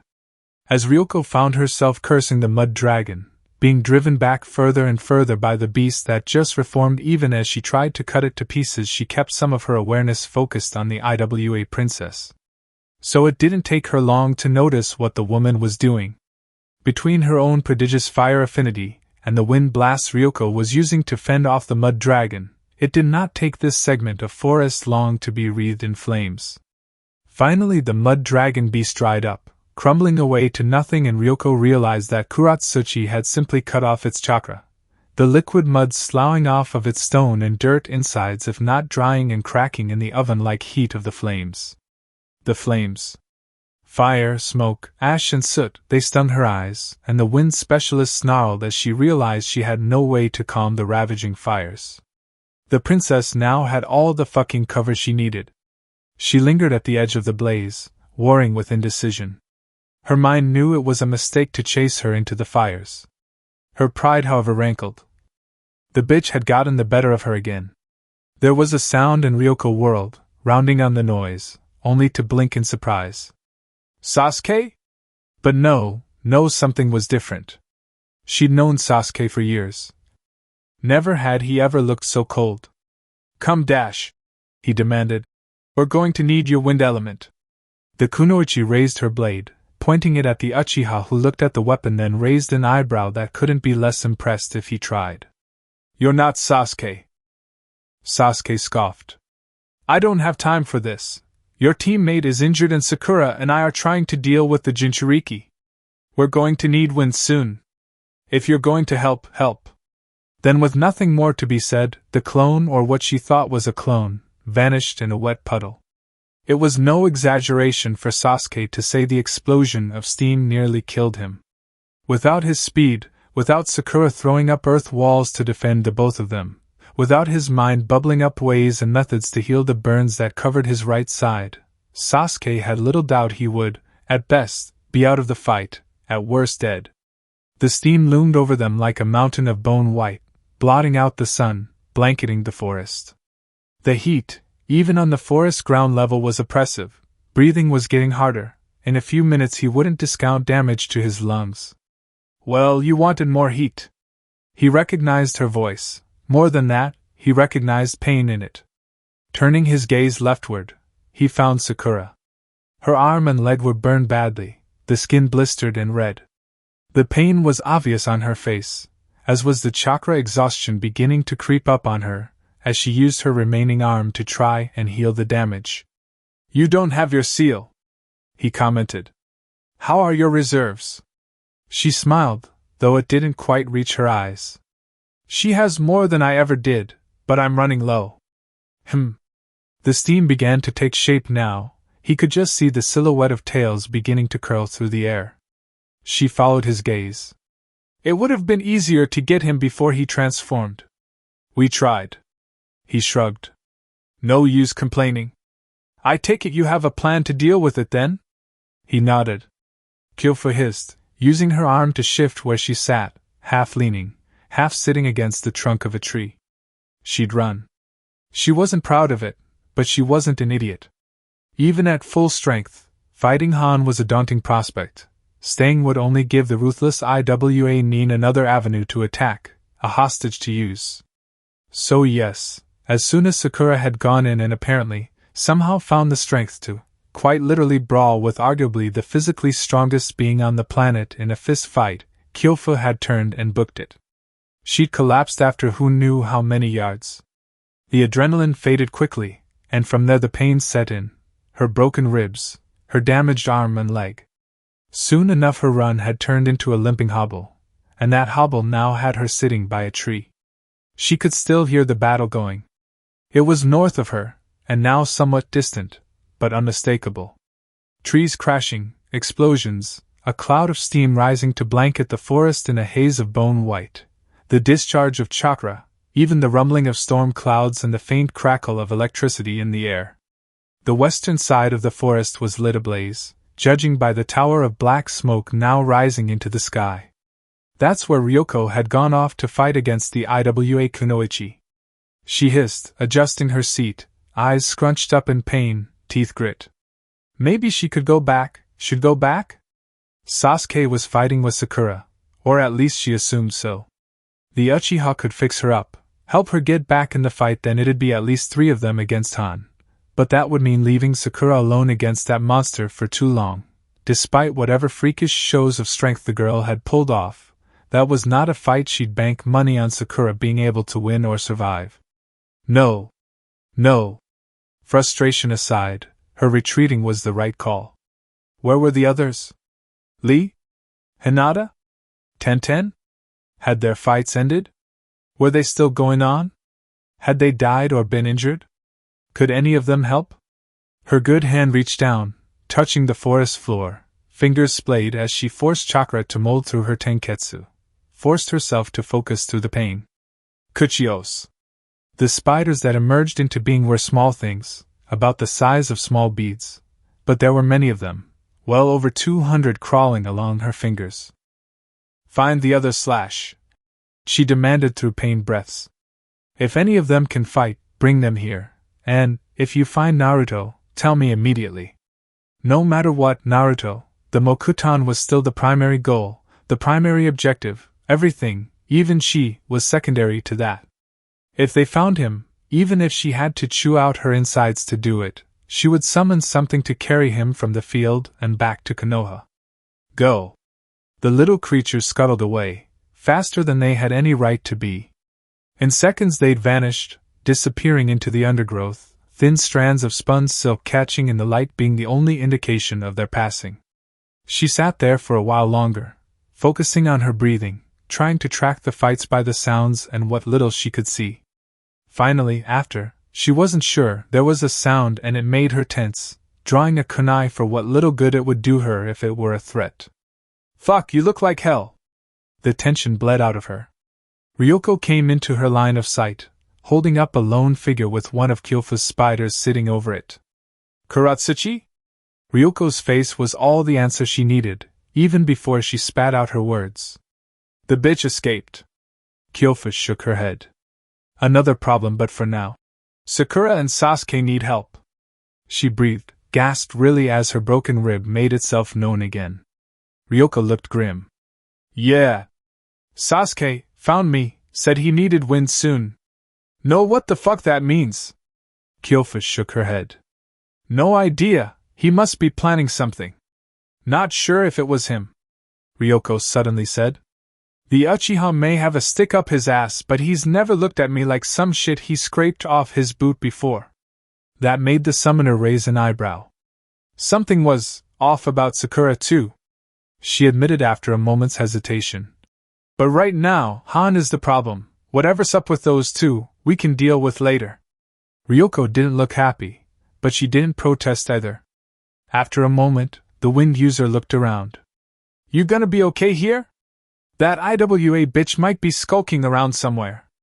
Before anything more can be said, there's a sudden massive blast, a wave of heat that simply washes over them, a backdraft of steam nearly bowling them over, blanketing the whole of the forest. The both of them whirl around, and look to the sky as a pillar of white boiling steam rises into the sky and begins to take shape. Then they feel the pressure of that chakra bearing down on them. It's heavy, suffocating, all-encompassing and blinding. They can feel nothing but that overwhelming presence, and there's no doubt what exactly this was. Bijou. Go. Kyofu grunted. We don't have time for you to start fussing now of all times, deal with the fight, then come back. She hesitated, looking conflicted for a moment before she gave a single, firm nod, then turned and bolted, as though fleeing before she could think better of the choice. It had been a long time since the chains had been loosened from around its tightly coiled neck. It could feel its limbs, feel the wind, the charge of a gathering storm. Its presence was fleeting, transigent. It could already feel its jailer tugging on the leash, regaining purchase over his mind. A moment of laxity, of desperation had ushered in his freedom, nothing more. Even so, it relished the few moments it would have to wander free again, and so made an effort to hold back the iron yoke that was Han's will for now. It could sense the lesser creatures below, small insects, like ants crawling through the forest floor. The ones its jailer had been fighting. Its sight came into being, granting it vision over the world and those very same creatures. Once more it felt Han battering at his cage, growing more insistent, more coherent, demanding control once more. It would not fight the jailer's battles for him, and it wished to enjoy these moments of freedom as long as it could extend them. It began to take to the sky. It had been too long since it had flown. He's running away? Sakura's voice held naked surprise. Sasuke was surprised too, he just did a better job of hiding it. Jinchuriki didn't normally escalate to the point of summoning their bijou merely to flee. Bijou were prideful after all. There's a rustle of leaves and suddenly, the wind Kunoichi, Ryoko, is bursting through the fog-drenched forest, grunting as her feet hit the ground. Alright, where the fuck do you need me, Uchiha? I need wind. More fucking specific. He pointed skyward. Blast as much steam and heat into the clouds as you can. The more you do, the easier this will be. The easier what will be? She asked, but regardless, unhooked her custom Fuma shuriken from her back and began to spin it like a fan. He began to move. He felt a hand wrap around his wrist. What are you doing? He turned, raising an incredulous eyebrow to meet Sakura's wide-eyed surprise. He can return, or worse, call for backup and then return, he answered. We're in no condition to fight him with backup. She grimaced, then nodded. I know what you're planning. In this body you only have one shot. Then I'd better make it count, he answered simply. Pulling his hand free from her grasp, Sasuke leapt up to the tops of the trees. The bijou soared into the sky, galloping like a horse, its 5 tails trailing behind it, forming a trail of steam clouds. It circled over them, seemingly deciding where to go, and Sasuke was grateful for the momentary delay. He reached the very tops of the trees and with a single mighty leap, rose high into the air, forming hand seals as he rose. He rose high enough to be noticed. The bijou turned its head, its long neck craning around to peer at him in curiosity, very much like an animal noticing another it had no reason to be threatened by. That made it all the easier. He slammed his hands together in the final seal. Chakra was leached from his body, leaving him breathless and instantly numb.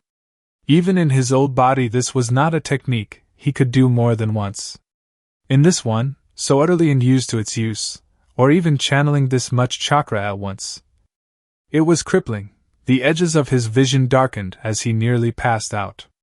Regardless, the clouds rapidly darkened into a storm, lightning crackling through the heavens as he muttered the words. Kirin.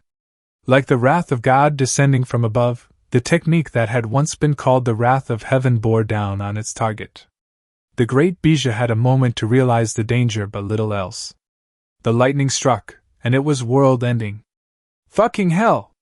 Ryoko's scream was nearly swallowed by the screaming of reality around them.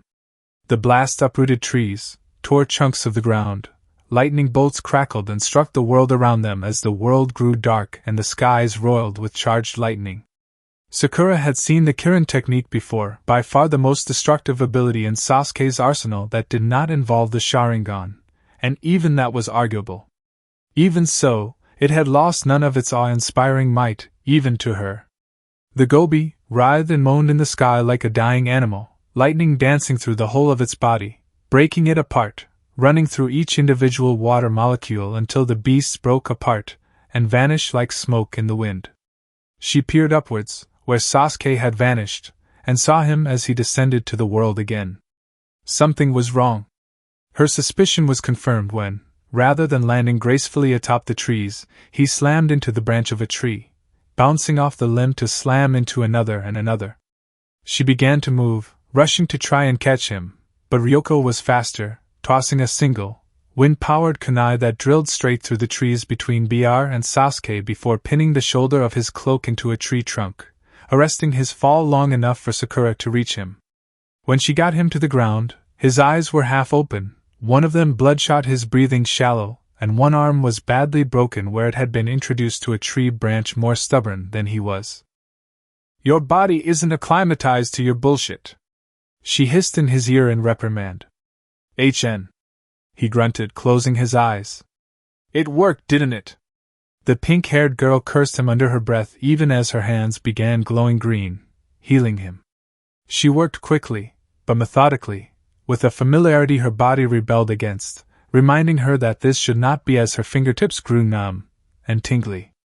Suddenly, there was a much more immediate reminder in the form of a knife to her throat. Sakura tensed, Sasuke's eyes opening. Who the hell are you two? Sakura's seafoam eyes trailed up, tilting her head just enough to peer at Ryoko behind her, the silver-haired kunoichi staring at her with a cold gaze that told her she should choose her next words very carefully. Ryoko. She swallowed, knowing and yet not this girl's name. It's sus. Bullshit. You never learned healing techniques. You hate healing techniques. And no way this uptight little shit learned, whatever that was in secret, even if he wasn't looking at me like a fucking stranger. She shifted her hold on the weapon, pressing it just a bit tighter against Sakura's throat. So I'm gonna ask one more time. Who the fuck are you? Sakura let out a sound, half in frustration, half a whimper at the feeling of the knife pressed so close to her jugular. I've got her. She opened her eyes, trailing them down to Sasuke, whose onyx black eyes were fixed on Ryoko's. Move! She didn't need to be told twice.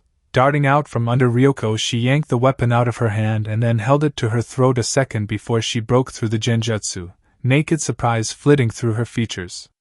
Shit! Ryoko, she said, rolling the name over her tongue. Listen. I know, things are very confusing right now, but I promise, we're not imposters. She winced at how unsure her voice sounded. She'd never been the best liar, and this situation was unique. I promise, we'll be back to normal soon, but for now you just need to trust us a bit, okay?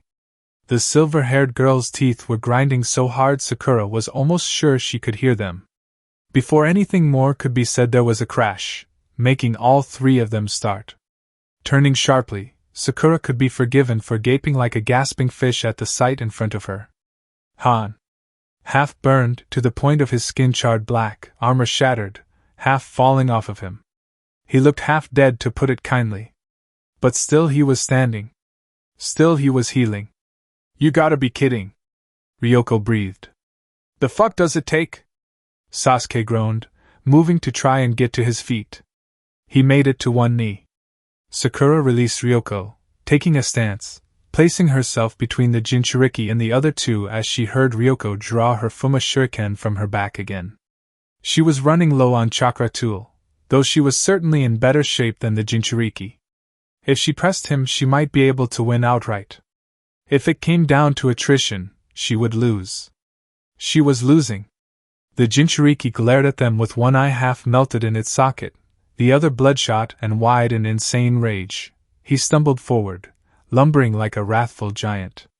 She was fairly sure rational thought was somewhat beyond him after this much damage.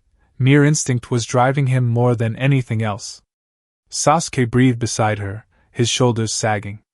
I've got him. You can barely stand, you ain't got shit, Ryoko barked. But Sakura knew the statement for what it meant and was about to charge, capitalize on the opening when Sasuke's hand whipped out, grabbing her by the wrist, pulling her back. I've got him, he repeated. She blinked, staring at her teammate in askance. Wah! There was a sound, sudden, wet and squelching. She recognized it. The sound of steel cutting through flesh. When she turned again, she saw Han, yes. But now there was the tip of a sword sticking out the front of his throat. And grasping that sword, Kuratsuchi. The IWA princess panted, her ragged breathing sounding little better than a death rattle as she dug in the blade. Han stiffened, jerked, his chest jumping as he tried to suck down a breath that would not come with a blade severing his windpipe. He can't regenerate as long as the sword stays there, Sasuke breathed. Kuratsuchi didn't hear, but apparently, she was a quick study.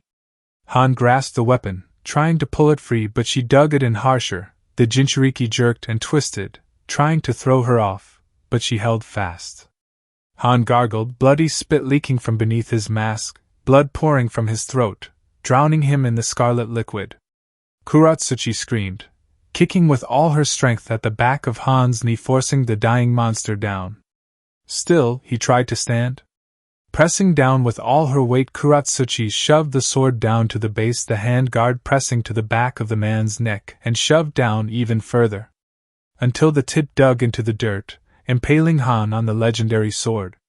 Still he struggled, still he tried and moved. It seemed to last an eternity. Finally, at long last, Han fell still. The monster of IWA was dead. Kuratsuchi stumbled away from the corpse, not even having the strength to draw the blade. Sakura looked at her then, her eyes trailing away from Han. Her skin was pale. Deathly pale. Dark veins spread under paper-thin skin. Blood leaked from her eyes and mouth. Kuratsuchi looked at her with glassy eyes. Then with a horrid wet cough, the IWA princess fell to one knee as Sakura started forward. She didn't make half the distance before the woman collapsed, struggling to breathe as she vomited black-tinged blood. Chapter 86. My lady. The voice startled Akane, making her jerk from the light doze she hadn't even realized she'd been sinking into. On her lap, Sasami sniffed, curling in on herself at the voice of the Umbu that was now hovering at the threshold of the makeshift medical station. Akane blinked away the lingering touch of sleep, eyes panning over to the still deathly pale and unmoving Yugago beside them. My lady. The Umbu called again, before taking a knee in a formal bow. Hokage-sama requests your presence.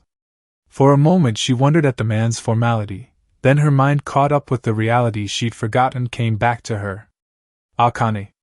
Akane was the Lady of Fire. The daimyo. Right. The young girl's answer was very nearly mumbled, almost inaudible. I will not leave, she says, sniffing through the tears still lingering beneath the surface. The Hokage can come here. The Umbu shifted where he knelt, and even Akane could see the man's surprise. His head moved, the mask going from the young girl at Akane's lap to the injured Yugogo. I'm afraid, it's a matter regarding the safety of the village, her safety as well, the man added hastily. It is urgent, my lady. The manipulation was blatant, but it was effective. She felt Sasami shift, watched as the indecision bloomed behind the girl's eyes as she warred between answering the call and staying by Yugogo's side. The Umbu noticed too. I will stay with her, he declared. Should her condition change, I will immediately inform you, my lady. He bowed his head, and there were a few more moments of silence before finally, Sasami sat up. She lingered in her seat, head hanging low before the little girl that seemed too small stood. Where is the Hokage now? Third floor of the hospital, my lady. You will be escorted the moment you arrive. Quietly, almost despondently, the dark-haired child started moving. Akane suddenly stood. Sasami paused, turning to look over her shoulder quizzically. The Jinchuriki shifted uncomfortably from one foot to the other, suddenly unsure of herself. It's just... The girl looked so lonely it was heartbreaking. The Jinchuriki put on a smile that she knew looked brittle on her face. Want me to come with? The small, somber girl stared at her. Then she nodded. Akane stepped forward, her hand reaching down. Hesitantly, Sasami reached up, fingers grasping Akane's firmly as they walked away and towards the hospital. She woke with fire down her lungs. She thrashed, her limbs flailed. Distantly, faintly, she heard a voice, demanding, screaming. Hold her down. Then she felt hands clasped around her arms, pressing, holding her down, pinning her limbs in place as her insides burned, as acid surged up her throat and she vomited. She thrashed and writhed. Shadows danced across her eyes as she felt every muscle going rigid and taut, her whole body heaving, nearly throwing off whatever or whoever was on top of her. Hold her down. Someone screamed again. The pain ripped and tore and burned and sliced and seared through her. She felt herself scream until her voice gave out, felt her muscles bunch and tense until they tore. Finally, after a moment, or eternity, it was over. She breathed harshly, wheezing, her eyes fluttered open, glazed and blurred. The late sun beat down over her brow, blinding her. She could see it, shining overhead through the clouds. Spears of light and red fire. A flash of pink, someone hovering over her. Kuratsuchi? The voice sounded like it was underwater, and she needed it repeated before she understood fully, and had to strain to listen to the others speaking before her ears seemed to remember how to fulfill their function. Why bother? I wasn't about to let her die. In case you didn't get the memo while you two were taking bullshit drugs or whatever you're on, she's one of our enemies in this war. Enough! Kuratsuchi allowed herself to focus, for a time, on breathing. She felt the numbness receding from her extremities. Pins and needles spread across her skin as her sight, hearing, smell, taste and touch returned to her. Finally, she was able to see fully once again through her fluttering eyes. She recognized Ryoko quickly enough. The silver-haired kunoichi stood over her with a scowl that told the IWA princess exactly what she thought of the fact that Kuratsuchi was still breathing. The other two she knew by reputation rather than introductions. Sakura Haruno and Sasuke Uchiha. Naruto's students. I'm alive! She was surprised. Her last clear thought had been the poison burning through her, the pain nearly crippling as she snuck up behind Han, willing the weakness to hold off until she could deliver the final killing blow. She heard her own voice, realizing she spoke aloud. Easy, Sakura said, kneeling at her side. Sasori hit you with one of his custom toxins. Whatever he'd hit her with, she felt like she'd been run over by a half-dozen cargo wagons. Her eyes trailed towards the three of them. Just kill me. she whispered after a moment. I won't be paraded through Konoha for an execution or as a trophy. At least spare her that final indignity if nothing else. But at her words Sakura looked genuinely startled. It was the Uchiha who spoke. We're not killing you, or parading you, he muttered simply. Naruto, he drawled. You took him, didn't you? Hid him? Why the hell would she do that? Ryoko questioned. Only thing that makes sense. The black-haired ninja shrugged. We were far behind them, with wounded to heal. Even if Lee would have sprinted after them, these were S-class ninja.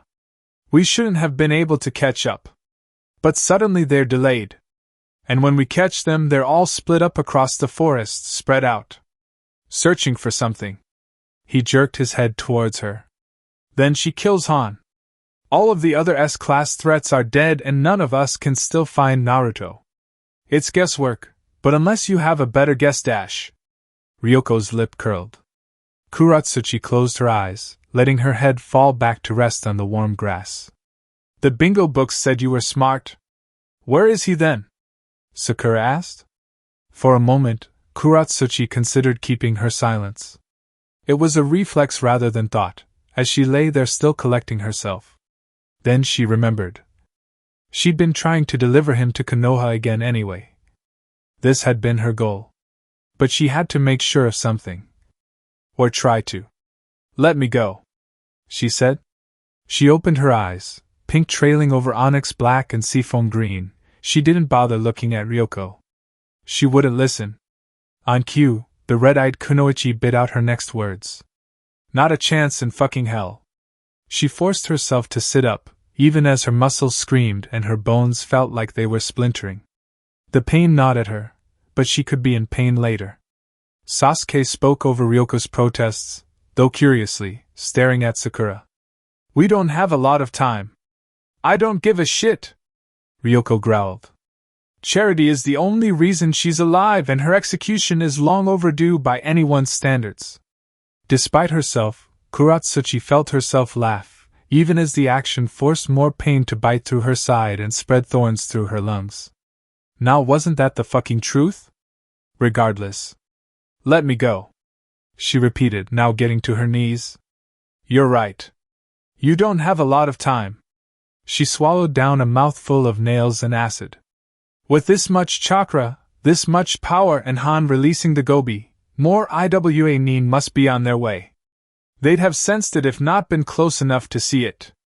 So unless you want to fight half the IWA Guard in this forest looking for him, let me go.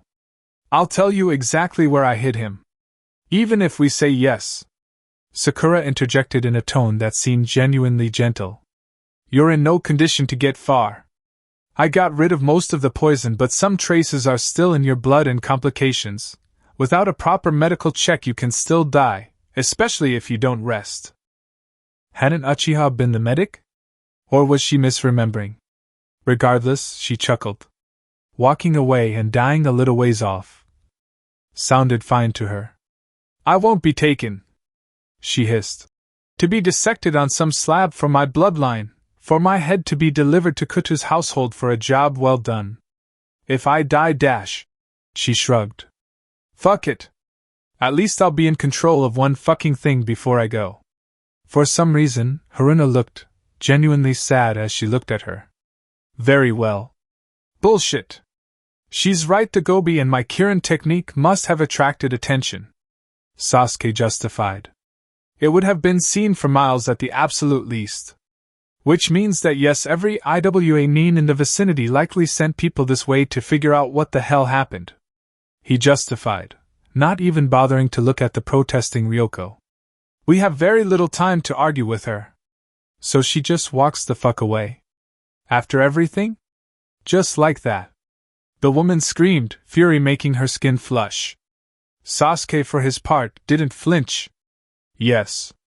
Naruto is frankly more important. At that, the kunoichi didn't protest.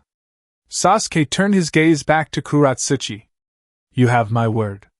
You'll be able to walk away. Now, dash, he blinked, tell me.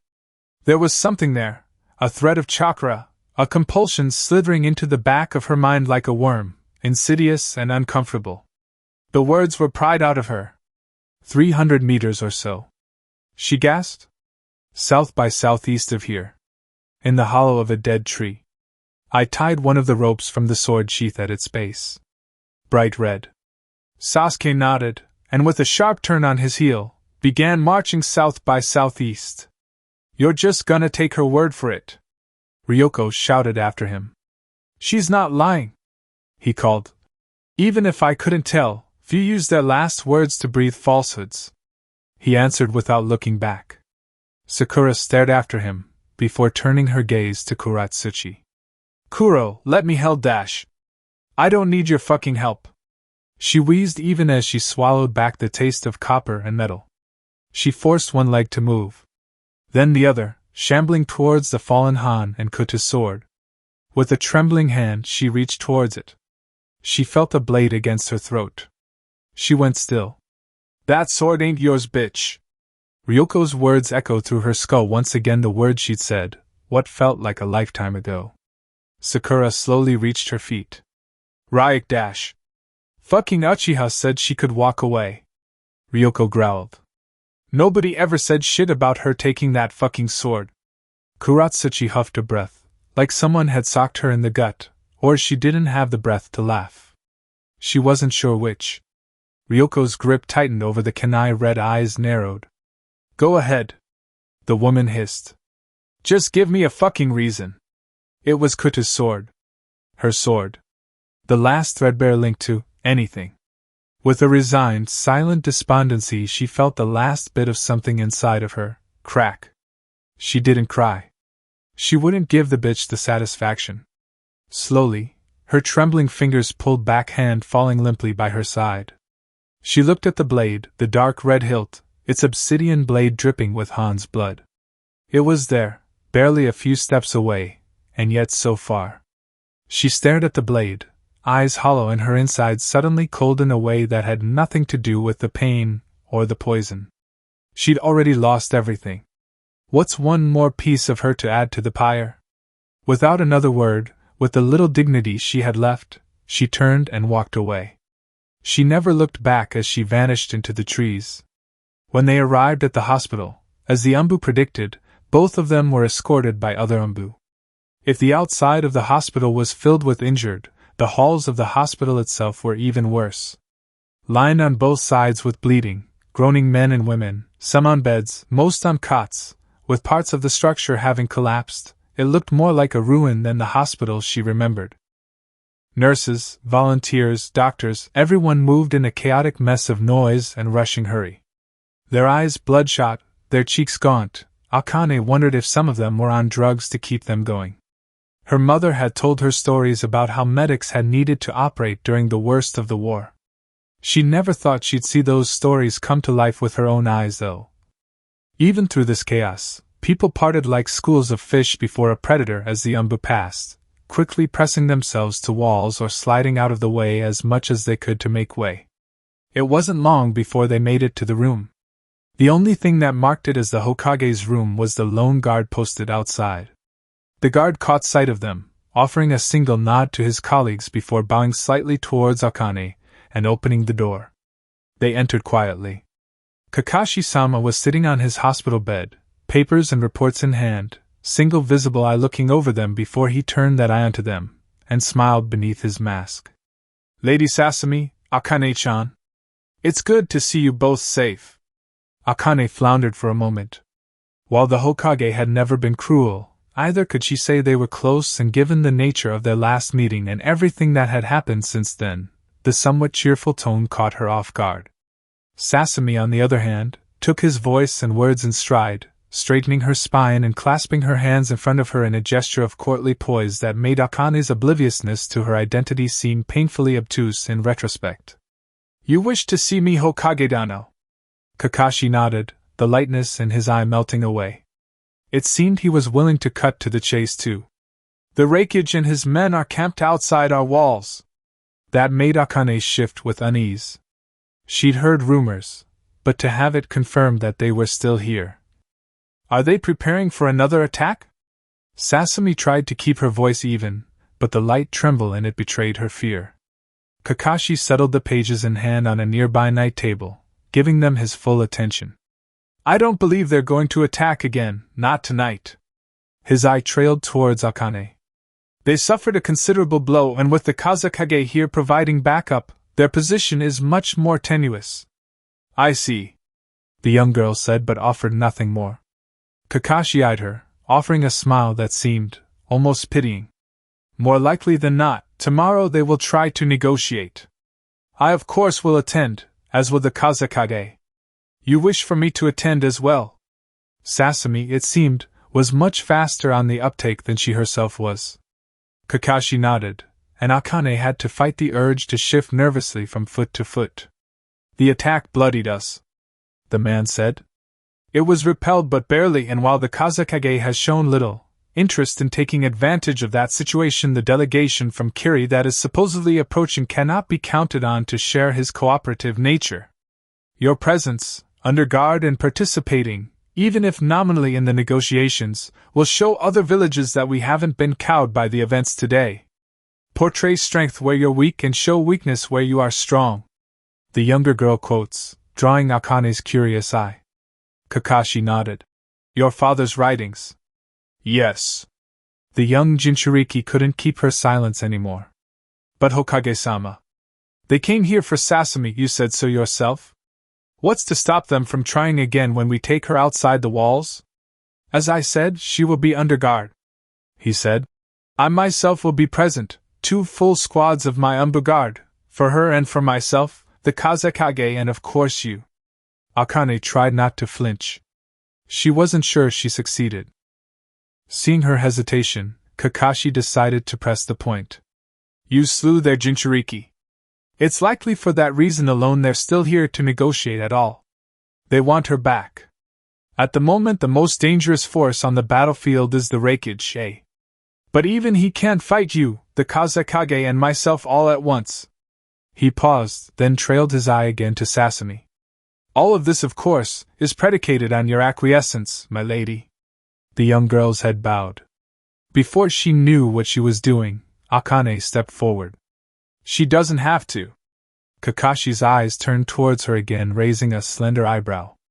The Jinchuriki felt her tongue turn to cotton in her mouth, her throat close up before forcing herself to speak through it. It's too dangerous. Even with all of us there there's no way we could guarantee her safety. No. There is no guarantee, he admitted candidly. But if we don't, we risk prolonging the war. A country without at least the appearance of a strong daimyo, the appearance of a strong village, is a weak one. Image is part of combat in this theater. It'll be worse if we lose her, Akane protested. He nodded. You're right. But appearances isn't the only reason. Then what's the other? Any agreement made between us without the seal of at least a daimyo, we're hidden villages, he drawled. Technically, the Kumo daimyo could simply not acknowledge the treaty and renew hostilities. But with her as a participant, even a nominal one, that politically becomes much more difficult. Other daimyo would not like to believe the treaties they put their name to can be ignored after all. But I'll go. Sasami's voice brought her up short, turning her gaze over to see the girl, trembling, fists clenched, but jaw set and eyes fixed with determination. I'll go, she repeated. Silence reigned. Akane's decision from there was easy. She straightened. Then I would like to have the position of her guard, Hokage-sama. Kakashi's eyes switched between them. You already were, he said. I mean officially. She pressed, demanded. I want her to be my mission above everything. The other the village, even you. His eyebrow hiked a little higher over his head. After a moment he chuffed a barely there laugh, shifting where he sat. Very well then, he said slowly. Consider it official then, Lady Senju. Your objective will be the protection of the Lady Sasami above all others. He offered her a thin, humorless smirk. Which, if I'm not mistaken, makes you a fire guardian. For Naruto it was a strange feeling, waking to the sensation of light, repeated slaps on his cheek. We follow you all this way and you're asleep? He hears a familiar voice tease. Opening his eyes is a struggle, but he manages, and he's rewarded with a vision of green. Green healing chakra, and green eyes. He blinks, staring up. Sakura? She smiles, and for a moment, it's different, the hair shorter, the mess of scar tissue over her eyes gone, the armor and weapons replaced by a healer's tunic. The vision passes. And she's back, she's normal. But Sakura's eyes glimmer with unshed tears as she looks at him. Hey, you idiot! He blinks, staring, eyes trailing down to her hands which still glow with the faint traces of healing energies. He turns his gaze to Sasuke. Stoic, grim-faced and coldly distant, it's a face that's strange and familiar and wrong on this one that he's known for so long this time. Guess you're as weirded out as I am. The voice makes him turn away, finding Ryoko nearby, arms crossed, staring at both Sakura and Sasuke as though she was trying to decide what exactly she was looking at. Naruto blinks and turns to look at Sakura. She looked at him with a patient sort of kindness that was alien on both versions of her. Seeing him at a loss for words, she's the one who speaks, the one who breaks the silence. We could never leave you alone, she smirked. You get into too much trouble, and we'd be worse than trash, wouldn't we? His heart stuttered in his chest. He sags, the breath wheezing out of him as he strangles down a choke sob, or a choke laugh. She smiles quietly, with a look that tells him, no. He's not crazy. He lurches forward, almost pitching before he caught himself, staring into her eyes. How? Sasuke can probably explain it better than I dash.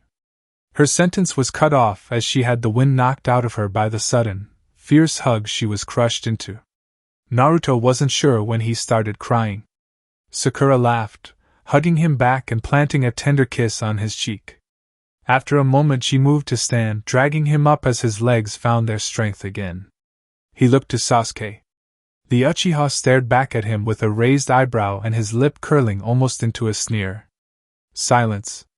I ain't giving you a kiss, dash. Just like Sakura, his words were stopped as Naruto hugged him too with an audible oomph.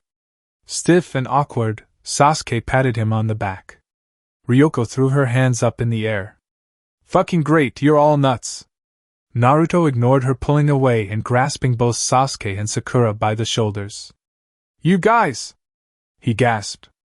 I mean, how are you, dash? Kurama. Sasuke's voice cut in like a knife. Naruto turned to him, and the Uchiha continued. Kurama did this, he said. Time is... He pauses, seemingly measuring the words. Different where we were. Meaningless. An instant or an eternity, he found and dragged the pieces back together. Naruto turned from him to Sakura, who nodded quietly. The blonde blinked, brain turning, churning, trying to wrap his head around it. Kurama had done this. Kurama was still alive. He reached into his seal. Hollow. Empty. He's not here. He whispered, looking to them. He didn't come back with you. No, he wouldn't be. Sasuke shrugged as if that answered anything. Then Sakura spoke. And we're not back. Not really. She whispered, almost apologetic as she looked at him. We're here for a window, a moment. This isn't even us, strictly speaking, we're whispers. He shook his head. No. No, your dash. Remnants. Sasuke cut him off with callous finality. The look on Naruto's face must have been something, because even the Uchiha softened his hard-line gaze as he sighed. Look, this is when Kurama decided we should come. It sucks, I get it. But stay focused. Kurama decided? The fox was smart, and he wasn't cruel. He would have had a reason. A good one. He has to trust that at least. Why? He choked. They were here. They were right here. The thought of losing them again, it was just cruelty in a different form. Because you're not alone. Sasuke's answer was cryptic. When Sakura spoke up to explain, it sent ice through Naruto's veins. He followed us, Naruto. She whispered. Tobi. He followed us through the seal. What the hell are you talking about? Tsunade's voice was shrill, angry even as Orochimaru shifted uncomfortably beside her. He loved you. The waters churned and hissed, the sounds coalescing into a haunting approximation of a voice. But you loved another. So he attempted to leave. Bullshit. She barked back, stepping once more to the defensive water wall. Nagato turned those strange ringed eyes of his towards Orochimaru. The waters hissed. Is it? For once, the serpent felt tongue-tied, an apple lodged at the back of his throat, choking him. Tsunade stepped in front of him, staring into his eyes. Is it? She demanded, the edge of creeping horror sneaking into her voice as she looked at his face.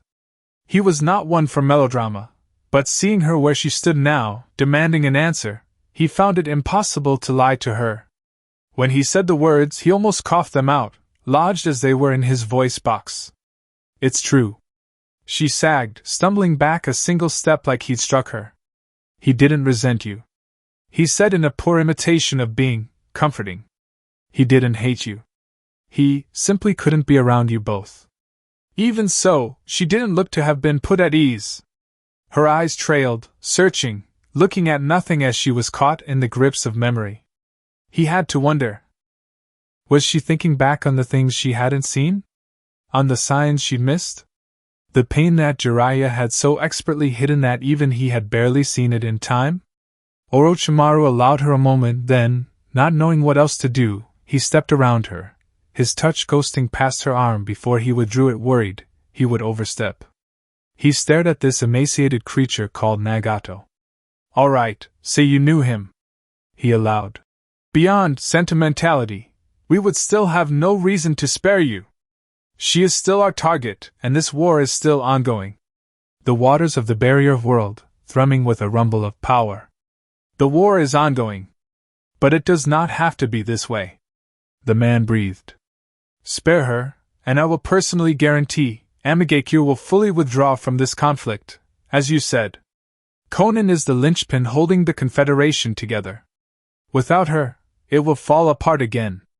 Konoha will be safe, your mission fulfilled, and you will be free to divert your resources to fighting your true enemy, Iwadakure. The waters stilled, and silence reigned. You've done enough, haven't you? I know you've poisoned our wells and food supplies. Orochimaru stiffened. I know that Tsunade-san has made certain the disease will spread far before it's finally detected. Is even that not enough? Must there be more blood? More death? No, not much more. Just one.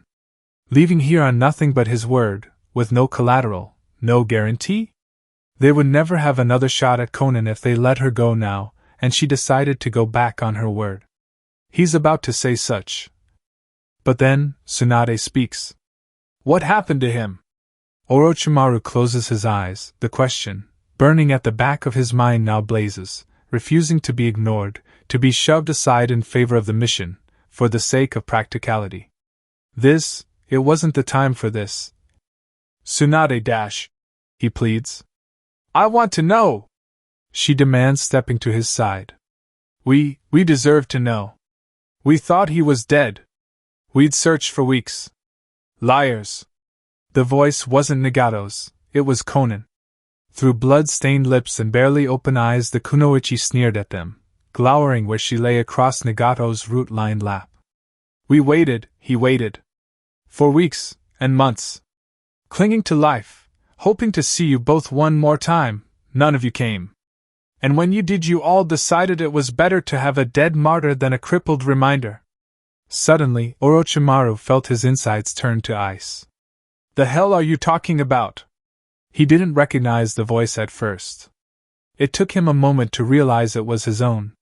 He steps forward, a fist slamming into the solid wall of still churning water. I looked through those swamps. He hisses. In the rain and the mud and the muck, with blood and bodies and remnants of battlefields. I looked. He wasn't there. He couldn't have been. He couldn't have been there. Nagato's hand fell over Konan's head. The waters danced. Peace, Konan, rest for now. The woman struggled against the compulsion, her eyes fighting to stay open. But she was too weak, too injured, and after a moment of struggle, her eyes shut quietly. Nagato turned his eyes to them. Perhaps you did look, the ripples in the water whispered. I had not come into my powers then. I could not say. But if you did, we did not find you, even as we searched for you on his behalf. How long dash? Tsunade whispers. How long did he survive? He lingered at the edge of death for nearly 1 year. Orochimaru felt the strength in his legs nearly abandon him. A year. 1 year. They'd searched for 3 months. Before duty, before practicality, before hopelessness had pulled them away. A year! He felt Tsunade's hand grip his shoulder, squeezing tightly. Nagato stared at them with those fathomless eyes. He trained us in that time, as best he could. We learned how to mold chakra, how to remain hidden, techniques that would serve us well in the years to come. Even so, the young man bowed his head. When he came for him, we could not save him. Who? Orochimaru asked, fingers clenching into fists. Who came for him? He would rip the man's heart out himself. Nagato's ringed eyes blinked languidly. He bore a Konoha headband. We could not recognize him. He slew Jiraiya. He slew Yahiko. It was Jiraiya that allowed us to escape. Who? The snake demanded. Nagato's head bowed. The man in the spiral mask. The process was imperfect. Sasuke explained. He didn't study the seal as we did, didn't construct it or understand the various theories. He's trapped, Sakura said with a firm nod. Lost, doesn't know how to get out, the only window is dash. Kurama. Naruto breathed, realization dawned on him. She nodded. He's been fighting, Sasuke whispered slowly. On 1,000 battles across 1,000,000 skeins of fate and time they've been fighting this whole time. Kurama's been keeping him contained, but occasionally, something breaks through. You must have noticed things, Sakura said. Differences, pieces that don't line up. Naruto felt cold. That's why, she continued. Whenever he escapes, it's like us, for brief windows, moments, and he tries to make things change for the worse, move things to favor chaos, or help him escape. More the latter than the former. Sasuke shrugged. Something happened. Maybe Kurama slipped, or he was busy, gathering us. But a shard, if you will, got out. A fairly strong one. It's been out and it's making its move. Kurama knew it would try to hit you now. If he can get to you, he might be able to use you to finally escape fully. Naruto felt his heart beating like a fist beneath his ribs. Suddenly, there's a sound of someone clapping. The three of them stiffened. Then, they could sense them. Covered behind a veil of genjutsu, they hadn't noticed. But the Umbu were here. A dozen at least, though that didn't discard the possibility of more still in hiding. And standing in the shadow of dying leaves. There he was. Unchanged, unmoved, exactly as Naruto remembered him. Tobi. Beside him, Naruto recognized her by the picture in the bingo books. The Tsuchikage with her dark raven hair, cold eyes and pale skin. The spiral mask stared back at them, hands lightly clapping in celebration. The fur ball was always sharp, wasn't he? He drawled. I'm impressed he was able to drag up the pieces of the two of you. Enough to make you conscious rather than gibbering lunatics too. Nice. Sasuke and Sakura took defensive positions beside him, Ryoko cursing as she drew her weapon. You know, princess, his silver-haired teammate said, taking her place at his back. When this is all over, you owe me one hell of a fucking explanation. Don't panic, Sasuke uttered. He's not fully here. He's not nearly as powerful as he was before, and his time is running dangerously low. He may not be able to fight at all. Focus on the Umbu and the Kage. Slowly the masked devil knelt. My. You were always sharp too, weren't you, Sasuke-kun? He trailed his gaze up to his side, towards the Tsuchikage. Though you'll find I have a few surprises of my own. The woman smiled, an expression that was malicious and cruel. She closed her eyes. When she opened them again, all 3 members of Team 7 gasped in horror. Spinning within the pupil was the three-tomoed Sharingan eye mirroring the one now leering through the single eye hole of the spiral mask. Toby laughed a dark, cruel laughter that cut through the dark forest as night fell around them. Chapter 87. The memories in Sasuke's mind were broken, fragmented. He, unlike Sakura, had not melded well with his counterpart in this world, where Sakura slipped in as unobtrusively into her host as possible, sharing tactics and skills seamlessly to the point where conscious and subconscious actions were overridden and reasserted in an instant as the need arose. His experience was altogether different. He was a square block in a round hole, ill-fitting, obtrusive, obstructive, wrong. He functioned now by suppressing the will of his counterpart, shoving him down into the dark corners of the mind, not unlike a Jinchuriki to their Bija. It was a battle of wills, and for now, his will was stronger. Or perhaps more accurately, his counterpart was cooperative in a way he was not, and had chosen passivity over open conflict. Regardless, the end result was the same. For the moment, he was in control. But while he did not have the seamless melding of Sakura, he did have one thing he could draw on. His alternates' memories. Bits and pieces, slivers really. But between that and his own intelligence he knew enough to begin putting together the first vestiges of a plan as the IWA Umbu moved to tighten the noose around them, their weapons drawn and power roiling beneath their skin, like waters in a storm. The Tsuchikage moved forward, a slow, languid air in her steps. Red Sharingan eyes she should not have spinning with a quiet menace. "I've been waiting for this for quite a long time, truth be told," the woman said quietly. Naruto snarled, grit teeth like the bared fangs of an animal backed into a corner. "Keep your head," Sakura warned the blonde. She was right. They weren't strong enough to cover for any mistakes, not now. It seemed to work. While not calm, he felt Naruto relax ever so slightly. 8. Sakura counted the Umbu. There were 9, but the 9th was decent enough at Genjutsu. He saw little need to correct her, he would deal with that one shortly. No need to tip his hand to the man. "We can fight 8, but only if you can hold her and Toby off," Sakura continued. "If you let them get in your head, then we're all in trouble." Naruto nodded, grabbing a tighter hold on the reins of his flaring anger, the coil of emotions wrapping tight around his temper in a degree of self-control that seemed almost alien to the Naruto Sasuke knew, who was all emotion and unrestrained passions. The blonde offered a quiet nod, then began moving his hands in the signs Sasuke vaguely recognized as the Kuchiyos. When Ma and Pa appeared on his shoulders, the two summons were both busying themselves, demanding explanations and fussing over his condition even as they carefully began the process of channeling nature chakra into his system to activate Sage Mode. They were being careful. Sakura had healed him, but he was not at 100% by any stretch of the imagination, and his previous fight against so many S-class shinobi had drained his reserves significantly. And now, right in front of him, was Toby. Perhaps he should feel somewhat reassured that the bastard had tried to stack the deck this much. Goodness knows he wouldn't have needed to before. His eyes flickered to Toby. He was barely there. Naruto was staring right at him, sensing him, but it felt as though he was barely there, like lingering smoke, hanging in the air, ready to drift away and vanish at the next breeze. Kurama's fighting him has been fighting him this whole time. He's barely got any time left.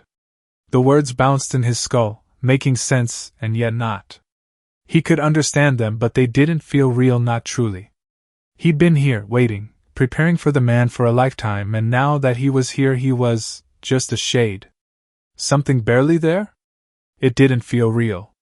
Unlike the Tsuchikage and Umbu surrounding him, the specter of a world long dead hadn't moved, hadn't readied himself for a fight, instead merely crouching on his tree branch like a ghoulish gargoyle, mirth dancing in his one visible eye. And then there was no more time to think, no more time to sit and force his brain to make sense of all this, to organize the whirlwind of truths and information that had been dropped onto his lap. The Umbu were the first to close in. Ryoko, Sasuke and Sakura met the charge in their own ways, wind blades, crackling lighting, and heaving earth rising, leaving Naruto to contend with the Tsuchikage. She attacked as well, lightning fast, almost too fast to see as his body lurched from base to the empowered sage mode nearly too late. His hand rose, bone striking bone as forearm struck forearm to stop a kunai from driving itself into his temple. She was strong, stronger than she had any right to be without something augmenting her.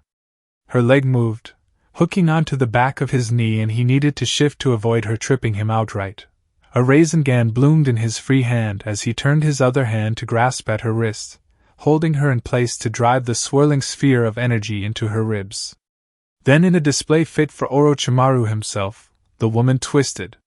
She turned, her seized arm going up, over her head and behind her back as if she just dislocated her shoulder and elbow, the leg that hadn't been interlocked with his own now rising to plant itself between the bend of his bicep and elbow, halting the Rasengan mid-thrust as her last free hand whipped around and nearly ripped open his throat with a crackling kunai blade wreathed in lightning. He released her, shoving her away and himself back, out of her reach, awkwardly jerking the Rasengan to smash into the lightning blade, deflecting it upwards as she extended the thing in an attempt to catch him on the retreat. Without missing a single step, the woman was on him again, pressing the attack. Naruto felt her chakra seep down into the earth, twisting and roiling the dirt before his own power rushed down, overpowering hers and seizing the rock, the mud, and the roots themselves. Her power was forced aside, washed out, and he noted the open surprise on her face, surprised that he could still overwhelm her technique, weakened as he was, but it was short-lived. Spears of stone, choking tendrils, and boggy muck rose to the surface, seeking her out, looking to trap her. She leapt into the air, and Naruto called a gale of wind to batter her down again, bringing her into reach of the vines that snaked and coiled around her body, his hand tightening as the roots crushed and strangled. "Behind, kid!" Pa shouted. The warning came and he listened, whirling to look behind. But Toby had always been too fast by half. His hand was where it needed to be, ready to intercept, to shove the attack aside, but it didn't matter. His hand passed through Toby's like it had so many times before, and he was able to see the red of the man's Sharingan eye a second before he felt the white-hot pain of a knife punching into his flesh, slipping and grinding between his ribs as the air in his lungs left him in a breathless gasp. He stumbled back, but another hand reached out, grabbing him by the throat, holding him still, and Naruto blinked, staring up into that spiral mask as the knife dug deeper into his side, leaving a burning trail of liquid fire spreading through his chest. 3 Tomos spun languidly behind Toby's mask. "Have you forgotten how to fight me after all this time? I'm disappointed, Naruto-kun."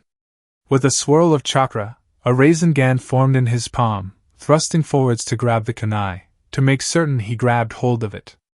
As expected, the Rasengan passed through the murderous monster without the slightest bit of damage inflicted, but the kunai was released, letting Naruto's fingers grab hold of the hilt as Toby took slow steps backwards, secure in the cloak of invulnerability that had frustrated them all for so long. The kunai in Naruto's side jutted out like a gnarled root, dripping dark blood that squeezes its way out from the obstruction that was the blade itself as the Rasengan dissipated in the blonde's outstretched palm. Naruto breathed harshly, tasting copper at the back of his throat, feeling his breath wheezing and hoping his lung wasn't about to collapse. That Sasuke appeared, melting out of the ground beside Toby, rubbing at her throat where the vines had been strangling her before the time-locked ninja's intervention. "He's still dangerous," the masked Uchiha drawled. "I trust you won't be underestimating him again." The woman stood to her full height, a spectacular sneer on her lips. Whether it was just for him or for herself, Naruto couldn't say, and he didn't care. Ma and Pa were fussing in his ears, shouting at each other, shouting at him, but he barely had a mind to listen to either of them. Sasuke, Sakura, Kurama. They'd all put all of their faith, everything they were, everything they'd worked for, they'd pinned it all on him. Was he going to lose here? Again? Don't be stupid. He could almost hear Itachi's quiet demand whispering across his thoughts. With a flash of determination he gripped the kunai shoved almost to the hilt, and yanked the weapon free with a gush of blood, staring at the hated spiral-masked monster and the Sasuke who stood with him. Sakura believed going into the fight that it would not be her who shattered the enemy offensive, and wiped the board clean so that they could move together to help Naruto. Because that wasn't her role. It had never been her role. She was not the spear tip, the knife's edge. Her role, despite her overwhelming physical strength, had never been to drive into the heart of an enemy and cut him down quickly. No. She'd always been the rock on which the tide broke, the one that could endure better than most, survive with strength to spare against things that would destroy others. Between her physical durability, ability to evade most attacks hammered into her by long grueling hours of training under Tsunade, and the ability to instantly self-heal from nearly any wound or toxin, there were few things that could kill her if it wasn't done instantly. Surviving a lifetime of ceaseless, unremitting war once before where all others had died proved that in and of itself. But burning in the back of her mind, in the center of her chest, even something rebelled at the thought of being so meek, of passively waiting for Sasuke or Ryoko to land a kill, to cause an opening, of waiting for them to do what she had spent a lifetime perfecting. The art of killing other people. Intellectually she knew where this was coming from. Her other self. The one from here, the one that had trained under Orochimaru, who had struck wooden posts until her knuckles broke, who threaded razor wire in her hair and practiced her fine control over them until her scalp bled, who stretched and contorted until she could pull off even the most absurd techniques of the Hibi Taijutsu flawlessly. That Sakura was not a medic. That Sakura was an assassin. And the thought of waiting, of holding back while Naruto barely healed, barely standing, Naruto fought at Sasuke mere feet away while she allowed these three Umbu to keep her away even for a moment longer than necessary, repulsed her other self and made her stir from the depths of Sakura's subconscious. Where her own feelings ended and the others began were rapidly becoming difficult to determine, thoughts melding and merging into something untenable, hesitant, vulnerable. So Sakura did the one thing she felt she could. She let go. Her grasp, her hold on consciousness slipped, and like before, trapped in the world between worlds, her perspective became warped, distant. Like looking through the muddied lens of a warped glass on the other side of a cracked window pane. Instantly, she was afraid. Terrified even. It sent a wash of despair through what remained of her thoughts, wondering if she might ever see the light of the sun again. She wasn't sure how long her thoughts were untethered like this, how long she floated through the realms of this other Sakura's subconscious. But she became aware again at the sound of steel striking steel.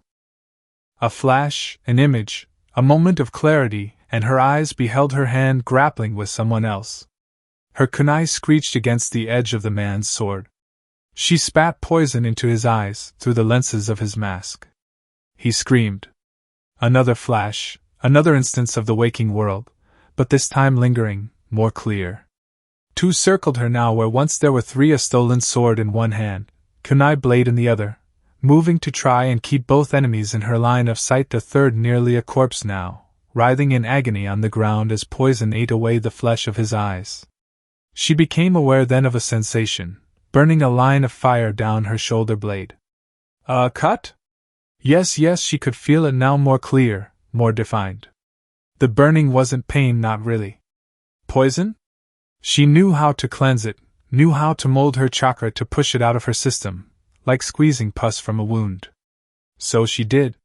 The pain eased, and the wound quietly began to stitch itself closed. The blood flows, slows, then stops.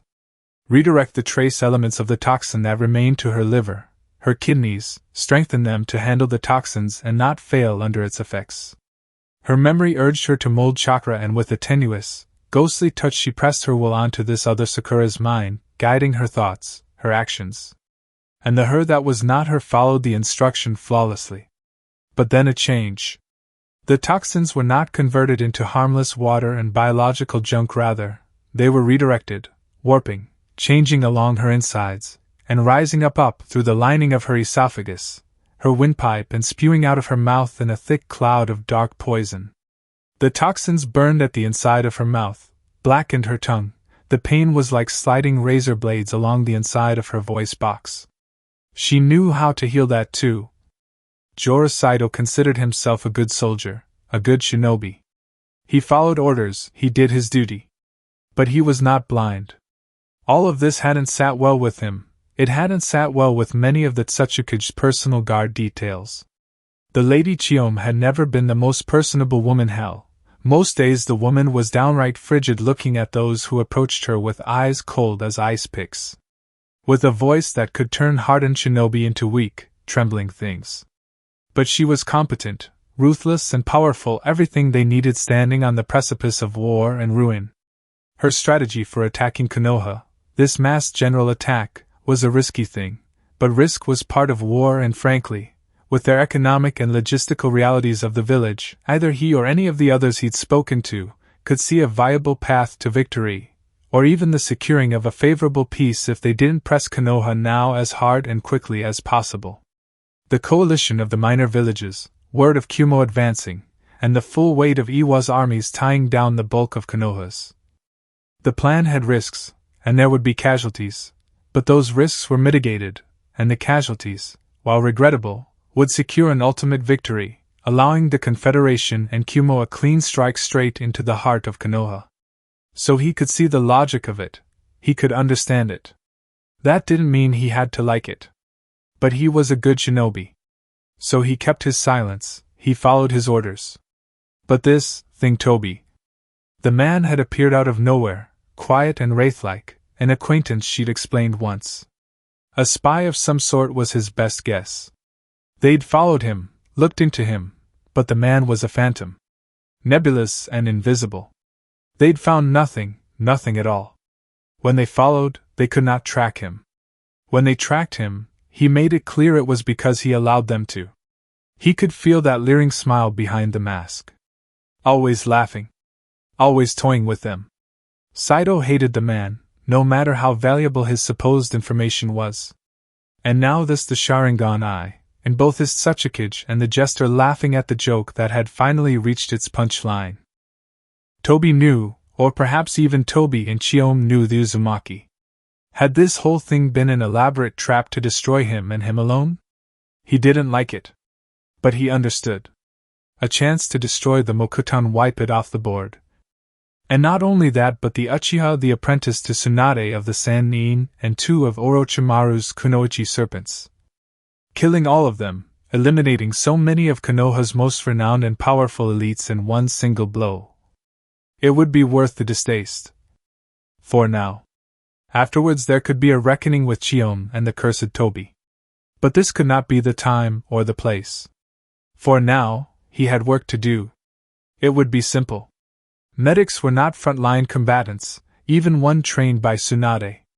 Their combat skills were always lacking in some way. All you needed to do was find the aspect they'd neglected, close, medium or long range. He moved quickly, falling into line as Sanada and Yorita rushed ahead of him, falling into the familiar pattern of their opening attacks. He expected the Uchiha to tense, to brace himself, perhaps even to try and widen the distance with a retreat to gain some more time to think, to split them up. He did not.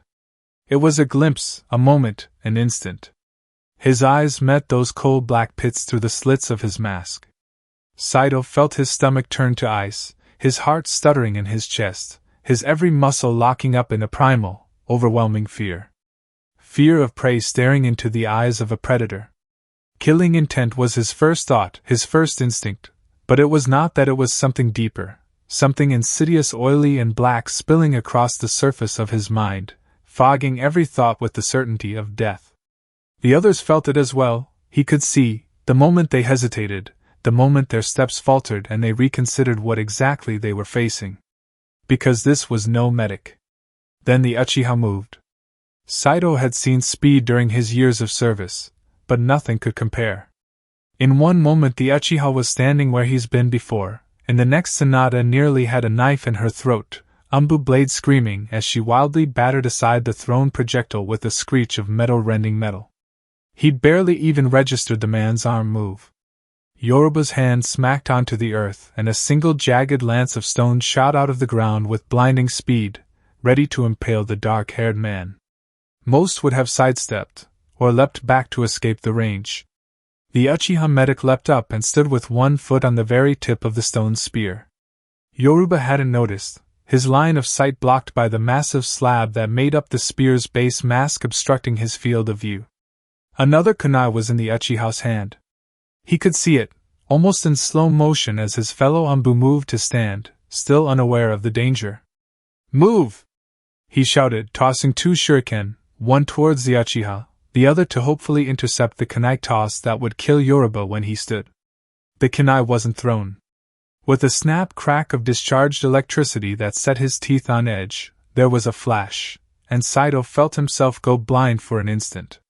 When his vision cleared, a blade of lightning, 20 feet long, extended from the Uchiha's fingertips through the tip of the kunai blade, piercing Yoruba's mask and lancing into his brain. The blade burned white hot. The smell of burnt meat filled his nostrils with its sickly sweet scent. Nothing in his file had ever indicated such a high mastery over the lightning element. Increased strength, durability, and aptitude for self-healing, minor genjutsu. Nothing like this. It had been done so cleanly, so effortlessly. He felt the surge of chakra, familiar patterns weaving into the soil, and almost by reflex he began moving, rushing to complete the attack Sanada had called out by sheer familiarity of her abilities. He leapt high into the air, using trees as springboards to get above the topmost opening, ready to breathe down a fireball into the cylindrical furnace. But as he passed over, empty? But where did he? It was the last thought the Anbu would have, as a second later he felt something punch him in the throat, choking as he suddenly struggled to draw in a breath. Uchiha Sasuke hung in the air below him, appearing from nothing, his hand outstretched before falling away. Saito reached for his throat, only faintly recognizing the feel of a kunai ring pommel before the world went dark and he fell dead to the forest floor below. For her own part, Ryoko recognized immediately the tactical situation they were in, and how fucked that tactical situation truly was. To be frank, if Naruto was in top form, she would have been considerably less worried. The blonde was a powerhouse, and if she had to put money on him against anyone in the world, she would bet on him every time, no matter who the enemy or the odds. But to put it simply, he wasn't in top form.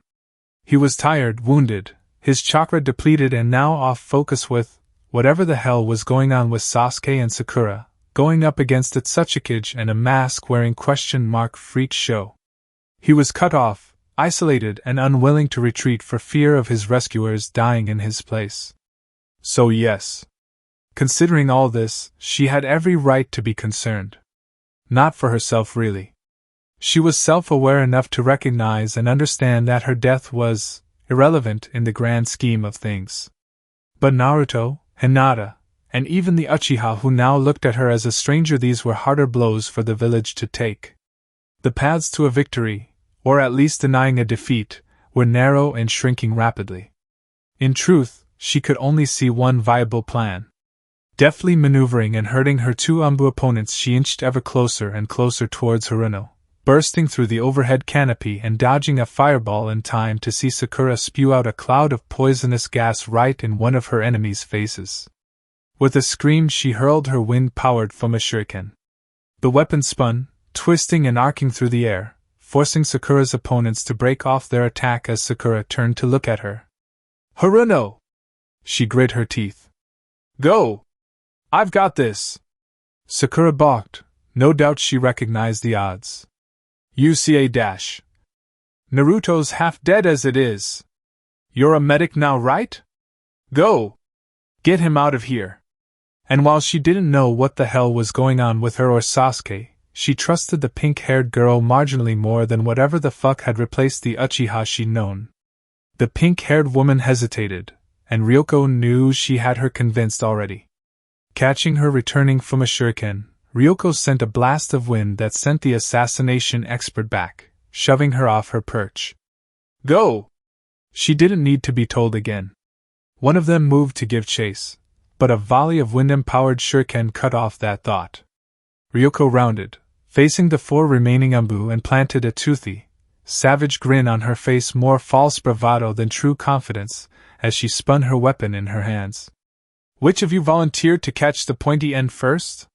When the blast of fire roared across the battlefield, Naruto himself barely had time to erect a stone wall to act as a shield against the incoming flames. The mud wall cracked, flash baked into a dry rock, crumbling against the force of the blast. He felt the shift in the air behind him and rounded, turning on the woman as he caught her by the wrists, stopping her weapon cold as he manipulated the air around them, sucking all the air towards them. The flames spread, sucked into the vortex, turning their battleground into a conflagration of fire and swirling ash. Ma and Pa cried out, struggling to keep their focus as he turned the clearing into a giant kiln. He saw that Sasuke's cloak catch fire, the woman's Sharingan eye snapping away from him as the flames began to lick at her, fully exposed, while the mud wall at his back provided the barest hint of protection. She tried to pull away now, but he held her in place, sucking in more of the winds around them, the superheated air now making it almost impossible to breathe. That Sasuke grit her teeth and with a savage forward lunge, cracked her skull directly onto his teeth, sending him reeling. The pain, coupled with Ma and Pa's focus faltering, caused the sage mode to slip out of his grasp, the delicate balance quickly dissipating, which allowed the Sasuke to yank herself free of his hold and leap backwards, through the flames around them. The force of her passage created a vacuum the flames rushed into. Naruto allowed the winds to die away before reversing their flow, sending the flames scattering outwards and away. Instantly, the air around him cooled, letting him suck down deep, ragged lungfuls of air alongside Ma and Pa. "I'm sorry," he panted. Ma patted him on the cheek. "Don't you worry about us, dearie, we'll be okay," she reassured, her slightly moist pad smacking against his whiskers. Pa tried to smile, but said nothing, and that worried him. That meant they were in bad shape after that. Then he noticed something. Toby was gone. He couldn't sense the man, not even with sage mode returning to him, sharpening all of his senses. A spike of panic shot through his guts like a shard of ice. Had he gone after one of the others, or was he preparing to try and take him by surprise again? Had the blast driven him off, or had his supposed lack of chakra to remain in this world finally shown its effects? Worry cloyed his insides, and his already heavy, labored breathing worsened considerably. He rushed to stand, only for the pain of his various injuries to make themselves known again, stopping him cold.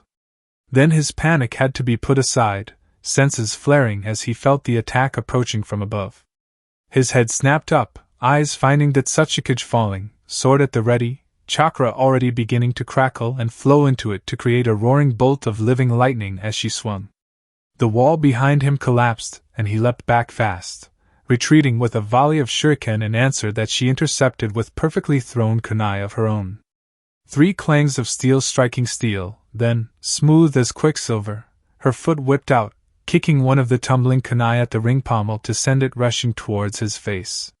He leaned sideways, the sudden jerk throwing off his balance as she pounced in that moment, forcing him on the back foot, avoiding her sword but receiving another kick to his still wounded side. She was relentless, and blindingly fast. Her genjutsu attempts slammed into his mind over and over again, and he realized that while rebuffing them wasn't a problem, she was taking another approach with the tactic, sheer brute force distraction, splitting his attention in time with her strikes, forcing his defense to be just that split second slower, that little bit more off form and imperfect. He never enjoyed being on the defensive anyway. Without hand seals, his chakra moved and formed, familiar patterns taking shape by pure reflex and instinct, and the woman was surprised when, mid-swing, her arm was caught, and mid-step her feet tripped up. Clones were now at her sides. The two gave him enough breathing room to press his own attack, tangling her limbs, forcing a moment's opening as she took the time to dispel them, only for yet more to appear in their place as they were dispelled, lashing out with kicks and strikes of their own from multiple angles. A strike to the knee, the ribs, a drop kick to the shoulder, a lunging tackle from the side. She was fast, but the lack of hand seals hampered her Sharingan's ability to read the molding of his chakra. Focusing so hard on avoiding his sage-enhanced blows detracted her focus. But it was a success born of surprise. Every subsequent dodge was a bit smoother, every clone dispelling just that split second sooner. The two that formed last were in front of him, and these she dispelled near instantly, the smoke exploding thick and gray, obscuring them both from sight. She whirled, kunai tossed from her swinging arm like a shot, diamond-shaped blade glinting in the dark as it caught him dead center of the chest far above in the canopy of trees.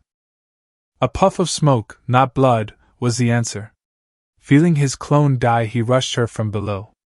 Earth bent and twisted to his will, splitting apart above him and rushing up beneath him. The ground all but spat him out as chakra whirled in his closed fist, spreading out from the center of his palm as he opened his hand with a snarl, seeing her head whip down, eyes wide as she saw him emerging from the ground at her feet with naked surprise on her face, Tomo spinning wildly. Her sword burst once more with electricity, screeching and crackling with forks of pure lightning as she swung to use it as a last-minute shield. Lightning and Rasengan collided with a scream that rent his mind as though the blow had struck home. With a screech that made ears bleed, metal shattered and exploded outwards. Naruto saw shards of metal tear into her, catching in her armor in many places but also slipping past, cutting into joints and softened weak points as electricity burned under her seared flesh. She screamed, raw pain turning her voice shrill before that scream turned into a roar, fire exploding from her mouth to blast him point-blank in the face. The heat seared, and without Sage Mode he had little doubt he would have been crippled outright or worse. As it was, he brought up his free hand, shielding his face and eyes, and felt the skin burn and start to blacken. Again, his chakra moved and a clone appeared at the woman's side once again, kicking her hard enough in the ribs that the bones must have been broken as she skidded back on planted feet. The skin of his hand was charred black, pinky and ring finger seared. His hand trembled and the tingle of his faster than normal healing was present but weaker, the lack of chakra to fuel it noticeable now. In fact, looking at his hand, he could see the webbing on his fingers, the digits longer than they should be. "We can't keep this up, my boy," Pa cautioned. "You're running too low on chakra to maintain balance." Yeah, made sense. He tried to smile, and he wasn't sure how well he pulled it off. "It's all right," he assured. "Think I've got a plan." He could feel the two toad summons eyeing each other, not quite believing him. "Take shelter in audacity." They told Sasami that her father had said that once. Or perhaps it had been used to describe her father. She thinks, at this moment, staring at the wreckage, that she understands. He has planted himself in front of the Great Eastern Gate. Sitting on a canvas seat, the white banners of Kumogakure hang behind him. The gloom of the early morning gray barely hides the array of shinobi at his back. They have the walls. They have more men behind those walls. They have 2 Jinchuriki, and reinforcements on the way. But in that moment, he is the one who seems to be in control. The one with all the cards to play. "Don't worry." Sasami turns, and Akane is there, standing beside her, peering through the morning fog at the mountain of a man. "I'm right here," the redhead promises. Quietly, the little lady nods, reaching up to take her hand in her own. The other shinobi are preparing not far off, checking weapons, fitting armor. There are a dozen umbu, but she knows that only 4 of them are real. The rest are props, dressed up to give an impression.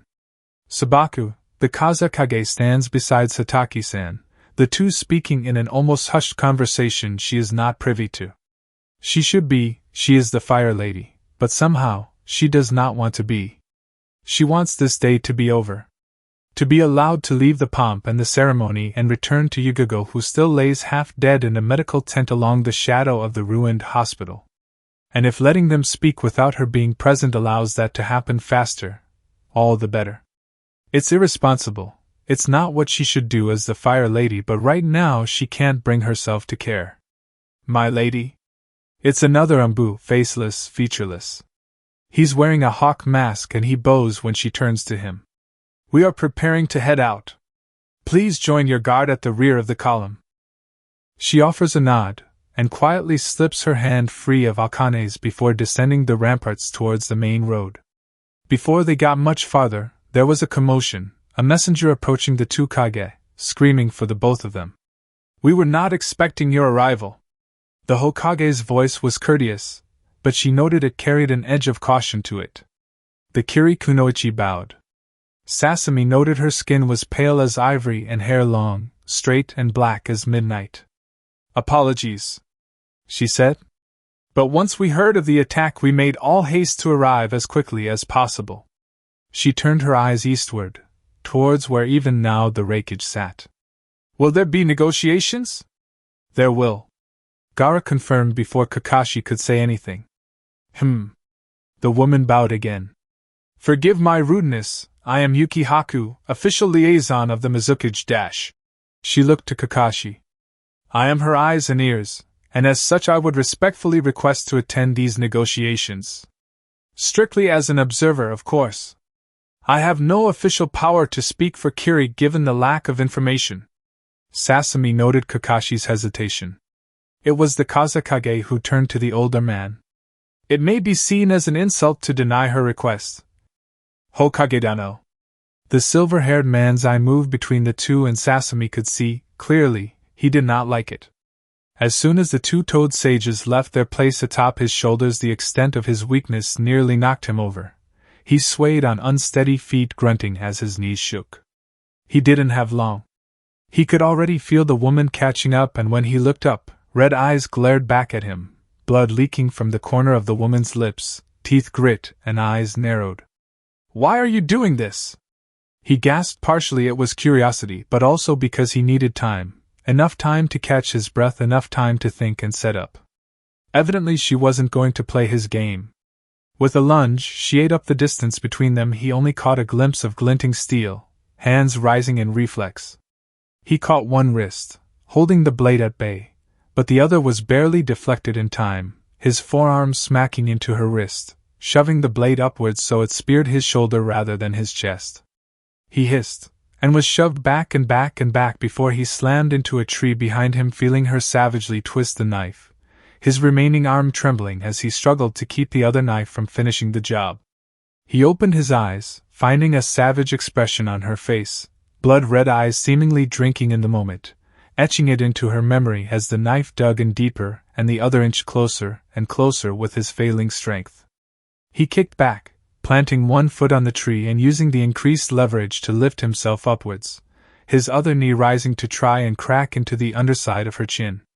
Either he was too slow, or her eyes had allowed her to see the attack coming.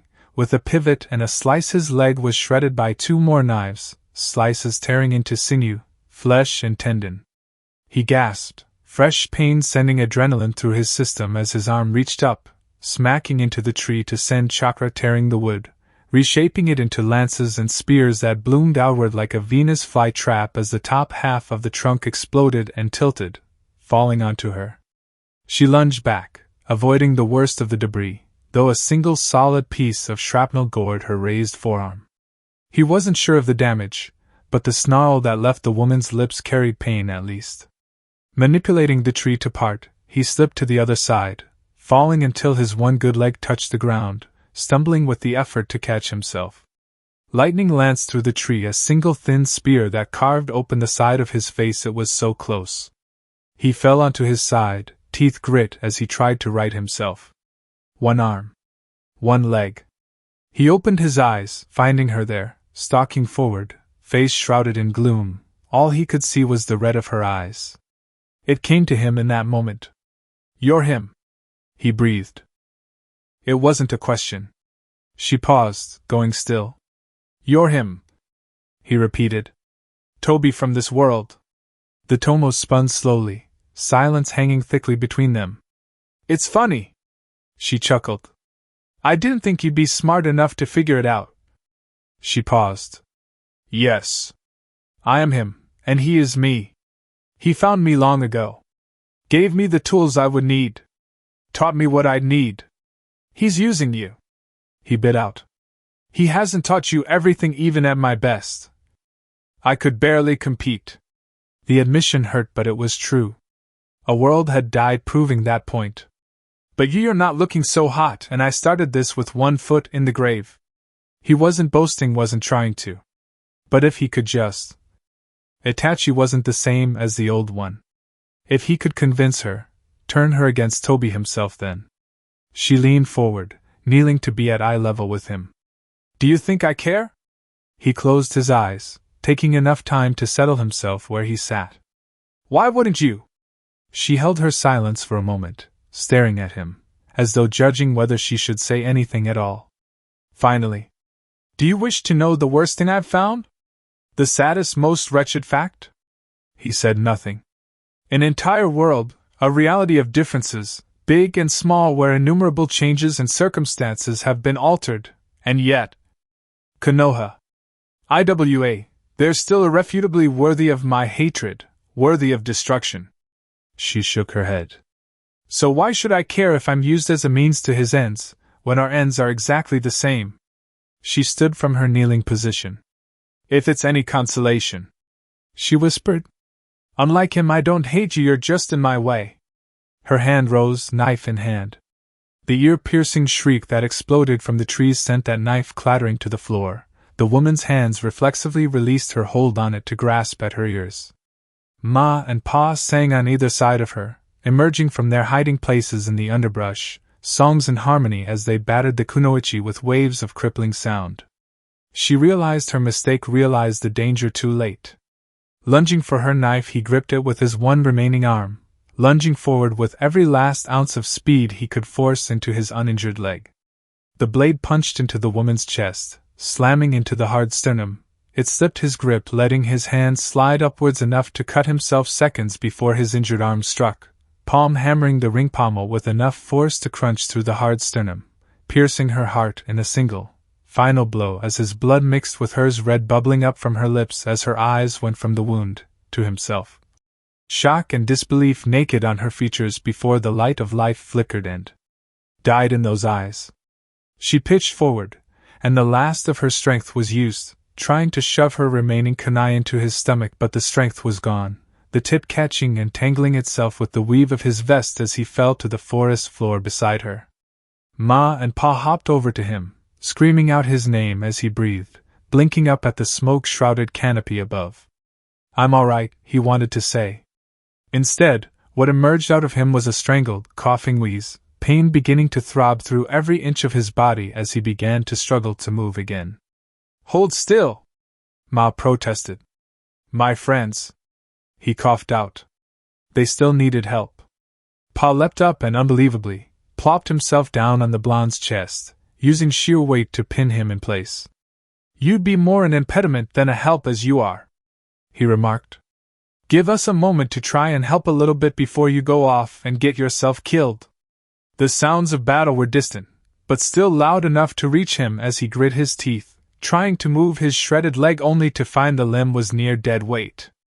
Hurry! He rasped. Toby was still out there. Pa made a disapproving sound. Damn idiot boy, you're gonna get yourself killed. He felt Ma's pads touching the wound on his leg, her cool touch soothing in itself, as he felt the esoteric healing the toads used beginning to slowly stitch the worst of his injuries closed. There was a sound, movement above, and all three of them tensed, with Pa grabbing hold of his tiny cane like he was ready to whack whoever emerged from the gloom. But it wasn't Toby. The relief Naruto felt at the sight of pink hair almost knocked the wind right out of him. Sakura's seafoam green eyes raked over him, her brow immediately furrowed in concern as she rushed forward, coming to a stop beside him. She spared a momentary glance to the corpse of the Tsuchikage beside them before she asked, Are you all right? He managed to chuckle, somehow. Don't worry. I'm only half dead. She got it worse than me. She smacked him on the back of the head, growling. Don't be an idiot. Then she blinked, and he saw a momentary shock ghost over her features as she looked at her hand, as though disbelieving that she'd struck him. In spite of himself, Naruto felt his heart sink a bit. Was the other Sakura's time up already? But his worry was premature. The kunoichi seemed to close her eyes, concentrating for a moment, and it was strange, like someone shifting their weight onto the back foot within her. And then, when she opened her eyes, her hands immediately began to glow green. With the skill of a master, the energies began knitting flesh, setting bone and casting away the pain of shorn ligaments and torn muscle with even more speed than Ma had been able to achieve. The two summoned toads stepped closer, crowding around them as Naruto heard the sounds of distant fighting. That's Dash. Ryoko. Sakura interrupted. Hold still. The faster this gets done, the sooner we can go help her. Where's Toby? The voice made all of them jump, with Sakura going so far as to throw a kunai from her thigh holster in reflex, which Sasuke easily evaded with a deft sidestep. Don't do that! Naruto hissed, feeling something shift along his insides with a sharp stab of pain at the sudden movement. Then he answered the question. I don't know, he disappeared halfway through my fight. I can't sense him. Sasuke snarled. He marched a bit closer towards the dead Sasuke before rounding on them. We have to get you out of here, you're the linchpin. If he gets a hold of you, we're done. Not without Ryoko. And not until I heal these ribs unless you want him dying of punctured lungs. Sakura protested. Ryoko isn't important. The look Naruto gave him was heated. The look Sakura offered him was flat and deadpan, as if to remind him of who exactly he was talking to. Sasuke didn't resist the urge to roll his eyes. Right. Because this was Naruto, and he was still a fucking idiot who wanted to save everyone. With a thought he formed 2 clones, sending them off, and felt just a bit more of his control over this body slip. A bit more of himself ebb away from this world. He didn't say it, but he knew he didn't have much time left. Ma stepped forward, patting the blonde on the knee. Now don't you worry, Sonny, me and Pa will go and help your friend. We will? Pa asked. Of course we will. Ma snapped. He's too tired to use nature chakra properly. And this sweet girl has his healing covered, so what good are we doing here? Let's go and be useful. With that haughty declaration, the toad woman turned smartly and bounced away, Pa shrugging and hopping off behind her after a moment. Ryoko had known going in from the moment she'd rushed in to take the pressure off of Sakura that she was likely signing her own death warrant. Taking on even 2 of the Tsuchikage's elite bodyguard would have been a tall order. And here she'd decided to jump in against 4. Even so, she actively engaged them all as much as she could, making sure none slipped past her to go after Sakura, and they had tried. And so after a few close calls to her wind blades, they decided to focus on her and eliminate her from the board. She'd made them work for it. But even so, they weren't elite for nothing. They covered for each other, nullifying her wind blades with their own techniques, winning positioning battles and denying her room to maneuver, pulling away her options one by one to secure a victory without careless casualties. Her luck finally ran out when a column of shifting stone catapulted out of the ground to catch her in the ribs with a crack she felt run along her whole body as her insides shifted in a way they shouldn't. She hit the ground with a gasping cough, a singular death grip on her weapon to make sure she wouldn't drop it as she tried to suck down a ragged breath of air. You don't have time to be hurt. Her sensei's voice reminded her. She moved with speed born of adrenaline, the pain in her ribs cutting through her in a way that nearly buckled her before she shoved it away and whipped her weapon through the air. The clang of steel against steel rang as she battered aside an Ambu's sword. She moved to reach her feet before the earth itself split open beneath one leg, sending her falling in before the dirt slammed shut like a bear trap over her shin, puncturing muscle and nearly cleaving bone as she screamed. Still holding tight onto her weapon, Ryoko forced her eyes open, forced her sluggish mind to work. 4, they were still here. Good. Damn bitch gave us plenty of trouble. One of them cursed. Trouble's done. Now get it over with so we can get to the Haruno and Uzumaki GLKHN. The man's words were abruptly and violently cut off as a kunai suddenly punched through the side of his throat, the ring pommel on one end, and the tip sticking out the other. It was the only warning any of them got. A second later, a crackling, long blade of lightning speared out of the trees, lancing through another Ambu's shoulder, sending him tumbling in twisting convulsions to the earth below, and a horrible, screeching sound doubled over another. The one closest to her, twisted looking this way and that way, momentarily disoriented by the chaos. She wasn't so weak as to pass up the opportunity. With a scream she threw her Fuma shuriken, a frayed, sloppy wind enhancement shrouding the blades. He realized his mistake too late.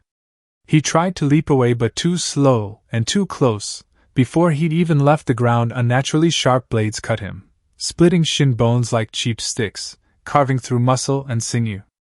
The man screamed, one half of his lower leg flopping to the side like a limp noodle, hanging on by bits of flesh before she lunged forward, as best she could, ignoring the tearing agony in her own leg as she pulled on the bear trap like jaws of stone clamping down on her. She grabbed him by the scruff of his cloak and dragged him closer as he tried to roll away. He was close now, and though he was hurt, so was she. She wasn't sure if she had the time to risk pulling a knife. So she didn't bother. It descended into a brawl rather than a fight between ninja. Fists and elbows rained down on the man, and after the pain of his leg stopped fogging his mind, he tried to fight back.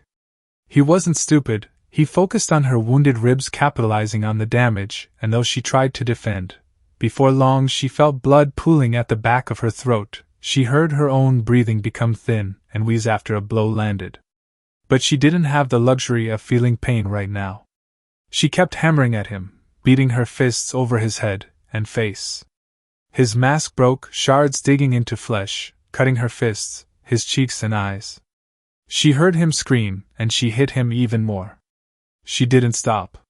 His face, his skull, his throat, she clawed and punched and struck with the desperate, animalistic fury of a woman who knew if he got back up then she would likely be in his shoes moments later. Soon enough his arms flopped to the side as he went limp. Soon enough he stopped breathing. She didn't stop until the pain of broken knuckles and torn flesh broke through the desperate rage. She breathed, panting like a winded dog, suddenly exhausted as she shoved the body away. Awkwardly, she adjusted her position, looking down at her leg, finding shards of rock ensnaring her, punching bloody holes into the flesh there. She was not an earth element wielder, but she knew enough to pry the plates of stone apart now that the caster was meat for the carrion. Inch by inch the jaws of stone parted, and after a moment she was able to pull her leg free with a grunt of pain, bits of stone and dirt staying inside the flesh. She likely wasn't moving anywhere fast. Sloppy. The voice made her jump. When she opened her eyes it was Sasuke standing there, or at least the caricature that had come to replace Sasuke. He stared at the corpse, then to her, her chewed-up leg and shredded hands. "You may not be using those limbs again unless Sakura gets to you. You're a medic last time I checked," she hissed, glaring at the man she barely recognized. Sasuke offered a look of distaste, as though the very thought was offensive. "Can't help you," he finally muttered. "Can't or won't?" "Both." He offered a careless shrug. "Once I give up control, I'm not sure if I can get it back at this point." The fuck did that even mean? Before she could either ask, or he could say anything else. They both felt it. Cold pooled in her stomach, and for the first time, this strange, alien Sasuke showed an expression beyond dismissive disdain as his eyes darted over her head to somewhere distant behind her. Fear. Sasuke paced like a caged animal, restless with his chakra crackling under his skin. Like a pulsing beating heart, crackling with an electric charge under the surface. In short, he was nervous, or afraid. It was with an almost visible effort that he stopped himself from pressing Sakura to hurry up, knowing the pinkette was already working as quickly as she could.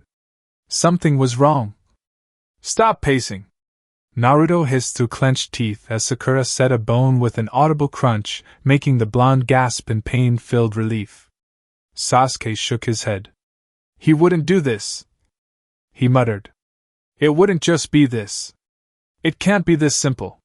He's chased you across time and space for centuries. And now he just stops." He didn't need to press the issue, he could see the disquiet in both their eyes. They agreed, but they had no idea what could be happening either. Sasuke sighed, rubbing his forehead. "It can't just come down to some no-name Tsuchi dash." He stopped. Instantly he turned, fire already building in his throat, spilling out between his teeth. He roared a blast of flame onto the corpse he should have burned immediately. Too late. The fire struck, and it was like water pouring over stone, crashing, breaking. Then he felt it.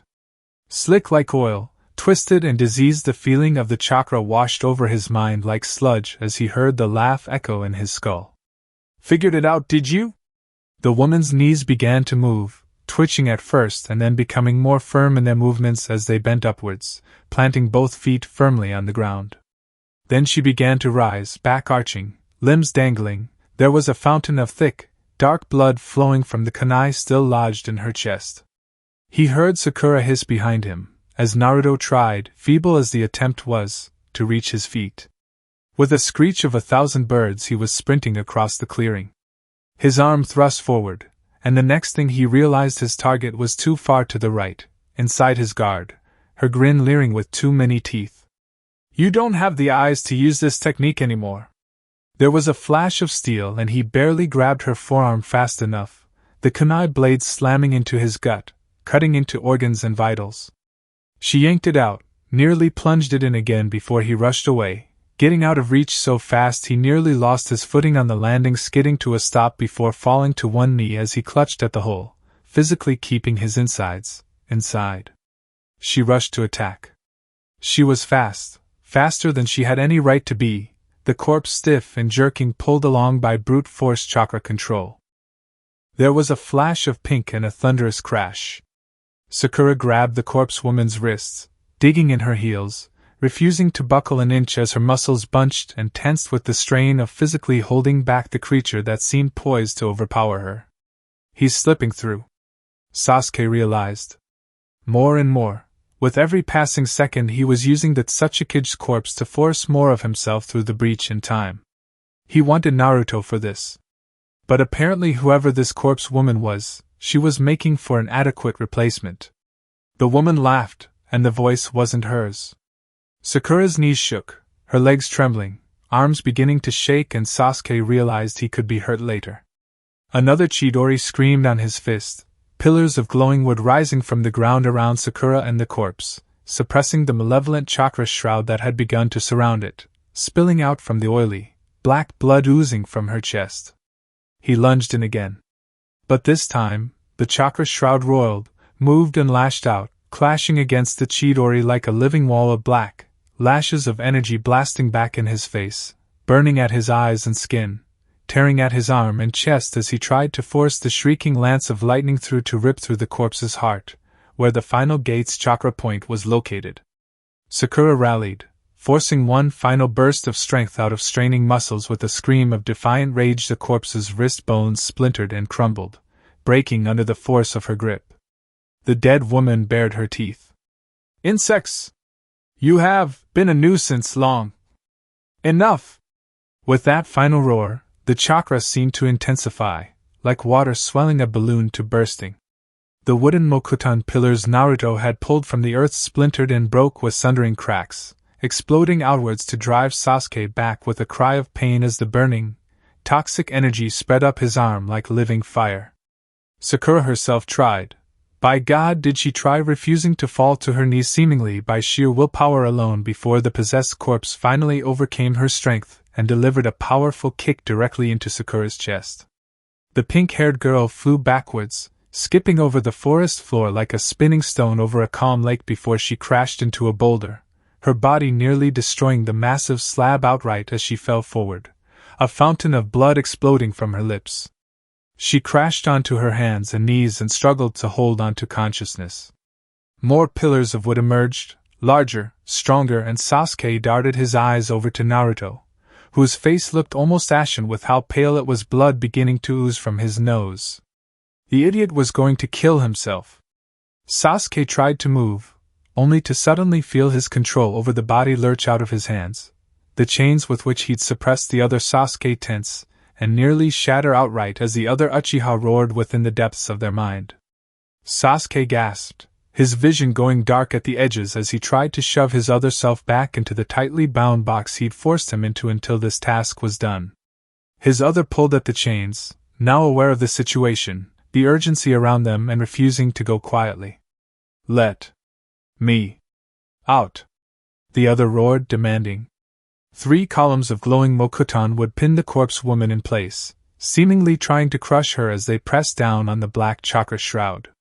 Massive, beast-like claws of ephemeral energy reached up, grasping the crushing pillars of wood and slowly, agonizingly slowly pried them apart, pushing them away as the corpse creature smiled wide, staring at the blonde with spinning red eyes. Sasuke's eyes widened, his stomach opening into a pit as he realized too late what was about to happen. With a laughing, gleeful lunge, the possessed corpse launched itself at the blonde, the dark shroud growing teeth and claws. A devouring, all-consuming hunger now creeping into that insane laughter, so close to its ultimate goal. He tried to move, Sakura did too. It wouldn't matter. Then something stopped it. A black blur, slamming into the monster's side, struggling with it, fighting with it. A part of Sasuke's conscious and less than conscious mind recognized it, recognized her, the identity clicking into place as he saw the pale woman's own red eyes burning in her gaze, her face a rictus of furious anger as she grappled with the monster. Itachi. His sister pulled the thing close, its chakra burning at her arms, tearing at her skin, even as she breathed flames so hot he could swear they rivaled the legendary Amaterasu, refusing to let go of the body until Sasuke heard Tobi finally screaming in actual pain before he finally managed to break off from the engagement, retreating with an angered roar. Itachi's hands were burnt, cuts had opened along the exposed skin of her face and arms, leaking blood that contrasted brightly against her pale skin. Even so, her breathing was steady and she stood stronger than they did at the moment. "Anchan!" Naruto gasped, clearly as surprised as any of them at the sight of Itachi standing there. "Stay away from him," she growled somewhere deep in her chest. The flames finally died away, revealing a face half charred, the stark white of bone peeking through the edge of the corpse woman's eye socket, one Sharingan eye now glassy and ruined. "Why can't you people just die?" it snarled. Then it smiled, staring at the stoic Itachi. I don't think I actually had the pleasure of killing you directly last time." Itachi. The other Sasuke yanked and pulled at the chains. The Sasuke on the surface grit his teeth. "A year." The words circled around Orochimaru's thoughts, bouncing around in his skull, incessant and unceasing. Jiraiya. Alive. Clinging to life. For them to come rescue him. For him to be able to see them again for a year. He should have kept looking. He should have kept looking until they found a body. The war was over after Hanzo's death. He could have dedicated more time, more effort. Why? Why hadn't he? What the hell had been so important? And now here he stands, tasked with killing the last two students of his one-time teammate. The last piece of him on this earth. The kunai rested in his hand, and never before had it felt heavier. The water barrier whirled and swirled around the two. It was powerful, but it couldn't be unbreakable. Lightning or earth. Either might do the job. Nagato himself was powerful but stationary. There was a reason Konan had fought so hard to protect him, defend him. He stood listlessly, listening to the pitter-patter drops of rain and cascading streams of water. He knew what he had to do. Before he could move, before he could act, there was a hand at his wrist, another reaching down to the knife. Looking to take it. His fingers gripped tight. "What are you doing?" Tsunade was quiet at his side, her hair framing her face, casting it in shadow. The quiet between them lasted for a small window of eternity. He knew what she would say, because he felt it too. "Let's leave." "We can't." His response was automatic, reflexive. She looked at him, and he wasn't sure if it was tears he saw, or the rainwater streaming down her face. "We fulfilled our mission," she said. "She is the mission," he reminded. "Then we failed," she answered. "Shit happens. Whatever fucking excuse you need, write it in the damn report and I'll back you up." The laugh was bitter in his throat. "Yes, I suppose I should be used to failure given the subject matter." A pause. "What happened with Jiraiya wasn't your fault. I was the one crippled," he reminded. "I was the reason neither of you would retreat. And that wasn't your fault," she pressed. "And if you feel that way, don't do this." He offered a careless, weary shrug of his shoulders. "What does it matter now? He's dead. Sparing them won't bring him back." She looked at him. He did not meet her eyes, staring instead to the quiet Nagato still cradling the bleeding Konan. "You told me once that you were afraid, Dash." Her hand squeezed his, gripping his fist over the knife, pleading with no words to let it go. "Afraid of becoming that monster Naruto told us about. Afraid of the day you'd step too far and never be able to come back." "What did I say?" He didn't answer. "What did I say?" she insisted. "That I was a good man.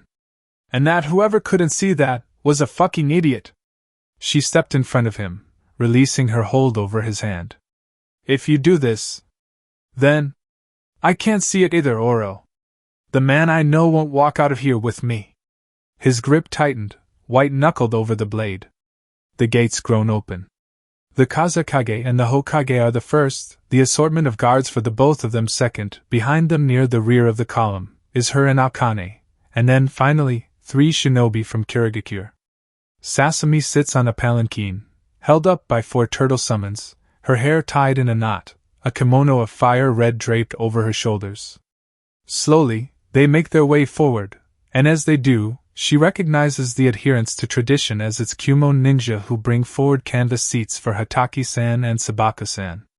The 2 bow as they retreat back behind the rakeage, but she notes the weapons at their sides, how they don't turn their backs even for a moment. The guard part, splitting evenly to stand around her, though Akane is still closest. The turtles lumber forward, like boulders on legs, and though she can't see the summoned animal's features where she kneels, she knows that the animals are glaring at the rakeage in front of them. As all 3 Kage sit, the silence that falls over them is a thick, heavy thing, broken only by the early morning sounds that seem too distant, too far removed from this little pocket of the world. You know what I came to demand? A finally says. The man's voice is like a rolling thunderstorm, and he glares at Kakashi, his lip curled with the beginnings of a sneer. The Hokage, for his part, cuts to the chase as well. Your Nibi Jinchuriki. He answers, then leans forward, elbows on his knees. But this is a negotiation, Reikage Dano, not a surrender. What is your offer? Up panned his eyes over the group arrayed in front of him. Kiri, your presence is unexpected. The woman, Yukihaku, raises a slender hand. Merely observers, for now, Reikage-sama. Seem to accept that answer. Where are the Kazakage's guard, I wonder? Sasami tries not to shift where she kneels. She's heard that the Kazakage came alone, that his guard were still nearly a full day's hard march away. She is no expert on war, but she knows that is not information the Reikage should know. This negotiation is between Kumogakure and Kanehigakure, Reikage Dano. The Kazakage cut in. My men need not be here for this. Even so, a leader needed guards, she knew that, but she prayed the Reikage would believe the lie. She doubted he did. HN. Turned his eyes back to Kakashi. My offer is this. You will surrender Yujito to me, along with the Nibi, and I will leave, without finishing the task of burning your village to the ground. Kakashi took a deep breath, like a disappointed teacher as he crossed one leg over the other, his chin resting over his fist. That's not going to happen, he promised slowly. Even discounting the reinforcements already on their way, you don't have the strength to take this village Reikage. You didn't yesterday, when you had every advantage going for you. What makes you think you can succeed today? Bold words from a man who's standing on the shoulders of children to shield his weakness. The Reikage's eyes trailed over to Akane, and then to her, and Sasami felt herself wilt under that hard, burning gaze. In spite of herself, regardless of all propriety and appearances, her hand darted out, gripping Akane's in hers and squeezing tightly as the redhead squeezed back, stepping closer to the palanquin. Insult me all you like, but it won't change the truth, Kakashi promised with a careless shrug before his one visible eye opened, and he stared at the Reikage with an almost bored air. We have your Jinchuriki, your position here is untenable. The fact that you called for this negotiation proves that. So let's cease with the posturing, Reikage Dano. A fair exchange. Your Nibi Jinchuriki, in exchange for a return of all Konoha citizens of viable breeding age that carry or can potentially carry bloodlines. Sneered openly. One in exchange for dozens? Did I hit you so hard it addled your wits, dog? Kakashi shrugged. That is my first and final offer. He looked at the man. I wonder what secrets we'll discover in Miss Yujito? Beyond the obvious Nibi, of course. Your sealing mastery, training processes, techniques.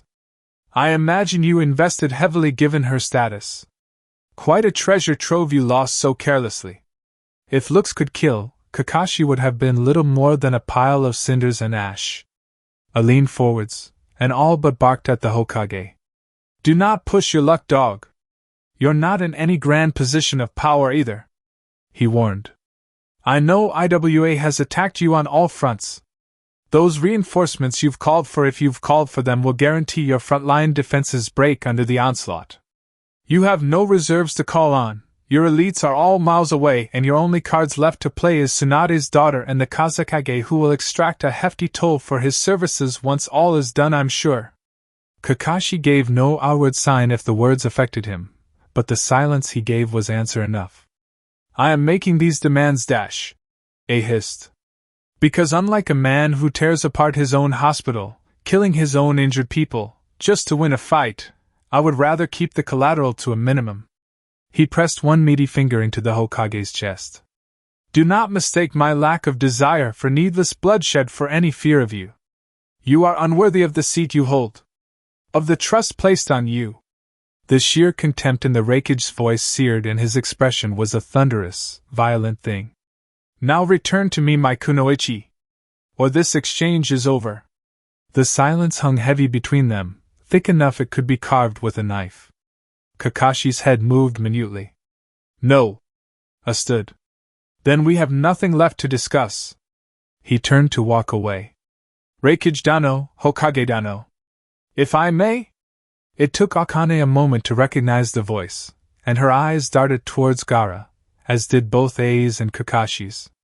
The both of you are right, the Kazekage said. Your respective positions are untenable.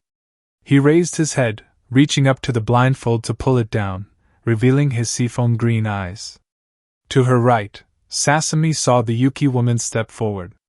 She stepped up behind the Kazekage, hands clasped behind her back.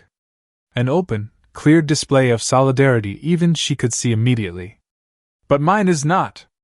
Itachi was not a Jinchuriki, nor was she gifted with a wealth of past experience fighting this monster that had clawed its way here from the death throes of a fading world. But looking at her now, Naruto was sure anyone would be hard-pressed to say she did not measure up, or even surpass any of them in the fight. She clashed against the beast in front of her with the strength of a storm, flashing knives, burning flames, forks of lightning. She weaved illusion, shadow and light in a show of pure mastery of all arts of the shinobi. She was, by every measure of the word, the best, better than him, better than Tobi. Fighting him alone where the three of them had failed. And it wasn't enough. Perhaps it could have been, perhaps if any of them had been at their full strength when this started they could have won. But he could see it in her. She hid it well, nearly perfectly, but he knew her too well. He knew her when she was strong, when she was weak, when she was sure, when she had doubts. Whatever she'd done to get here, however fast or long she traveled, had taken a toll. She was slower, sluggish, her brows were not knit in concentration but in effort, her hands trembled as she held her weapons, and her calf trembled as she danced between attacks. He wanted to help, had tried to, but his chakra was well and truly spent, and the little strength he'd gained from Sakura's healing was little more than what he needed to stay conscious. Despite his every urge and instinct, he knew beyond a shadow of a doubt, if he tried to help, he would get her killed. The fight was moving faster now, picking up speed as she realized she could not keep this up forever. She was getting desperate, trying to force an opening, a victory while she still had the strength. Naruto shut his eyes, furious at his own uselessness, his own weakness. Watching Itachi fight a battle she never should have had to fight. Don't let her die, please. If there's anything out there listening, please don't let her die. His world became the battle, watching the exchange of blows, the rapid movements, searching for the mistake, the slip that would mean the end, and praying to every god he long since stopped believing in to let her be the one to win out in the end. Then, it wasn't just them anymore.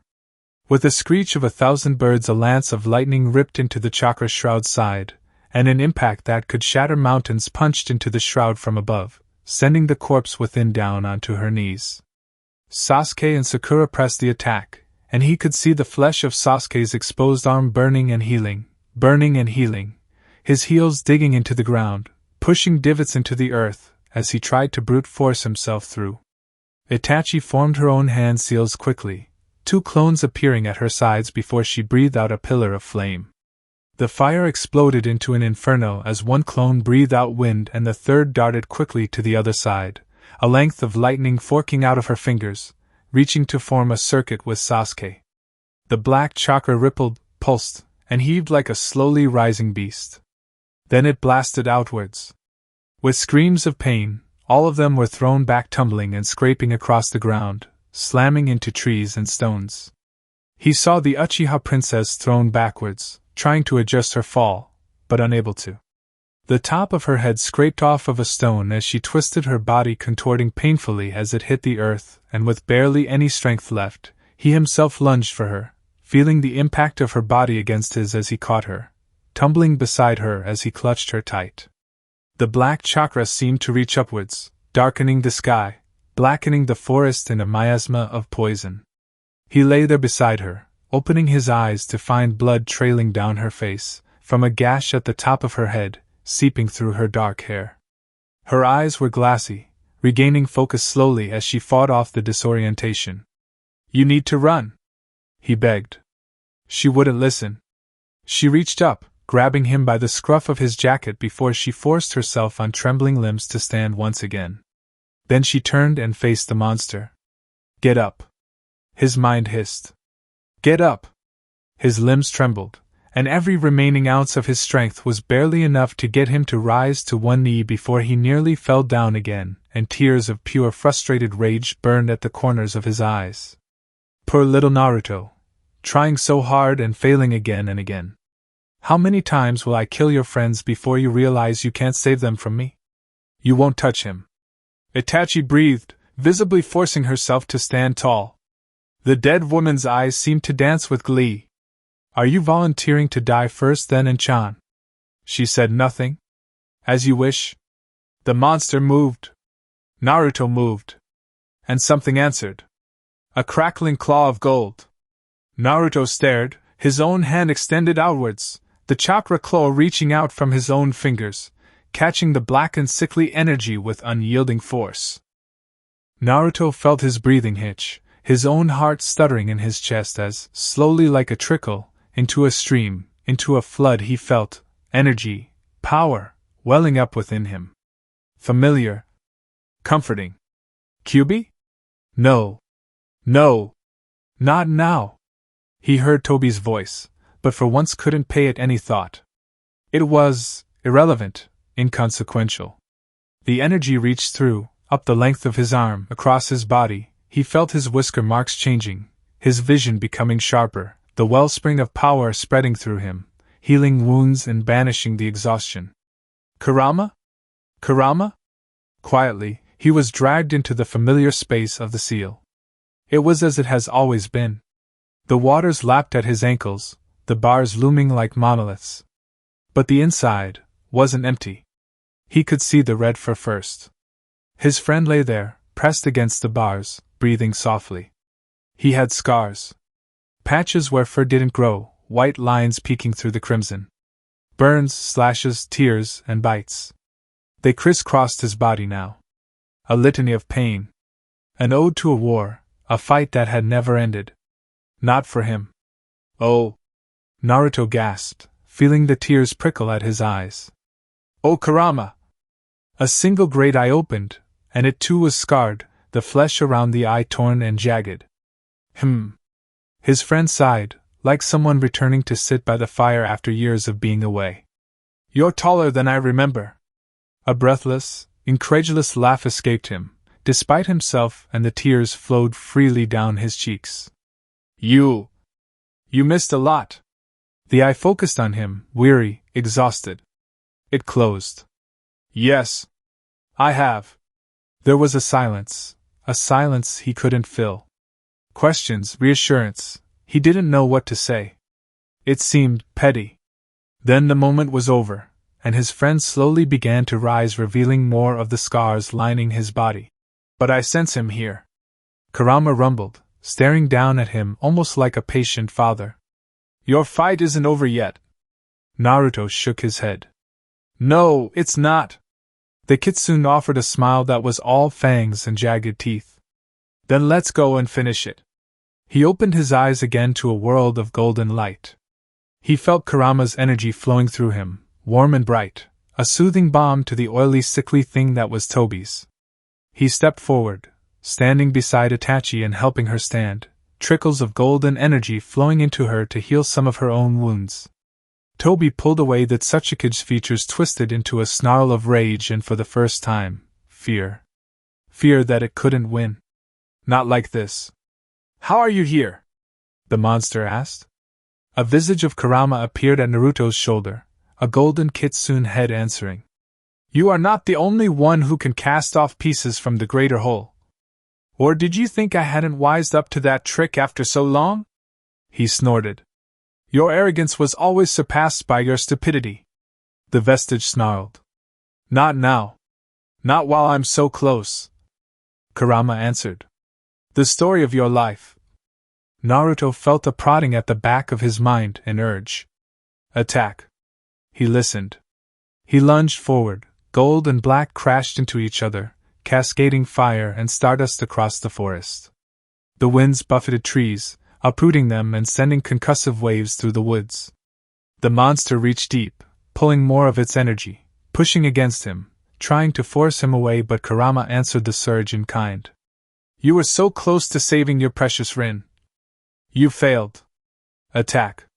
He struck again, tearing away both of their shrouds and claws of fire and tearing shade. So close to obtaining all of the Biji, you failed. Attack. He fought directly with her now. No chakra shrouds, no barriers, he moved with renewed energy, and now it was the corpse puppet that was slow and sluggish. Bones broke, flesh tore. So close to plunging the world into your perfect illusion. You failed. Attack! He recognized the pain there, mirrored within himself, years of pain, physical and otherwise.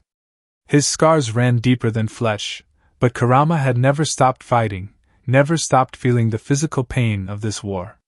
How long had his friend been there? Trapped in the world between worlds? Fighting, breaking, bleeding? All for him? And you? Just keep failing. Every word was a landed strike, a broken arm, shattered ribs, a torn throat. And still it kept moving. Naruto's hands were caught by the wrist, the corpse struggling to hold him back now, all of its remaining strength moving to the physical shell anchoring it to this world. You're trapped with no way out. A mewling shade crying into the dark that he's still dangerous. The demon smiled, a rictus grin, savage and hateful, red momentarily leaking into the gold of the shroud around them. Look around you.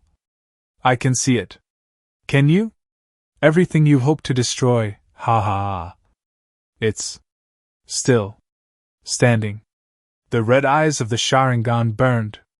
Hateful, smoldering pit staring into his own wrathful gaze. Then, with a savage tear, he grabbed the kunai blade he'd rammed into the corpse's chest, and with a single, precise strike, hammered the blade directly into her heart, gold chakra seeping through the weapon to burst along her insides. The corpse jerked, the eyes glowing gold for a moment before finally, it was over. The body burned, smoldering slowly from the inside out before finally dissolving into cinders and ashes. Numbly, Naruto held on to the kunai, staring at it and the ashes that were even now scattering to the wind. The space in front of the village gates was as silent as a crypt. All eyes were on the Kazekage and the Yuki Kunoichi now. The redhead adjusted his position on the seat before gesturing to the raikage. Sit. Please. Akane was not sure if it was a request or a demand. Slowly, wary, the raikage returned to his seat. As soon as he did, Gaara spoke. You claimed I would extract a hefty price for my services here.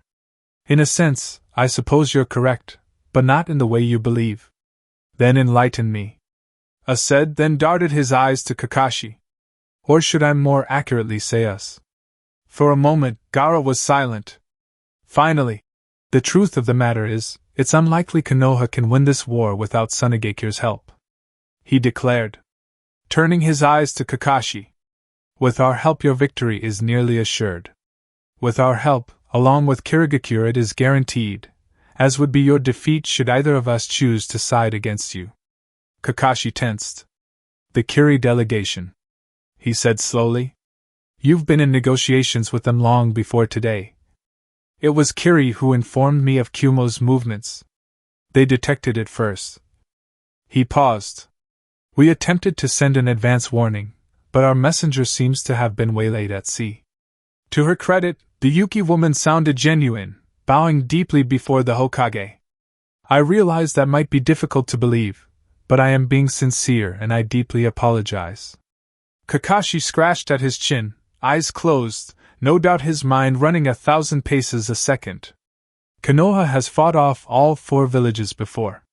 That was then. As strong as Uzumaki and Uchiha Itachi-san are, you are not the same power now. Gaara answered flatly. So now you hold a coalition of the southernmost powers. Surmised. And you wish to offer your services to the highest bidder to guarantee victory for that side. Gaara stared at him. No. I am part of a coalition of the southernmost powers, and I am going to use that coalition to get all of you to stop. That gave them all pause. Haku nodded. As the official representative of Kirigakure, I can confirm that this is the political stance of the Mizukage. She backs the Kazekage's proposal, fully. I leaned forward where he sat. As it stands, Suna and Kiri have remained wholly untouched by the Konoha-Iwa conflict. Both sides have bled each other white. Like us, Kiri has been building up for years, both militarily and in terms of their daimyo's naval strength. Suna similarly has been expanding their economy greatly in the last half-decade. He glared at both the Kunoichi and the Kazekage. You are in a powerful position, and can easily seize a great many spoils no matter which side you take, and you expect me to believe you and Kiri have agreed to use all of this power to simply play peacekeeper? Yes, he answered simply. Pretend we do believe in your goodwill. Kakashi began. Why? Haku-san offered another bow. For as long as I have lived, I have dreaded the day I would need to kill any friends of mine. She said. I have made friends from other villages many times, including your own Uzumaki Naruto Hokage-sama. And I too would like to see this dream become a reality. You are not the Mizukage, Kakashi said. Wars are not just foreign. She answered, alluding, Sasami realized to the civil war that had brought the Mizukage to power. Would not peace across the nation ensure a future where such a thing can happen again? Masama believes so. The Kazekage seemed to measure his words for a moment, thinking quietly. Someone I admire greatly, who is admired by others in many places, told me he had a vision of this world at peace, where all these petty squabbles and worthless fights would end. He declared, this is my way of paving the first step for him to achieve that. Sasami had no idea who he was talking about, but the sudden gasp she heard beside her and Akane's fingers tightening over hers, squeezing noticeably, told her the redhead was a wholly different case. My terms are simple, Gaara declared, looking at both men with a calm, quiet patience. Both of you, return to each other your respective acquisitions. Your forces return to Kumogakure quietly. Suna and Kiri will both move to force disengagements across the Iwa Konoha front. Once all sides are disengaged, a summit will be gathered to declare a formal peace treaty between all 5 nations. No sides will gain territory, no sides will lose territory. If war crimes are committed, reparations will be allocated as determined after a 5-village tribunal. You talk of peace while holding a knife to our throat, Kakashi said quietly. I am forcing you to pull away the knives you already have at each other's throats, Gaara corrected. His eyes darted to Kakashi. And if Konoha becomes the aggressor? Then they will lose all our military support, and will once again return to their untenable position, only this time dash. And Gaara turned his gaze onto Kakashi in a clear warning. We will not arrive in time to help again. The Hokage sat utterly still, saying nothing. However, was not silent. The man offered a snort. You are a piece of work, he said. You think I don't know about you, Sabaku? How did you come to be Kazekage at your age? Through peace and an aversion to violence? What about the people of your village who never would have accepted a Jinchuriki in such a position? The frenzies when you lost control people still talk of. Your own rule was baptized in blood, and now you want to stand there and declare yourself the sanctimonious judge of those who died for their villages? The Kazekage took a deep breath through his nostrils. You're probably right. he admitted slowly. But even if all I do is prove myself a hypocrite, isn't the chance alone worth the attempt? He asked, meeting A's accusing glare. A peaceful world that we can aspire to. That we might eventually become worthy of? He asked. Anything that may have been gained or proven by blood and death must have been proven and earned by now. His voice lost the dispassion, gaining an edge of, almost pleading, imploring the older man in front of him. There was silence in the clearing and none seemed capable of even breathing in that moment. I accept. She didn't recognize the voice, and it was only as Akane and the others turned to her did she realize she herself had been the one to speak. The three Kage turned, looking at her, and Sasami felt a knot strangle her suddenly, looking down into her lap. Sasami-chan? Akane whispered, asking without asking. Somehow, the 7-year-old found her courage. Fisting the cloth at her lap she stood, stepping forward on the palanquin. As the Fire Lady of Hai no Kuni, she forced herself to say, her voice breathy and nearly lost in the morning air. I agree and accept the Kazekage's proposal on behalf of Kanahidakura no Sato. Kakashi's mask hid his features, and what she could say was a mask itself of careful neutrality. The Kazekage nodded, in genuine gratitude. The eyes turned to A. The mountain of a man glared. The Kazekage's gaze softened. Is peace really so impossible for us Reikage Dano? His eyes focused, turning immediately back around and rushing towards Itachi. And Chan! She grimaced as he skidded to a halt at her side, knees digging into the earth, as she opened her dark black eyes. You really need to stop with that name. He smiled, relief almost crippling him outright as he leaned forward, his head grazing hers, uncaring to the blood still trailing down her head. Sorry. He lied. She offered a skeptical H-N in response. Then, quietly, she leaned forward, pressing her lips to his, startling him with the abruptness of it. When they broke away she lingered close enough for her breathing to mingle with his own, forehead pressed against his. Thought you wanted to keep it a secret? He wondered. Shut up, she demanded, taking a slow, deep breath before placing her head on his shoulder. We're fine, by the way. Naruto startled, turning to look at Sasuke and Sakura, with the Uchiha looking quite irritated and Sakura smiling, even though she was clearly limping and leaning over Sasuke's shoulder. Naruto had the decency to look apologetic. Sorry, but you're both medics and dash. And we're not the ones kissing your boo-boos better. Sakura wiggled her eyebrows. Sasuke actually shuddered. Can you not? She laughed. Then Naruto noticed the gold began to recede. He blinked and again, the world fell away, leaving him staring into the looming bars. And the slowly vanishing Kurama. No! He stepped forward, reaching through the bars. No! Hey! It's over! The giant fox leaned down, his muzzle to touch. No, boy. He huffed. It's not. Naruto stared up, blood-red eyes stared back, still weary, still exhausted, but unbroken. You're gonna disappear too, aren't you? The silence hung heavy between them.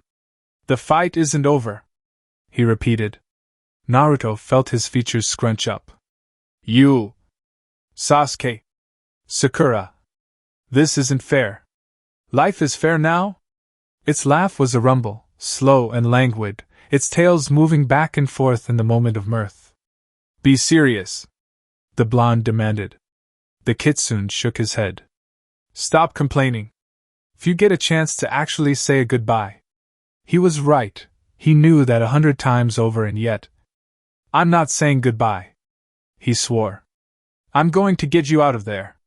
His friend didn't look surprised. You would risk his escape, he warned, but his voice seemed more resigned than cautionary. I'm not abandoning you. Kurama snorted. No, you wouldn't, would you? The kitsune was half gone now, the crumbling of his form now reaching up to his throat, and crawling towards his face. I have something for you. Something I've kept safe. Naruto stared surprised, blinking up at the large fox as his friend looked back behind him. The plip-plop of footsteps startled him even more. And when the source came into the light, it was him. Smaller. Younger. Still dressed in his bed clothing, the him that was not him waved with a shy smile. The transference would have destroyed him, Kurama explained. Now you are aware and he is strong enough. Immediately, a feeling of guilt began to well up inside of him. He hadn't considered it. There'd been so much they hadn't considered, hadn't had the time to consider. But he'd taken him, a lifetime from him. Hi, his younger self said, smiling brightly. Hey, he answered back in reflex, kneeling to be at eye level with the apparition. The silence now was awkward, hesitant. So he said the only thing he could. I'm sorry. His younger self shrugged. Hey, it's okay. I mean, you needed to stop the bad guy, right? And Kurama needed company. He smiled, megawatt bright. I made a friend. It's okay. The guilt didn't ease, if anything it grew. It's not fair, he thought again. He reached forward for the boy's hand. The younger him blinked, then turned to the half-faded Kurama. Won't you be lonely now? The kitsune snorted. Take your step, boy. The younger version of him looked up at the beast, then darted back, glomping the still-present limb of the demon, squeezing tight before rushing back and reaching for Naruto's hand. When he opened his eyes, the glow was nearly gone, dispersing like embers in the wind and the presence. The touch of his other self was at the back of his mind, bright and innocent and calming. Sasuke and Sakura were glowing too. Wisps of blue and pink were wreathed over them like a corona, and Naruto shot to his feet, stepping towards them. Sasuke stared at him, and just by the look on his face Naruto could tell, it was his student, not his teammate. The Uchiha shook his head. There's too little left. I'm sorry. It felt like a punch to the gut, and the pulse of soothing calm he felt from his own other wasn't enough to ease the pain. He looked to Sakura, but she smiled. She's still here, the pinkette said. And again, he felt the shift in her. Saw the moment she changed. She stepped closer, and immediately the blonde opened his arms to take her into a fierce hug. I think he just ran when he realized you're dating Itachi of all people. He choked on a laugh that threatened to become a sob. She pulled away, green eyes looking at him. It'll be okay, she promised. He shook his head, crying as he sucked down a tremulous breath. It's not fair, he repeated. No. She agreed, reaching up to place a hand over his cheek. It's not. But it's okay, you'll be okay. Promise me. He felt the wind knocked out of him. That's not fair either. Her hands gripped his jacket tightly, creaking the leather. Promise. Me. She insisted. What else could he do? I promise. He choked out. And with a small smile, she was gone. He saw the light of the other Sakura staring out of those eyes now. Her gaze glittered with tears as she looked at him before stepping forward and wrapping him in a hug all over again. It was a good speech. Gaara turned, finding the Kirikou no Ichiraku-san, her steps light, hands clasped behind her back as they were escorted through the village streets. He offered her a nod. Thank you, but I merely spoke what I thought to be true. She smiled. I think that's what made it so good. After a moment, she extended her hand and laughed. After so long corresponding, I rather forgot that we've never actually met in person. So let's make it official. I'm Yukihaku, kunoichi of Kiri and friend to Uzumaki Naruto. The Kazekage offered his own smile, taking her hand in his. Sabaku no Gaara, Kazekage of Sunagakure and also a friend of Uzumaki Naruto. Came a sound from her, their hands parting as her eyes trailed up to the sky. Do you think it's possible? She asked suddenly. I mean, really possible? She didn't need to specify. I'm willing to try, he said by way of answer. And I've never known Naruto to lie before. She shook her head. Neither have I. Epilogue. You're already moving in together? That's pretty fast, isn't it? The answer was a deadpan look, not from Sasuke, as one would suspect but Sakura. Haven't you and Itachi been living together since before you were officially in a relationship? Naruto smiled, scratching the back of his head with an awkward laugh. Guess you got me there. he conceded. Our lifestyles don't exactly encourage taking our time. Sasuke elaborated, chewing on a bite of his sushi roll. Fair. The blonde conceded again, then thought. Though I can't imagine your parents are happy. I know your dad threw a fit when he found out about me and Itachi. They're not. Sasuke shrugged. Actually, amend that, my father and Hisashi aren't happy. My mother is quite pleased.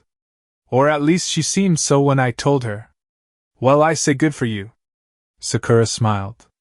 And just say the word and I will cut someone for you, Sasuke. Thanks. But Hokage-sama is actually warning both our parents not to interfere with us. Seriously? Naruto blinked. I mean, that's great, but last I checked I don't think the Hokage have the authority to interfere with clan affairs.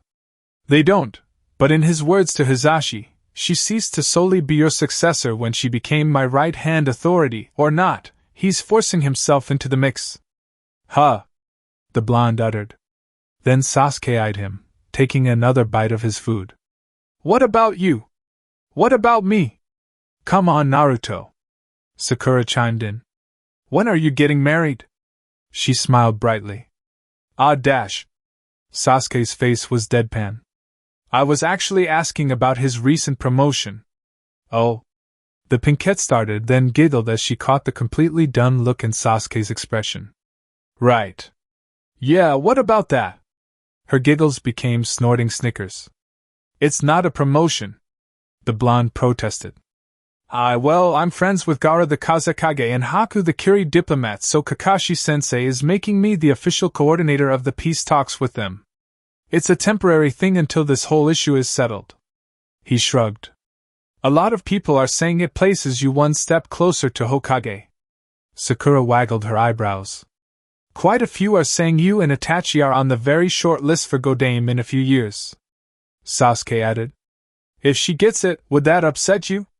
He asked, genuinely curious. If you would have asked me when I was younger, probably. Then he grinned stupidly. But honestly, she'd be a great Hokage.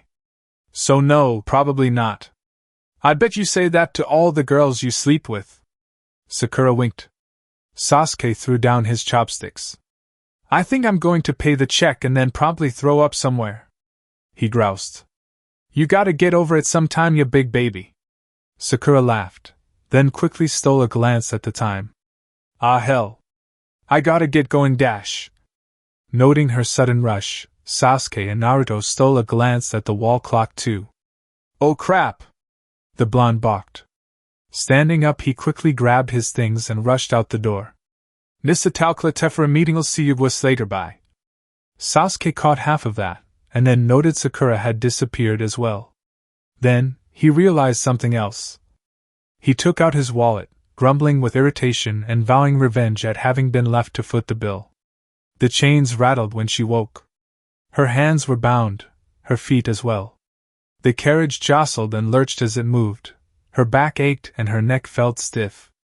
She could spy the light of the early sun peeking through the small openings of her wooden prison. She tried to focus, feel her chakra, but of course the shackles immediately glowed. Chakra suppressant seals. She was stuck for now. And so, Kuratsuchi sat quietly, her back pressed to one side of the cart, and listened. A single horse was pulling her. 2, 3, 4. 6 men. 4 walking around her, one driving the carriage, and another in the trees above. She didn't know their ranks, or even their affiliation. Now that she considered it, she could barely remember her capture. Something slipped into her drink perhaps? Or her food? Quietly, the horse and cart plodded along. Finally, they came to a stop. Unless she'd been asleep for days and she wasn't nearly hungry enough for that, there was only one place she could be. Halt! Someone cried outside. You approach the gates of Kanahagaku no Sato. State your business. She wasn't allowed to see the village, though she could hear the sounds easily. The sound of hammers against wood, saws grinding, people calling out to others. It sounded as though they were still rebuilding from Kumo's attack, if she had to guess. She wondered briefly how much damage had been done, or if she'd lived long enough to perhaps see it for herself. They moved along the road, and the sounds of construction changed to something different, more lively, more people moving closer, gossip, chatter. Not military, civilian, moving through the village proper now, perhaps the central plaza, or the market square. Then, after a while, the chatter died down. Silence reigned save for the song of birds in the nearby forests, and of course the plodding of the horse.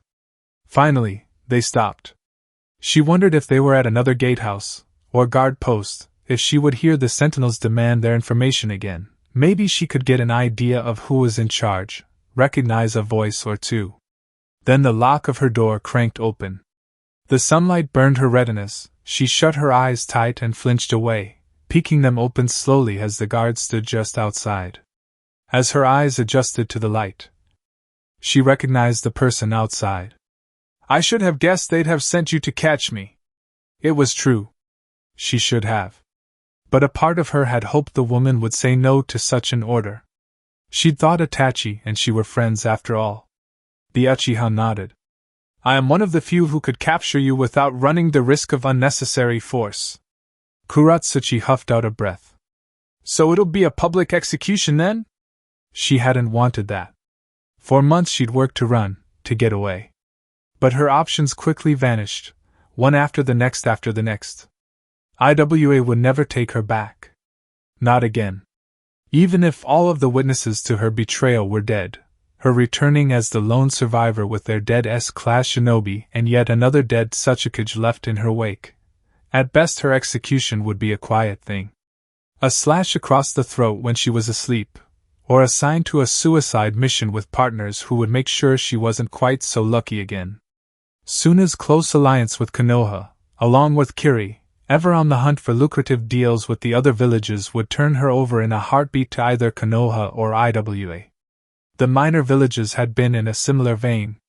Too afraid of defying Konoha or with too much to gain from betraying her. Kumo had been her best option. They caught her before she could cross the border. One more day. That's all she'd have needed. But the gods she'd learned long ago were petty, cruel things. She would have opted for IWA now if she had a choice. At least there her death wouldn't be a spectacle for the public. Itachi stepped into the carriage, leaning close and much to Kuratsuchi's surprise removed the shackles on her wrists.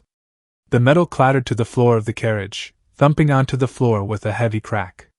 The former IWA Kunoichi stared at the discarded chains, rubbing at her wrists. Her eyes panned upwards, staring into the Uchiha woman's black orbs. "What is this?" she asked. Itachi stood. "I did not bring you here to kill you. You don't have the authority to prevent it," Kuratsuchi argued back. "No, I don't," came the simple answer, before she gestured to the open door. Slowly, cautiously, the IWA princess stood, and made her way outside. Stepping out of the inner gloom, Kuratsuchi found she wasn't standing in a prison courtyard, or within the IT compound. No. She stood in the courtyard of an estate. It was large, almost lavish. Traditional architecture. 2 stories it rested at the edge of the village itself. She could just catch a glimpse of the walls beyond the canopy of the tall trees. "What is this place?" she asked. Itachi didn't answer. "Come." They made their way through the halls of the estate, and immediately, Kuratsuchi realized where she was being led. It wasn't through some epiphany, or some marking or symbol. It was the guards. After all, only one group of guards was authorized to wear the red armor of the royal house of the daimyo. Immediately, her desire to flee nearly overwhelmed her. It had been present before, of course, but almost in a dispassionate, based desire now. It was almost a genuine, clawing fear that ripped through her insides, slowing her steps and searching for an escape. But she couldn't. Itachi had always been stronger than her, always been stronger than all of them, and that had been before her ascendancy into the realms of impossibility with the unlocking of that legendary eye. She would catch her. And just like her fear, her pride still carried some sway within her, some kernel of its flickering flame demanding she not be dragged before a girl she'd seen as a toddler like a pitiful animal, dragged to the slaughter pen. Even if the thought of that little girl ordering her death was something she found too sickening to contemplate. Finally, she settled on a compromise. Stop. Her words had an effect. Itachi turned, looking over her shoulder with a gaze of aloof indifference. Don't do this, she pleaded, and in spite of herself, felt the beginnings of tears burning at the back of her eyes. This is cruel, she hissed. Itachi stared back at her, features unreadable. I did not bring you here to kill you, she repeated. That's the only way this ends, Kuratsuchi protested. She wants me dead from Magajiro. Your whole damned country wants me dead from Magajiro. Catching me and letting me go will throw a wrench in those supposed peace talks, so stop lying to Dash. She started, the answer coming to her. They were going to trade her. Catching her and letting her go wasn't an option. Itachi supposedly hadn't brought her here to kill her, so they would simply be transporting her elsewhere to get it done. Likely she was here to satisfy little Sasame's curiosity. After that, Hainokuni avenges their daimyo, and secures a better peace deal by handing her over. Shrewd. Her shoulders sagged and the urge to cry grew in the depths of her chest before she ruthlessly stamped it down. Let's just get this over with. She swallowed thickly, forcing every feeling, every hurt and agony down again as she had so many times before. Itachi watched her and Kuratsuchi could see nothing in those eyes. No hint of her own feelings, of anything that would reflect the friendship they'd shared. I didn't bring you here to kill you, she repeated quietly. Kuratsuchi didn't respond. No point. She began to walk, Itachi did the same. After another few turns and hallways, they came to a door, guarded by 2 heavily armored samurai and 2 shinobi, the symbol of the fire guardians emblazoned on their shoulder guards. The samurai eyed Itachi and Kuratsuchi. The prisoner is not in chains. The man's voice growled out of his helm. She is not a prisoner. The Uchiha answered simply, startling her. The samurai seemed ready to argue. Then his partner beside him leaned close, whispering something. The man backed off, but stared at Itachi. By standing order, you may enter. But her acts are your responsibility within. Itachi nodded. Understood. The doors opened. They entered into a small indoor shrine. There was another fire guardian within, a young woman, with wild, fire-red hair. Unlike the others, she wore no mask. Beside her, Naruto, and in spite of the circumstances a wellspring of genuine relief bloomed in Kuratsuchi's chest, cooling the burning within briefly with genuine happiness. And there, kneeling at the base of the shrine, one dedicated to Magajiro Kuto and his late wife, Sasame. She was a small, tiny thing still. Dressed in robes of opulent red, dark hair tied in a topknot fitted into a crown of rubies and emerald. She turned, adjusting her kneeling position to look over her shoulder, and Kuratsuchi found herself staring at the young girl she'd met so very long ago here, at the foot of her father's grave. The father who the whole world believed she'd killed. And Chan! Naruto could feel the grin on his face, wide and bright, and it was a struggle to not immediately rush over and take hold of the dark-haired beauty. He noted her eyes close, the barest hint of an exasperated smile beginning to form on her face before it evaporated as though it had never been there. You really must stop with that name, she complained. He grinned. Akane grinned, waving merrily. Hi, Itachi-chan.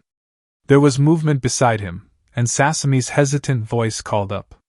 This is her then dash.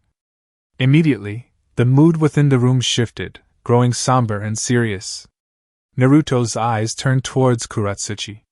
The IWA princess looked thinner, haggard. There were dark circles under her eyes, her skin pallid. She looked frail, beaten down. Yes. He nodded. This is Kuratsuchi. He stepped forward, away from Sasame and towards his friend. How have you been? He asked. Pink eyes met his blue ones, and she offered a shrug. He felt a pang of sadness. I heard you're the one who saved me. He ventured tentatively. Guess I did, she offered with a shrug. I'm glad that you survived. There were a lot of insane rumors. I wasn't sure if you made it out. I did. He nodded. There was a lot of insanity. I can tell you some of it later. She raised a slender eyebrow, then turned her gaze from him towards Sasami. The Lady of Fire looked at her, not rising from her kneeling position before the shrine. Then, adjusting the billowing sleeves of her formal wear, she gestured across from her. Will you sit with me, Kuratsuchi-san? Naruto could see her hesitate, see the confusion ghosting across her features. Then, with a halting step, she marched forward, kneeling on the mat across from the diminutive ruler. She sat stiffly watching the young Sasami in the same way one would look at a primed explosive. It was the girl who spoke first. My advisors counseled against this meeting, despite Uzumaki-san's assurances. He caught the quick look out of the corner of Kuratsuchi's eyes fast, barely a moment before it returned to Sasami. And what, exactly, did you bring me here for?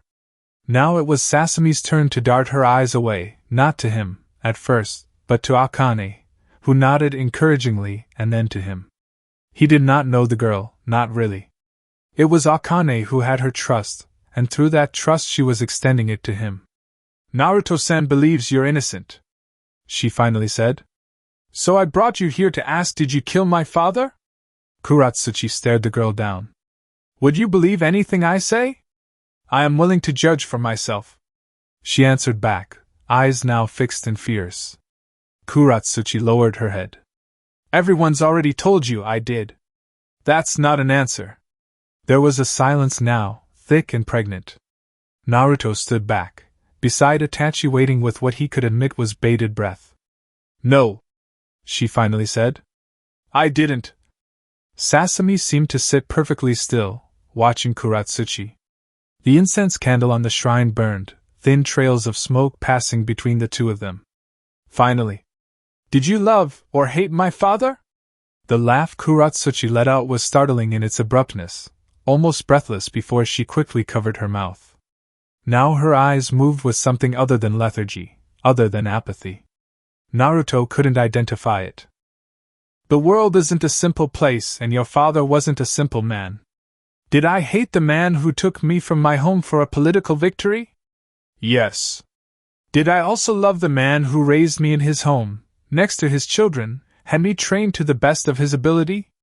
I did. Did I hate the man who sent me off as a piece on the board for his schemes? Who lied and manipulated a bad situation in his favor and damned the pawn he'd so readily discarded? Absolutely. Do I love the man who tried to warn me of danger and gave me his weapon as the last measure of his protection before it was snatched away from me by others who answer to you? Yes. She took a deep breath through her nostrils and looked down to the floor. Did I love or hate your father?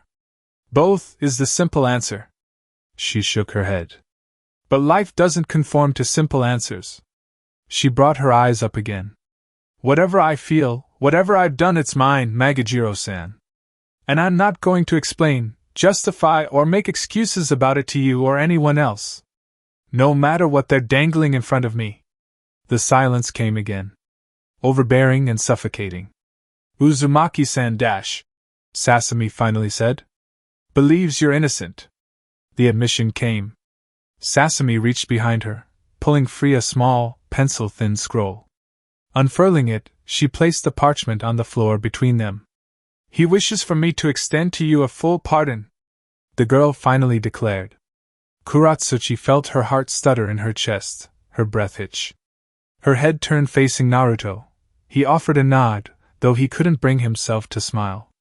Kuratsuchi stared at him for a time, then she turned and looked into the lady's eyes. And you, what do you want, Sasami? What do you believe? The child ruler breathed slowly. Her eyes grew glassy, her gaze distant. I don't want wars. I don't want fighting. I don't want people dying pointlessly, for me or anyone else. Her eyes refocused and fixed themselves on Kuratsuchi. I don't know what to believe regarding you, Kuratsuchi-san. People say you killed a man I barely remember. People say you've betrayed Konoha. But they also say you've betrayed IWA. That you murdered my father and caused the death of the godamed Sasuke. That you work for us, and you work for them. She shrugged. Perhaps pardoning you is foolish. Perhaps Uzumaki-san is wrong, and you did kill my father. She rolled the scroll up, then held it out to Kuratsuchi. What I believe doesn't matter, she declared. What I want is an end to this pointless bloodshed. If you would be another step on the path to that goal, then reach out and take hold of it. The sun was beginning to fall by the time Naruto returned home. The door closed behind him, and he reached over, pulling the heavy cloak off of Itachi's shoulders.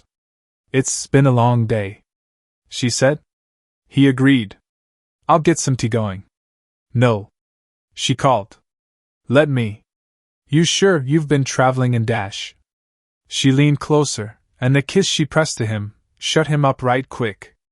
And you've been busy, she declared. Go. I'll be there shortly. Turning, she made her way to the kitchen, grabbing what she needed as Naruto folded her traveling cloak and placed it in the pile to wash soon.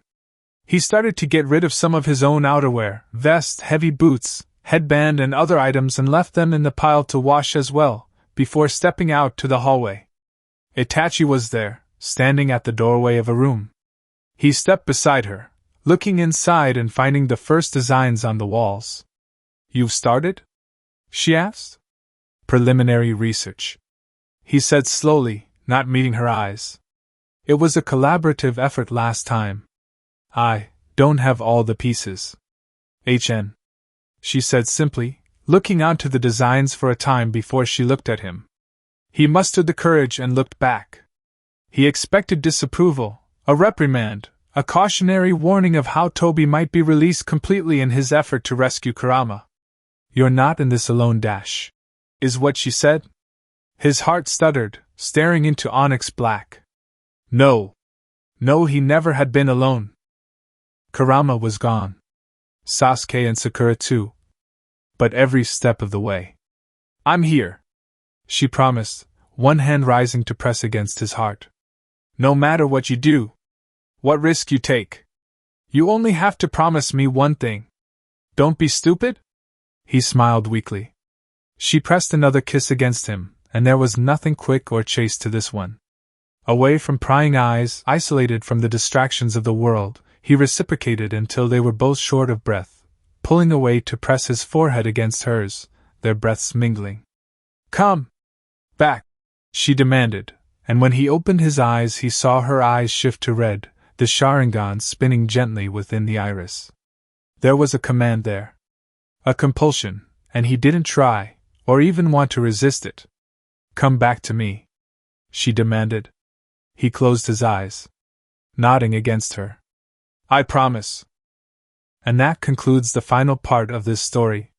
Thank you for spending your time here at Ichiraku Ramen and listening all the way to the end. Your support helps keep these stories alive and allows the shinobi world to continue through new adventures and alternate timelines.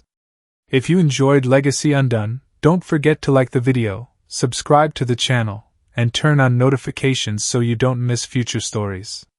Once again, full credit goes to LD1449, the original writer of this story.